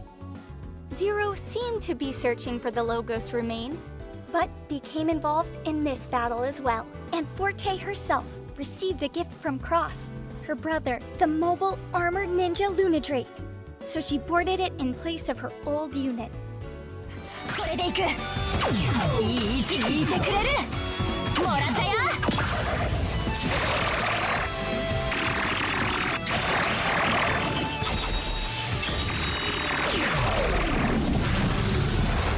After After the battle ended, Wu Fei and Zero went on with their respective missions. As for Forte, she joined A Advent to help Echika protect the city she had received from her late father. Echika then appeared on stage to publicly announce that she would take on the duty of caring for and protecting everyone in the city. Soon after, an explosion sounded outside A Advent. The explosion was caused by mysterious enemies with the codename Insectors, who had destroyed a certain city until it was in ruins. When they saw A Advent, they launched an attack. Although Getter robots were dispatched from the Seiyotome laboratory to confront the Insectors, they were all defeated by the Insectors. Forte went out to fight the Insectors, creating an opening for Takuma and Baku to board a vacant Getter robo and help Forte fight the Insectors, but they still could not prevail. At that moment, a mysterious person named Kamui, piloting Getter Arc under orders from the commander of the Seiyotome laboratory, arrived to invite Takuma and Baku to pilot the Arc in place of the original Getter, which was close to breaking down.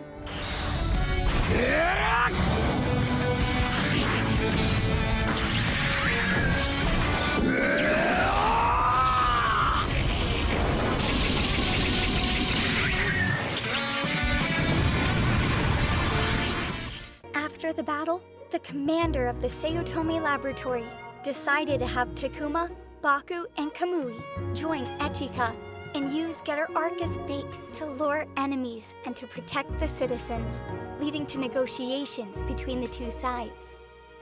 Echika truly wanted to protect the populace, while Dr. Hayato wanted to use Getter Arc to divert the enemy's attention away from his laboratory. The story takes place one night in the city within A Advent itself. Yomogi and Yume, two ordinary high school students, encountered Goma, a mysterious man who claimed that he was a kaiju user.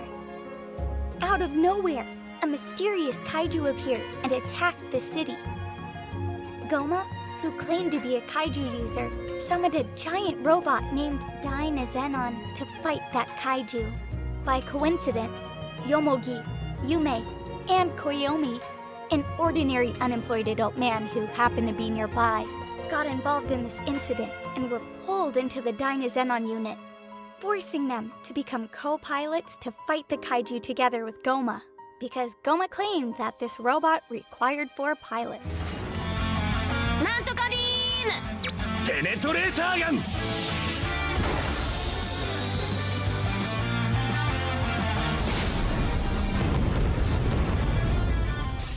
Even though they won, many new kaiju appeared.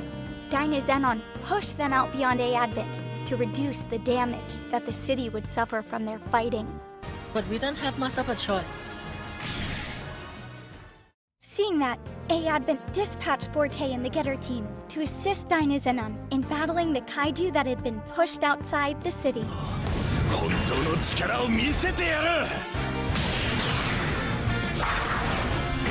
Dynazenon was too strong in this game. I feel like he's cheating. 合体合流ダイナリックス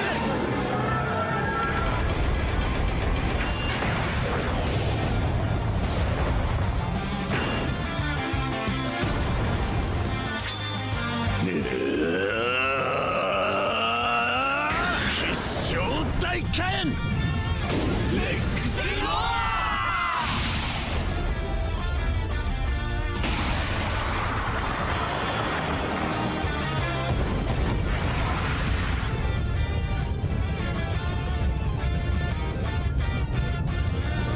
見たか俺たちの力を After the battle ended, the Dynazenon team was invited to join A Advent, and they agreed to cooperate in continuing the fight against the enemies. Later, the Japanese government attempted to seize A Advent. However, Echika ordered the ship to head for Tokyo for negotiations, asking Takuma's and Goma's teams to protect the vessel during the talks. Meanwhile, Forte encountered Doman Cashew in an alley. Forte knew Doman as the King of Hearts and suspected that he was working on a mission for the Japanese government. Doman tried to deny it, but Forte did not believe him.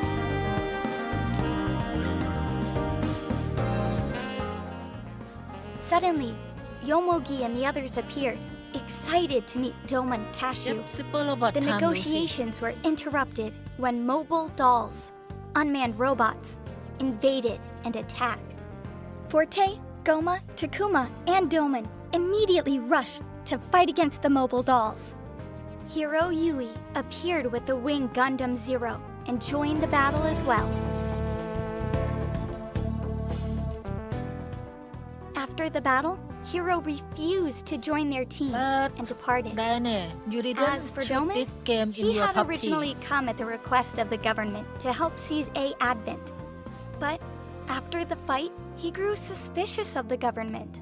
For now, he decided only to travel alongside them and investigate A Advent. Then, the world government suddenly declared an emergency, dissolving the council and transferring all authority to second-level political organizations, the Old World nations.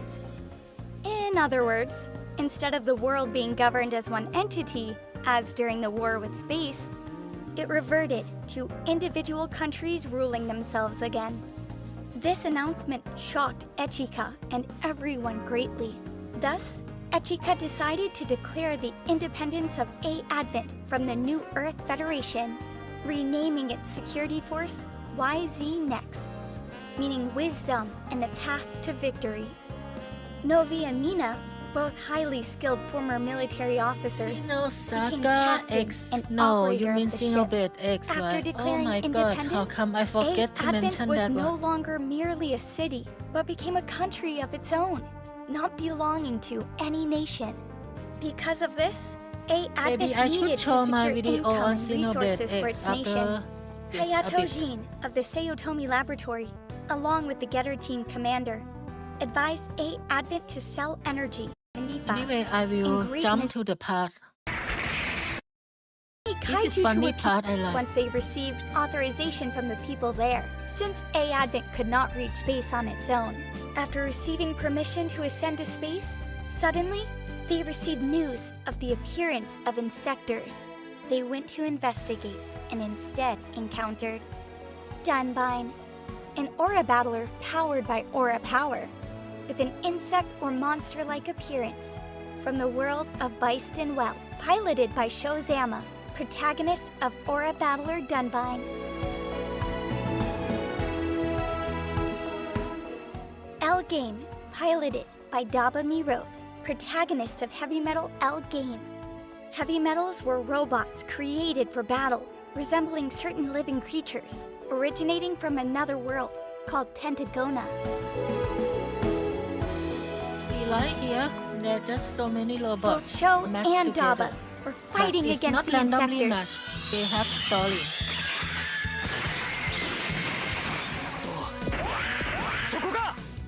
Earlier, when Sho and Daba had been transported to this world from another dimension, their fairies had swapped with each other for a while, causing a comical incident. Leave me alone! Listen, Akira! むやみに力を振るって戦争をして Subscription get the Hyper Orakiri.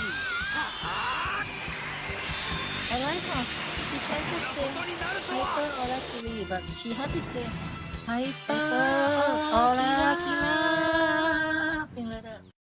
After that, the insectors Something fled. like that. Then the Poseidon forces, who came from the same world as Daba, appeared alongside the Black Knights. Not the same group as Zero's Black Knights. They consisted of aura machines and heavy metals. Kill and destroy. At this time, only Tetsuya knew By the about way, Messer's Emma's condition. not Messer die in asked this Tetsuya game. to keep it a secret, promising that if his symptoms worsened, he would withdraw himself. Alon was secretly sent on a mission by Peel Technologies to obtain data on the aerial mobile suit. To accomplish this, he approached Soletta. Since It is Soletta a had great hardly plan. ever Actually, this almost experienced succeeded, kindness from you know, anyone this plan. before, she Actually, quickly it's grew been fond of well. Alon. So much so that Miorine grew angry at Soletta. However, when Alon It just went too piloted well, the actually, Ariel, this Pam. he discovered that Soletta was not an enhanced human like him. He began to envy her, believing she had everything he lacked. Friends, family, a past, Soletta is and cheating. a future. The only reason why she doesn't have to be an enhanced human is Elon because challenged Soletta to a duel, Soletta betting the Ariel. doesn't actually Soletta pilot Ariel accepted on one condition. herself. If Alon lost, She has all he the would have to ghost tell more child about himself. pilot for her. This sweetness made everyone All in the Super thumbnail is Robot Wars controlled by a watching soul. remark, "Here we go." Soletta's basically confessing right in front of Cheating. everyone. She basically just In sit the there. duel, Alon was defeated. Although he did not reveal much, he told her he remembered someone celebrating his birthday a long time ago. Not understanding the grim truth, Soletta took his words literally, and Happy with pure birthday kindness to told him, "You still have people to celebrate your birthday with, including me." During this time, enemies attacked, giving Alon and Soletta their first chance to fight together as a team. After the battle, Alon told Soletta, "See you later," with a smile, making her very happy, believing he was finally opening up to her. Unbeknownst to her, Alon was on his way to be disposed of as a failure. Soletta sang the birthday song for him. Happy birthday to you. In fact, the UC content in For this game Soletta, that differs was a quite a happy bit ending. from the usual She didn't Gundam know. universe. The events of Zeta Gundam and Char's counterattack are almost continuous here, known in-game as the Revolutionary Wars. And since Zeta Gundam in between, Camille remains young, and the specs of the mobile suits in Zeta Gundam are fairly close to those in Char's counterattack.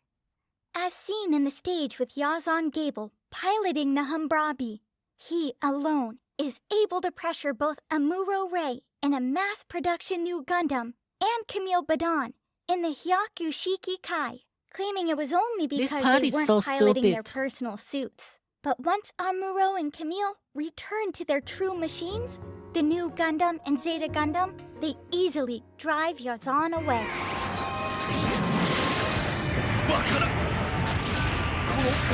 Impossible. How could they Another major defeat me? difference Oh from my mainline God, you are UC Yazan, is right? that in this game, Char does not send How Axis did you crashing expect to into win Earth. against Amuro and So Camille? even I after just proclaiming himself the leader of Neo Zeon, he remains respected and reputable. Because of this, Char is able to persuade Kira Yamato and Miliardo Peacecraft to join A Advent alongside him.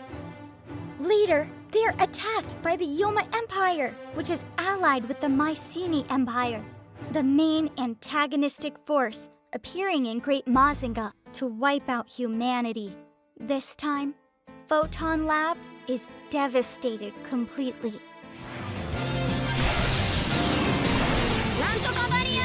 Nantoka Balia, yet she actually said it. The enemy invades, searching for Kabuto Koji, Nantoka and even Balia. Sayaka is about to be killed.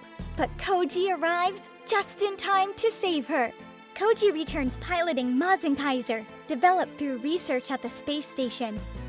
Together, they repel the armies of the Yoma Empire and the Mycenae Empire. After the battle, Koji joins the A-Advent team to continue fighting against the Mycenae. In Super Robot Wars Y, they also bring back the new story of Aura Battler Dunbine. This time, Dilman and Echika are warped into Neo Byston Well, 700 years after the Dunbine TV series. There, they meet Shion Zaba and Silky, who are later revealed to be the reincarnations of Shozama and Chum. Dolman notices that Shion's fighting style resembles that of Master Asia. Shion in this era is in love with Princess Ramuli, who is the reincarnation of Rimaluf. You see, like He I pilots mentioned before, Serbine that the to story fight is really Warlord merging. Raban, himself the They just reincarnation put of the Black story Knight together, Byrne from the TV combined. series.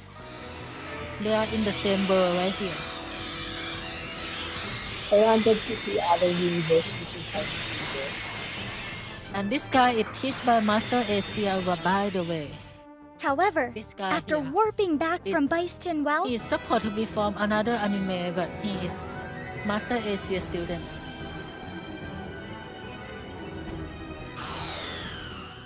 Shion and Silky also come into the same timeline and meet with Shozama and others. Shion is ruthless by nature, unlike Sho, who is a holy knight and aura battler. As a result, Sho becomes Shion's mentor. Okay. Since our Possible time in is the limited, anime, let's since go there to were next. only 4 Dyna users, Xenon. but this is in Super Robot Wars, a game where old bosses Oh, often this return as was the underlings. number one. This advantage. While they struggle, a mysterious white-haired man There are appears, Ultraman also. transforming Like, do you know Ultraman? various enemy groups. Valex, Yeah, I mentioned it Vantage, earlier. Vantage.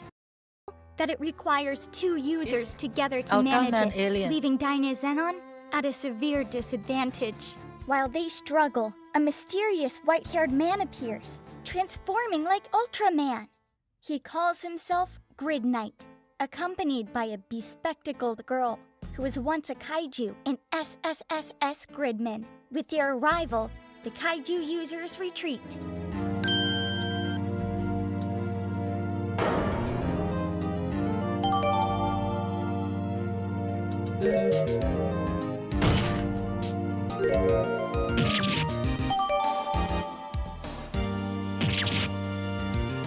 Later, the kaiju users return to settle the score with A Advent, bringing a massive kaiju army, including every type of kaiju that has ever appeared.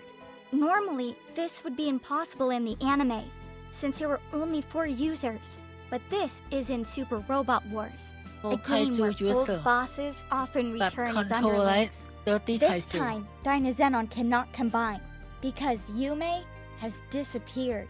Chisei finds Yume depressed, overwhelmed by memories of her sister's case. Chisei tells Yume that she still has people who want to support her. Yomogi arrives just then to help, but as another kaiju attacks, Grid Knight shields them from the blow.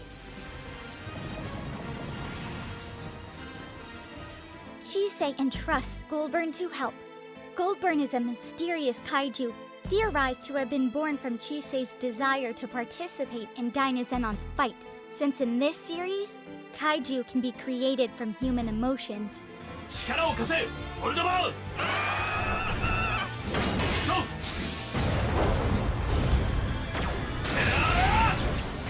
Goldburn enlarges and combines with Grid Knight, launching an attack.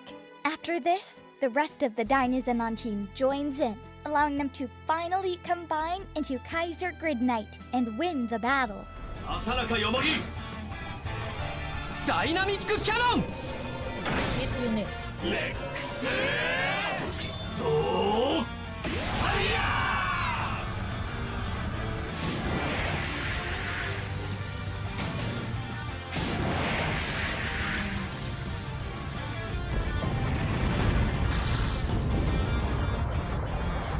Alright, skip to The next. group of A Advent infiltrated identity. Oh, that one is also funny. Group carried out the infiltration Laba with guidance almost from the 2 become fairies, enemy if not while for Camille. Valkyra hacked the gates. Knight and win the battle. Knight I think and this Poseidon girl actually strong. his side with hypnotic powers. Camille suddenly intervened to save them, as he was well acquainted with Psycho Commute type powers and could block the attempt, allowing the group to escape. Along the way, Sho If you encountered shot weapons. The unit, I mean the character from that anime fight itself, it would have lost. Because Camille is from other story, but he is a key. Gained consciousness. Reflecting on the events, everyone decided they must rescue Forte. Hayata requested to pilot Messer's Valkyrie, saying he too had something to protect, just as Messer once did. They also began to grow suspicious of A Advent's Nirvana Eye system. They theorized that A Advent's Nirvana Eye system directly converted human will. You already know about went too this. fast. Revealed that her mission was to kill Echika if such an event occurred. but she hesitated and couldn't bring herself to carry out the duty. At that moment, Savis, celestial knight of Noah's, declared, "This is what corrupted his majesty," and attacked Advent. Forte took the blow instead and was captured before Noah's withdrew. A team head with robot. I feel like our unit gonna block this time. It's gonna hit. 大丈夫だよエチカ、私がいるから。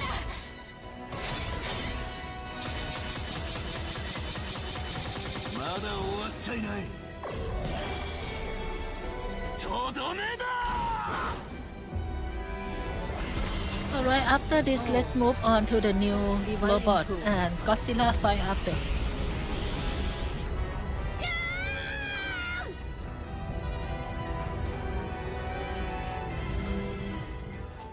After the battle, Chika was more important than the mission. When their views clashed, the two siblings fought. Cross was defeated. He admitted Forte had chosen the right path, told her to follow her heart, and gave her a gift from their father, a new unit, YZ Lunadrake. Meanwhile, Advent faced Noah's forces that had appeared to fight them.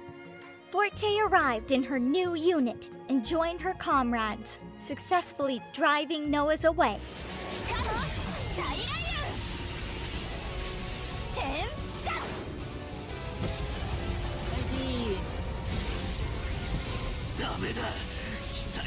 Chidori. Yep, it's Chidori.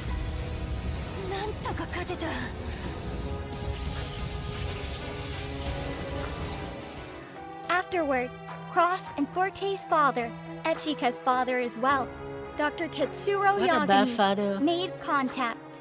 He praised on Advent. However, when the leader of the Mycenaeans,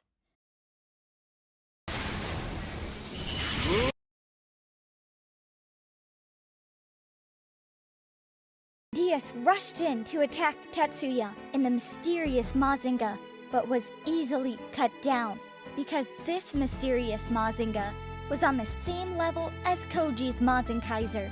Tetsuya named it Mazin Emperor G. They don't put the Machinka Celo anymore here. I think because they want to make Tetsuya on par with Koji. Celo is just too strong.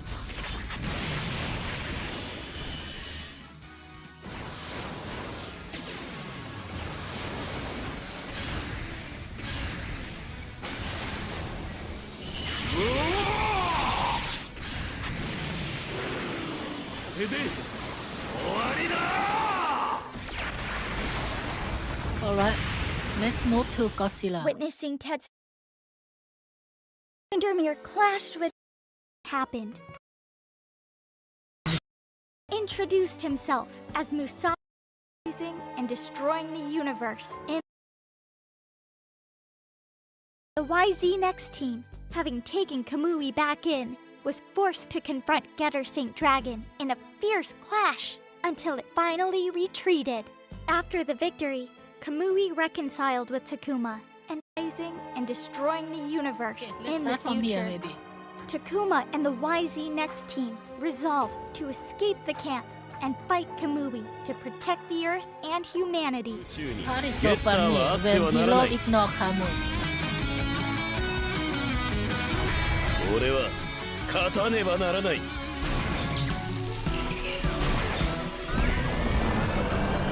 No, making Bandai Namco game is so hard because of all the music. Just so much license money. So yeah, it's very hard to make. During the battle, Wong appeared with the Dark Gundam to attack Advent. However, the Dark Gundam disobeyed Wong and even attacked him because the revived Dark Gundam had regained the consciousness of the Ultimate Gundam. Then, Master Asia appeared. Master Asia explained he was summoned to the Aura Road after his death, where body and spirit merged through rigorous training, purging the DG cells clean. He taught martial arts and Bison well. passing it down He basically until she just on leave Zara by because 700 of years later. all the After bullshit returning stuff. to Earth, he That's watched some of Advent it. from the shadows, thinking the young ones should be allowed to live their lives. But with the Dark Gundam's return, he would fight alongside the YZ Next team. Wong quickly fled with the Dark Gundam to find a way to regain control. Master Asia tried to warn Kamui that humans and dinosaurs are both part of the world and can coexist. But Kamui rejected this and insisted coexistence is impossible. At that. If you have something, then said it. Target Lokto, Kamui. Yeah, that's right. You and I are enemy. If you are an enemy of Earth, there's nothing more to say. You are finished. I'll kill you. I like this. Amid the battle with the bugs, Getter Saint Dragon appeared, revealed to be the form incubating beneath the Seotome lab base. Getter Saint Dragon rushed in and battered the bugs to near destruction. Takuma urged Kamui to hop back into Getter Arc and fight together like before. Kamui confessed he couldn't become a singular point who changes the future, and told Takuma that they would have to face Getter Saint Dragon, which would eventually become the Getter Emperor.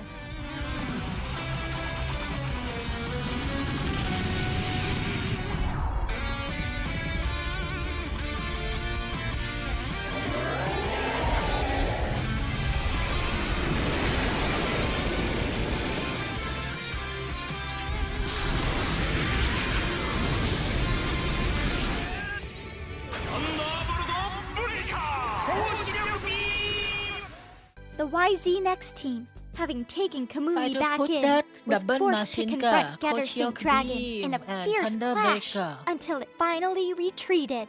After the victory, just before Kamui reconciled with Takuma and thanked him for proving the dinosaurs still had a future. They You know, I decided have to intention to cooperate make and it look like fight they for a feel the future power. where humans and dinosaurs can In previous coexist. Super Almost Robot, they immediately usually after, have the dynamic Infernal final Alliance, special stuff. led but by they Garuda, don't have it appeared here. and attacked So I just them make it amid myself. the ruins. They managed to drive Garuda off, but then space began to warp. Getter Saint Dragon Shouldn't appeared Emperor again, be the ultimate intent on eliminating Advent to steer the timeline back onto its own correct path. Yet after only a brief skirmish, it suddenly vanished. Moments later came reports of a gigantic life form, Godzilla, king of the kaiju, manifesting in Antarctica. It transformed and obliterated the entire team sent to eliminate it. Godzilla was no ordinary kaiju, but a colossal singular point.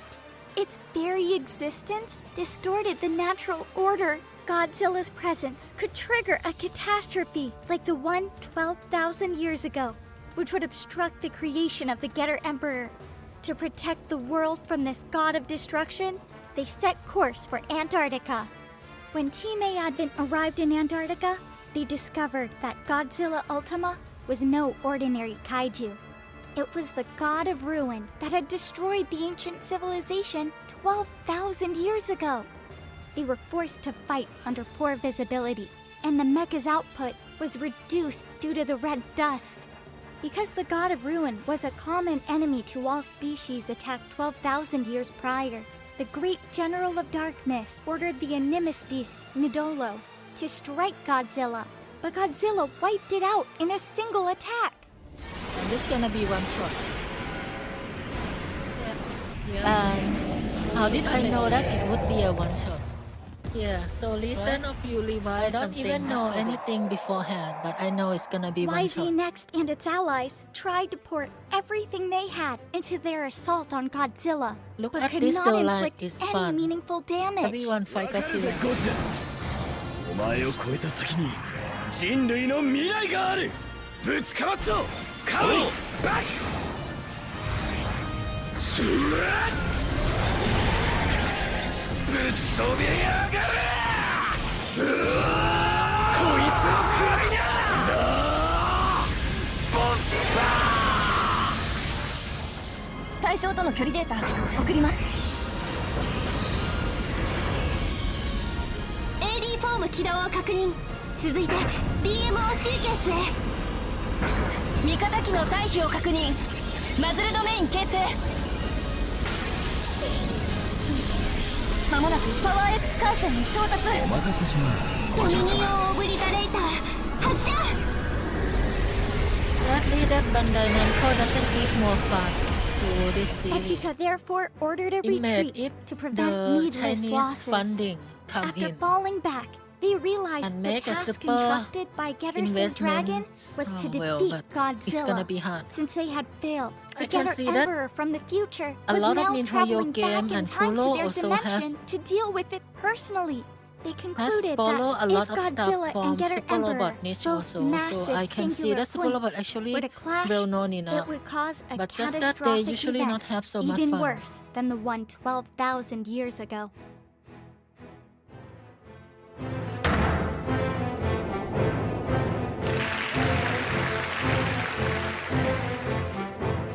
In addition, the retreat destabilized dimensional boundaries, relocating the Wolgaru army's warp gate close to the Earth sphere.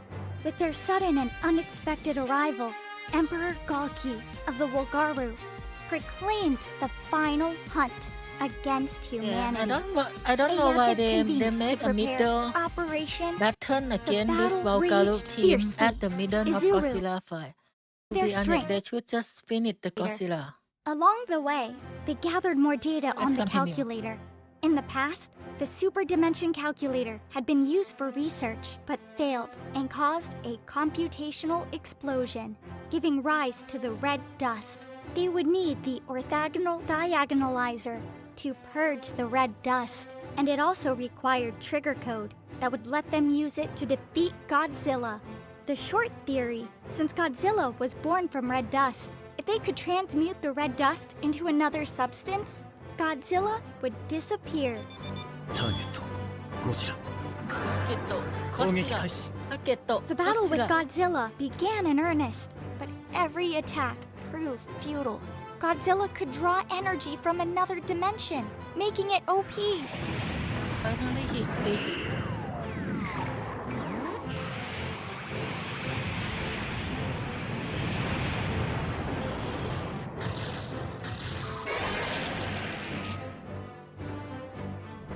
To make matters worse, Getter Saint Dragon appeared and began summoning the Getter Emperor from another dimension, and it was homing in on Godzilla. To prevent disaster when the two singular points met, researchers on all sides worked desperately to find the trigger code, seemingly the only way to stop Godzilla. It was a race against time before the Getter Emperor arrived. Advent sought to deliver Jet Jaguar, the pivotal robot from Godzilla Singular Point, atop Godzilla, but they were intercepted. Even the kaiju eugenesis had to summon every remaining kaiju to help, and they were all destroyed in the attempt. At last, they found a trigger capable of halting the red dust and Godzilla, and uploaded it to Jet Jaguar just in time. Jet Jaguar gained a new capability and used that power to defeat Godzilla. This one is so cute.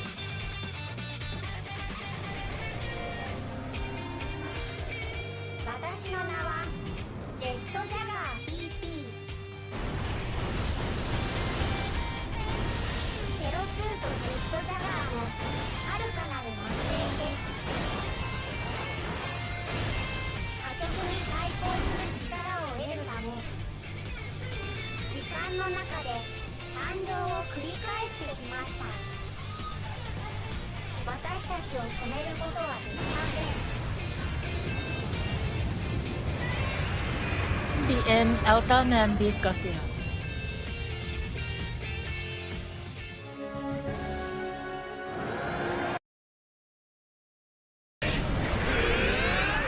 Okay, this one.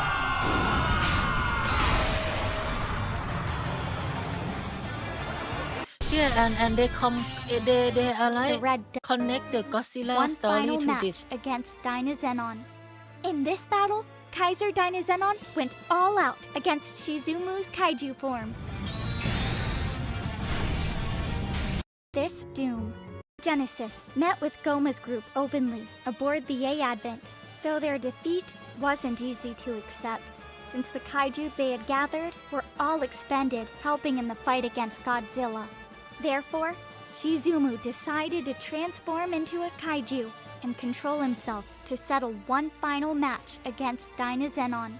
In this battle, Kaiser Dynazenon went all out against Shizumu's kaiju form.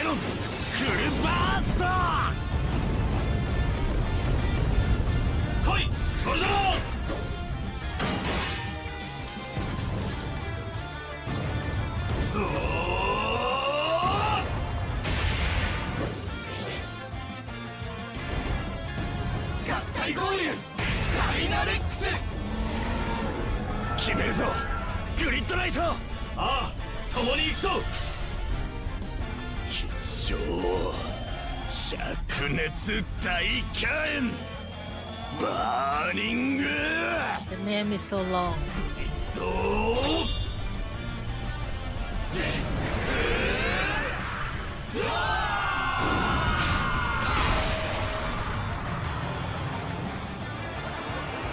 I bet they cannot speak the full name fast.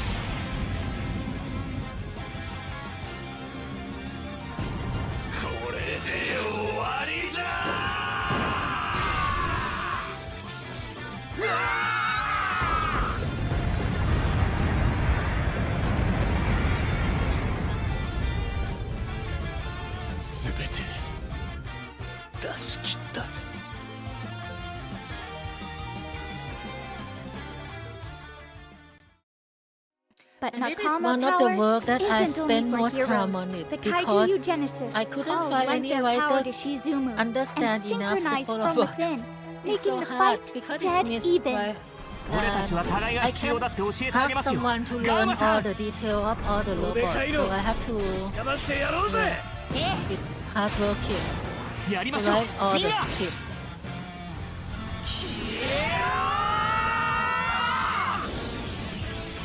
Normally I could hire writer like game per game, but when I have to find possible robot, I just don't know where to find.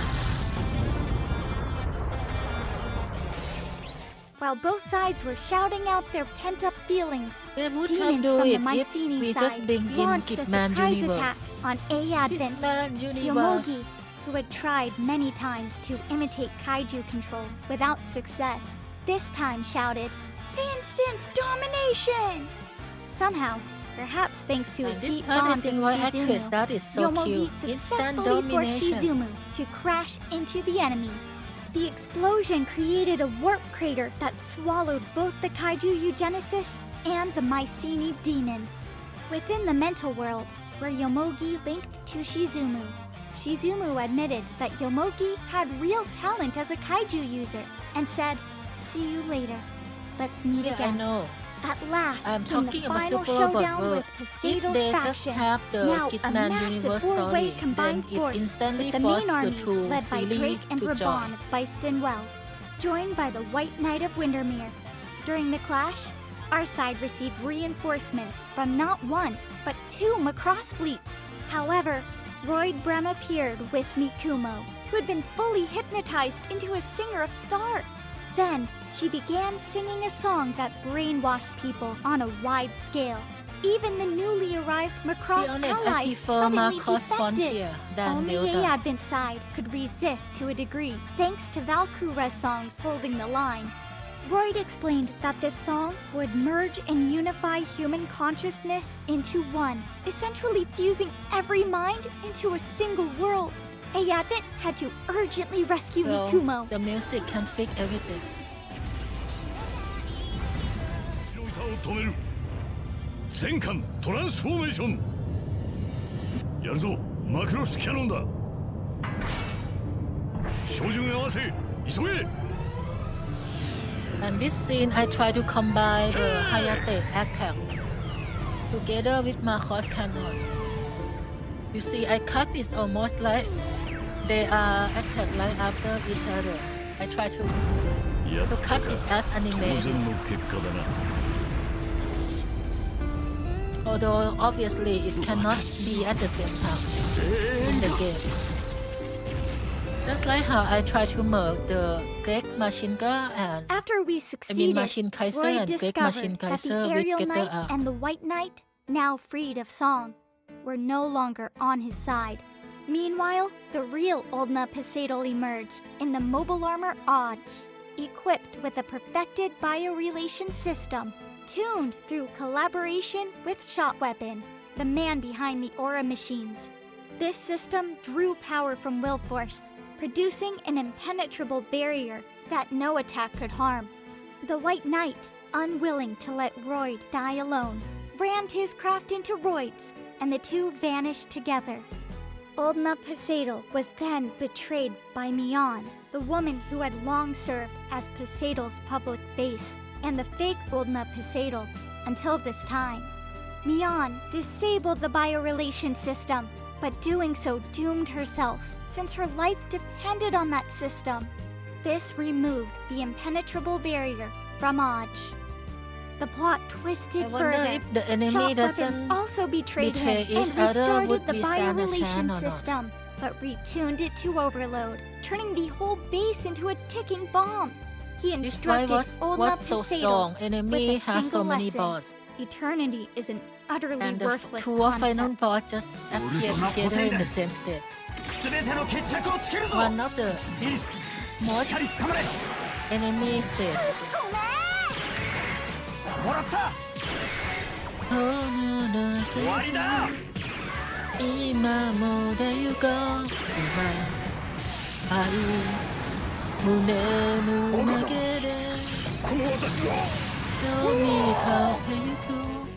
After Poseidon was eliminated, we hurried to confront Shot Weapon, but found only an elderly man. He introduced himself as Shot Weapon, who had lived from the First Beistenwell War through the Neo-Beistenwell era, over 700 years. He had borrowed Poseidon's technology to make himself useful in order to work together, but his true plan was to find a way to end his own curse of immortality, which he believed began when he brought aura machines to Beistenwell. He released Princess Ramul, who had been held hostage in the base, and stayed behind to die with the impending explosion, hoping he would finally meet death within a fortress saturated by the will force of ruin. Next came the decisive battle against the ancient tribes, the Mycenae, the Campbellians, and the Demon Empire. In the first battle, the enemy gained reinforcements from the Andromeda Stellation, choosing to fight to the death here, even though they could never return to their original time. Though MacDonald himself had died, he drove Uzala berserk, but Raydeen communicated with Uzala, guardian deity of Atlantis, in his own capacity as guardian deity of Mu, and calmed it down. Garuda, though he had come to understand everything and had reconciled with Kioma, chose like to fight the Samurai last Duel. battle for No Campbellians meaning, but just until don't his machine exploded. want to end without fighting. 地球人をなめるなよ。光は飛ぶ。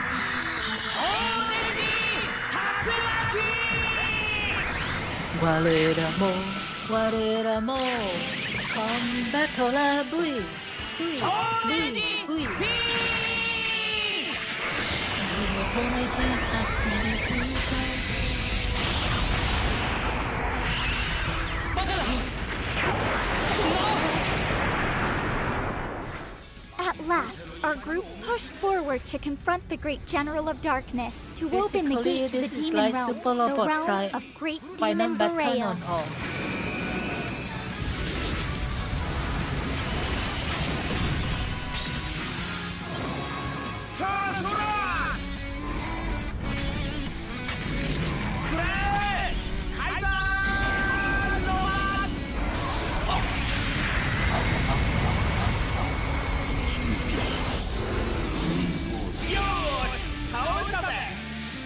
In this dimension, Bureo was incredibly powerful and had Animus Beast Midolo under his control. The two dark powers amplified one another. Unless both were defeated simultaneously, either could resurrect the other.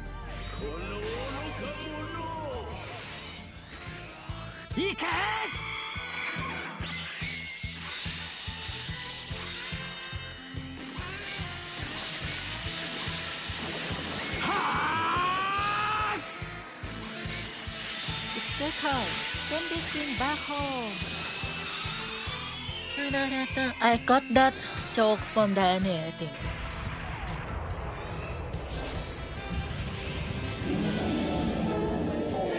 Alright, see, book is ending anyway. Maybe you should stay until the end because it's just not long. Very soon now.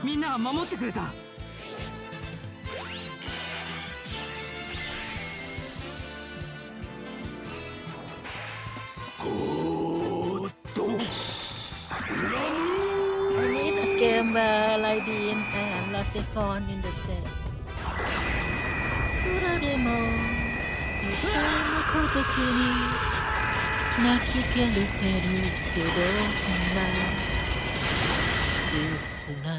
Even with victory close at hand, great demon Bureo unveiled his true power, putting A Advent in dire straits. Reiko, mother of Akira, pilot of Redeemed, resolved to sacrifice herself, praying to the star of Ramu to seal Bureo. But Garuda suddenly appeared and gave his life in her stead to repay his debt to Hyoma. Thus, we successfully sealed Bureo, and Reiko survived. The best thing about that anime is the good song.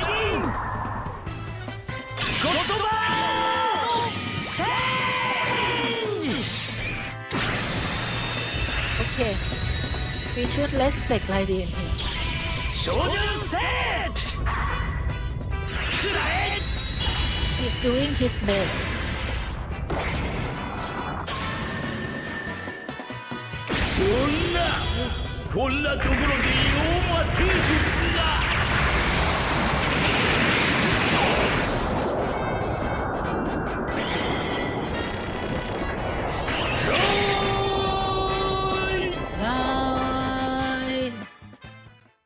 Mother and child of Mu could at last And this is live good happy together ending in for him. happiness. This is new Finally ending, I came think. the last decisive battle against the Gundam side I think enemy. in the original, Before the his fight, mother Camille probably not accessed survived the Zero because system there is no from the Wing Garuda Gundam helping. Zero to probe Skiroko's Obvious. plan. His old nemesis, believing Skiroko must be supremely confident in his plan to reveal himself like that. They usually try the to war get new erupted anime at to Axis, join, where so it was revealed that chant for the Skiroko old intended to send anime is Axis probably dim. crashing into Earth, following Char's original plan, not carried out in this timeline. They usually Worse, get DG cells combined had infested between all many. of Axis. I mean, Even if destroyed, they usually the bring some fragments very would old rain anime down and very infect new the anime Earth. together. The only solution was It's to harder push to get Axis the back anime into on the space. middle. That and is Jibril, not new and not former old. leader of the Blue Cosmos, another mastermind behind the plot, stepped out to taunt A Advent with this dialogue. You are too late. Even if you all work together, it's impossible to push acid New back. Gundam isn't just for show! New Gundam is not for show. Just alone is enough. After that, we moved to fight at another Animus ruin, base of the two true masterminds, Skiroko from Zeta Gundam and Ulube from G Gundam. Ulube revealed that Emperor Valbelm had intended to deliver Izana, whom was already drained of evolver power, into A Advent's care, but Ulube intercepted her en route. Ulube made Izana the core of the Devil Gundam to control the power This of this ending ruin. route to be the true Skiroko route. began to panic The other when route doesn't Celestial have Emperor anyone pilot the Valbelm Dark himself Gundam. appeared to This reclaim Izana, version has accepting Dark Gundam responsibility pilot by for her Izana. failed It's delivery obviously to gonna be A-Advent. more OP Dark Echika, Gundam. acting as representative, declared they would resolve the matter themselves. Alube and Skoroko were then defeated, as per tradition. Alright. 二人のこの手が真っ赤に燃える。幸せつかめと轟き叫ぶ。Alice? Light, can you speak this? Speak with me. Got the finger, Sekiha. Love. Thank you, Ken.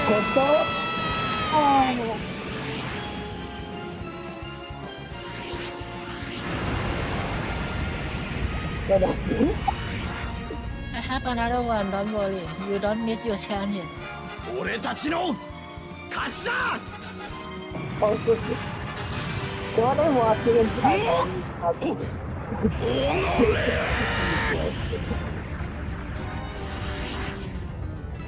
Alright. My one, don't worry. Got the battle. Chain. You're gonna split into two once. Put the whole Wave Rider Clutch. The fake Wave Rider. 押されているだと。おとなしく自分の運命を受け入れるがいい。とどめを刺してやる。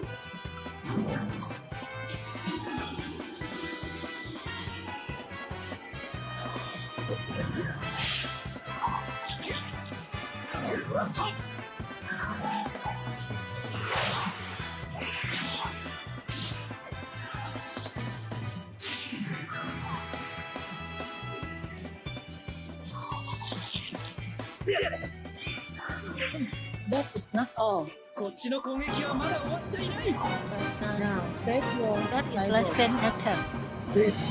思いを力に変えるな。俺がそれを引き出してみせる。I set it up to make Sirocco die by the one Wave Rider Clutch.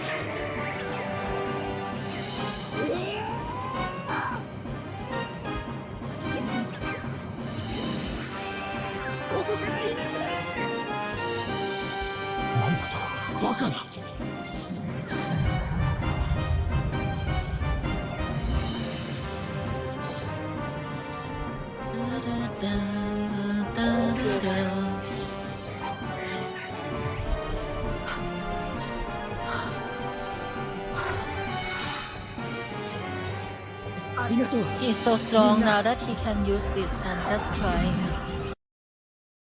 Okay. Designed to restrict Vince's Nirokana eye system. I want to give another chance. Where's that?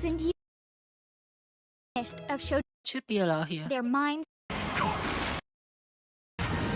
The Kamui Advent.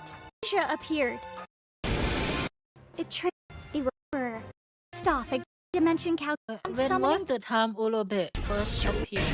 Who admitted that Yomoism seriously.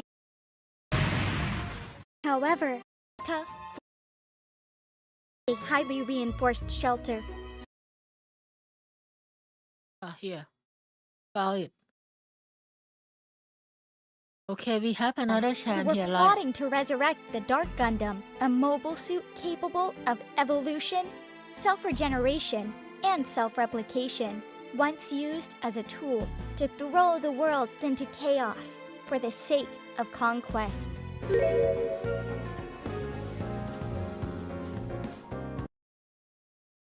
Domon, if I learn hard enough, can I learn Sekiha Tenkyoken? Yes, if you practice Ichigenti, then you might get there someday.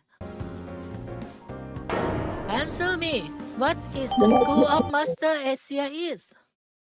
The Wind of the King. Yeah. What the? Again and repeat over. The hand. This hand of mine is also red and glowing. Ore no kono teka makka ni moeru. Chorio Sikameto Toloroki Sakebu.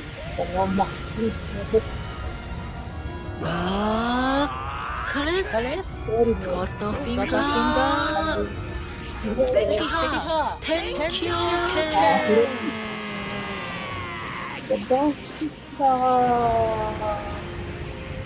Kakyo. Sekiha Tenkyo. Koto finger. Itu. Eto. Yeah, that is the full one.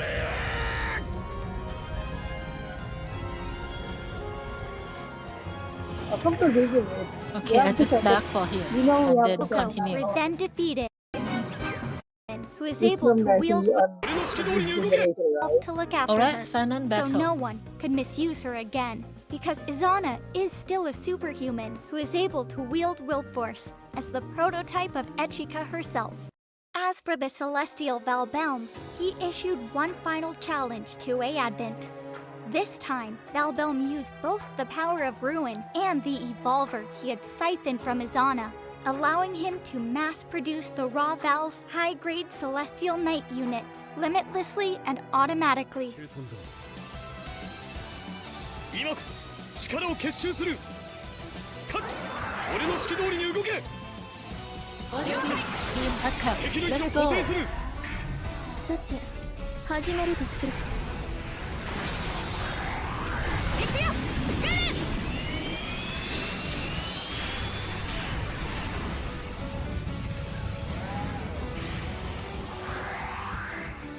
そこだ。仕上げはお前だ、スザク。ランスロット真の切り札を使わせてもらう。セブンカウント。 Although this part is a bit not making sense. I mean, why do you let Susaku solo the enemy when you have 2 more units and fight with him? ゼロ。ファースト。 Show off. Show off. That's why I say. 最後まで戦うぞ。 They let Susaku solo for showing off. 受けた痛みはあとはお任せ。 Obviously, I need to show the MC strongest attack. ここに There's more. 終わらせるよ。 Okay, it's okay for him to go first.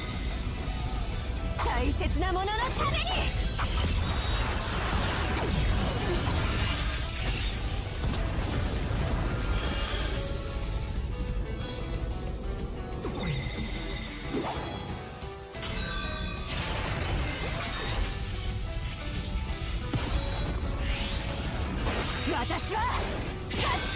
Echika, I mean Forte, is better than the male MC. Become Sakura Ninarelu. Become Sakura Ninarelu. Because another one would be Valbelm Ikari also clad his Ninarelu. own machine in a gigantic armor unit, gigantic Indenos, making himself a I being haven't with had time power so on far, par but I with a try to major make Super Robot singularity. 30. 全ては世の意志が Movie also, but yeah, no time. I work in silence. He's trying. The Super Robot project is so much harder than normal game. I like this attack by Sophie.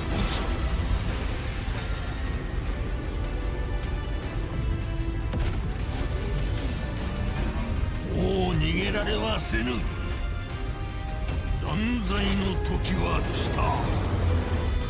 これが世のグローバルの怒りだ。 During the It should be battle, the pairing will with force of the Daiseika. righteous, such as Trez, Haman, Durandal, and other fallen allies, rose up in opposition to Valbelm's will force, suppressing his Yeah, strength. but I try to make Even it though shorter than Echika this one. offered one last chance I had at enough with peaceful super coexistence, long with. Valbelm said I tried this to make would be the things final shorter. battle, and that whether he won or lost, it would still be a joy. If he won, he would succeed in changing the future by himself. If he lost, it would prove that Team A Advent was a singularity great enough to give birth to a new future. 撃だよエチカバイズルーンドラッヘ配置につきました。お嬢様ご指示を。 FMC 始動。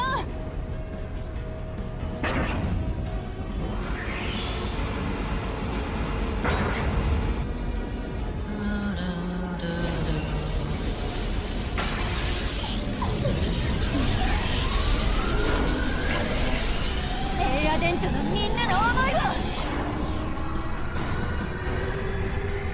I thought she would rider kick at first when she made that フルムーン jump. クラッシュやるよエチカ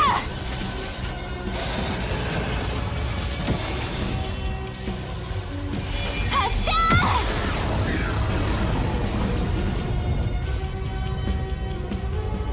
And Gao Kaika is finished. かませいっけ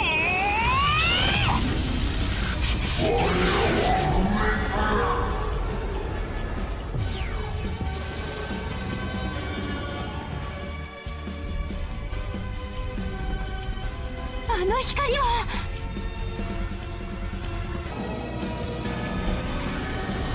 ただいまエチカ In the end, the outcome was decided. He is so Valbelm cool. chose One death of the and coolest accepted super the result. robot villains. But Izana appeared and revealed that Valbelm intended to drag all the malignant will force, what is called the Evolver, down to hell with him. Valbelm spoke to Izana one last time. You're free of the Evolver. You are free of the I freed you Evolver. myself. I free you myself. So live. So Live and be free. Live and be After free. that, his mech exploded. Yeah, so cool. Alternatively, in the He case is where not the a player villain. chose not to speak with Izana the first This time, one is the villain. decisive duel with Valbelm happens earlier without the Evolver's power, while Izana becomes a perfect vessel to wield the will of the Evolver. We then learn that the Evolver controls Izana's body like a possessing evil spirit. The Evolver intends to select and shepherd humanity into an intergalactic war. Unable to negotiate with the Advent, it summons Izana no Orochi, a construct forged entirely from Evolver power, to battle alongside four Animus I would Beast say it's just Midollos. alternate ending, not 我ら two に歯向 ending. かった報いを受けよ。我らの願い、我らの希望。 She doesn't even have her own cool song. That's why I have to feel Gun Alien music for her. 全て滅ぼす。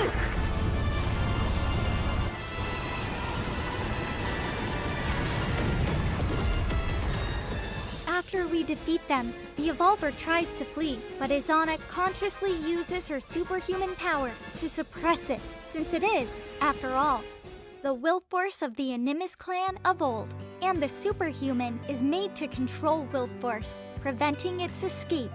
Our protagonist, Forte, then seizes the moment to extract Izana safely. Yeah, and her own Advent song restored doesn't feel peace to good. the world. Everyone gathered for one final celebration before parting ways, united in their resolve to ensure the future does not unfold according to what the Getter Emperor had Yeah, decreed. so you see, and some that of the is work, the full story of despite Super I can Robot Wars hide, Y. Did you but enjoy the story? If this some of inspires them I you just to had to pick do up the it game myself and dive because in, amazing. too niche or And if too you're hard still to make. deciding, or My time Super and Robot budget are story tight, is just so that's complex. exactly why PST exists. I need someone who We actually bring you knows the Super complete Robot to story, write. told like a movie, so you can feel the adventure as if you played it yourself. No pressure, no missing out, just the heart of the game when you need it. Tell me your favorite moment below and what you want to see next.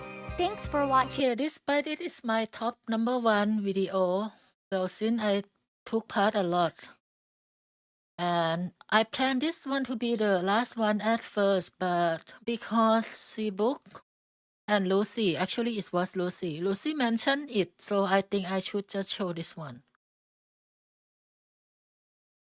a bit. Yeah, since our time is running out, so let me find it here. This is one Another of my day, greatest another step. JRPG of all Slowly time. but surely, We're building a sustainable future for ourselves on this planet.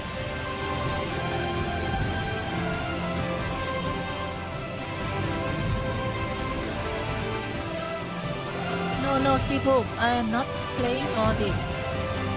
Just a bit promoting, then I will go to bed. Hello everyone. Welcome to PST Channel, Game Story, Movie Style, for your busy days. Previously in Xenoblade This 3, one has a lot it ended of with robot two worlds fight. split, then merged again in times later. Now when hearing about this X episode, anyone curious what kind of world it will be? It seems that our story here is setting in a new universe, but it doesn't totally without the link to the old one. Also, you will enjoy Episode X like the happiest person in the world if you love mecha wars such as Macross or Gundam. Let's start. That's Macross or Gundam. Of course, Super Robot fan gonna like this. It's so good.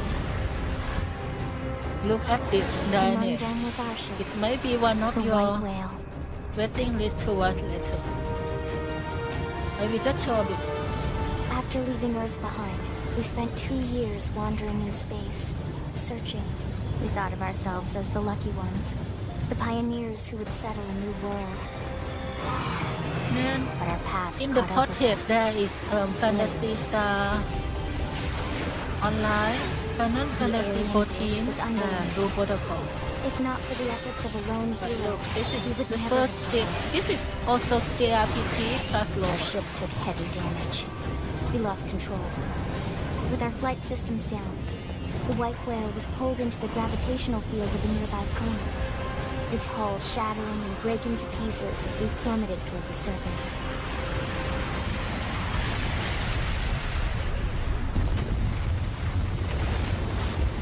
Yeah, I will write or 2 months everything later, myself on Fantasy PST Star wakes Online up from too. her life pod and meets Elma, who guides PST for exploration. Although this is PST also one learns of that my most favorite of life pods JRPG cannot of all survive the time. crash, and she suffers amnesia herself. Careful. Just take it nice and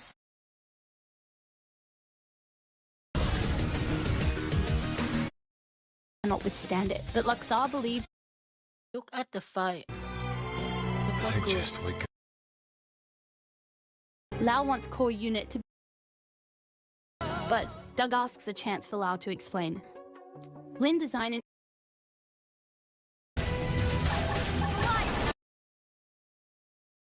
Lau commands to pull back, so no one gets hurt. Your target was the mech. Elma wonders if someone internal betrays City by exposing the secret of.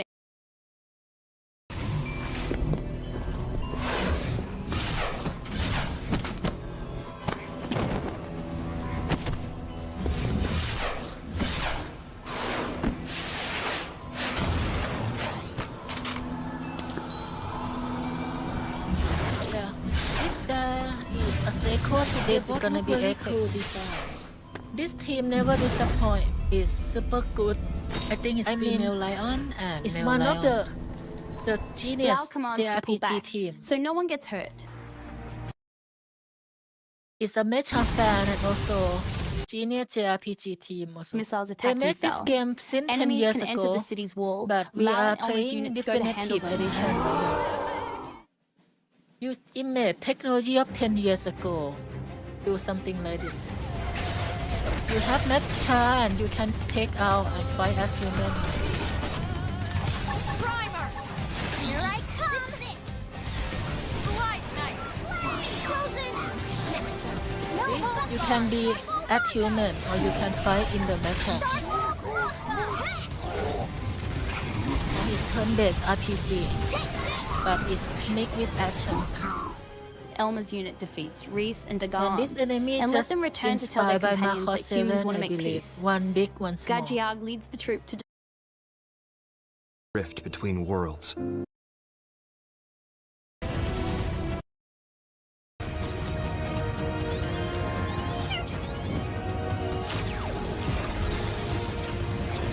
Similar. Because it's same era. It's around the time when Final Fantasy 12, a bit after that. I saw it too. The first version anyway, this is definitive version with some story app. And dock. Link up to keep it together.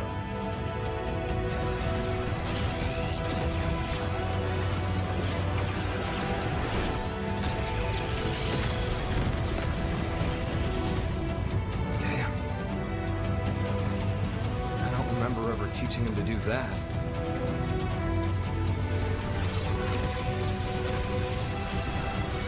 This is like freedom like two bursts.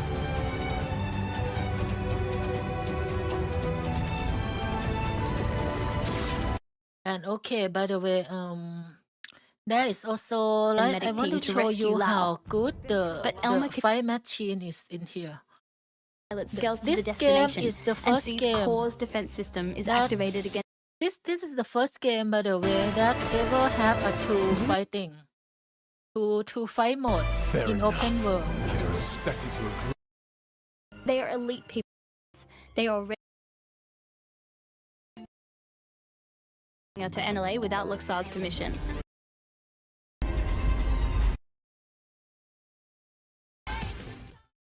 Vandam announces previous clue of Lifehold was fake. BLA checked on Pathfinders and found evidence of false data. Here. I want to show you this is the 10 years ago game, and they can do something like this.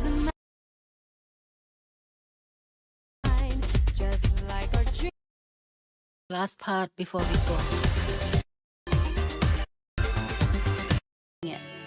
Yet, it's jump. It is the 10 years ago matchup game, open world game. At first you cannot fire your robot because it's alien enemy technology, but eventually you fight the war with them and you still. And you can start fighting. And this is first open world game. I think, sorry, it's not Final Fantasy 12. I said it wrong. It's Final Fantasy 14 and 15, actually 15, the Noctis. At that time they mentioned that the car fight was too hard to control. But this game actually developed first before Final Fantasy 15. They can do anything here. And they have like super large map, and you can fly around the world seamlessly. There's no map loading in this game. You can just fly the whole world like one loop and come back with no loading. And the real, everything is real skill here. Real scale, sorry. It's real scale, right? The robot is very big.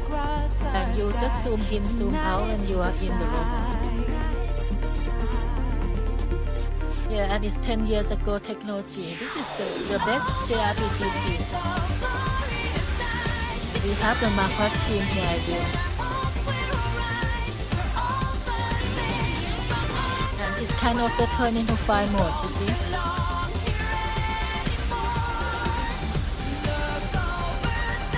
And the fire mode can also zoom in. This is all seamlessly controlled. You zoom in into your cockpit mode and continue flying in the map. Everything Vandam real announces scale. previous clue of Lifehold was fake. Alright, anyway, that is all for me today. Thank everyone so much for coming with me for Throwback 2025. I think we did have so many great videos. Oh well, sadly, it's just the wonder of how to increase the view. I mean, I actually don't even care about view. It's all about just want to know how to, I mean, I enjoy making this JRPG, making them story into library. But I think I did really quality work here. And I just feel like I want to share to more people, that's all. I don't really get any benefit from this at all because, well, I actually don't get a payment for doing this. It's all cost only. I just do for what I love, and all of my income are on my main job, and I split it here.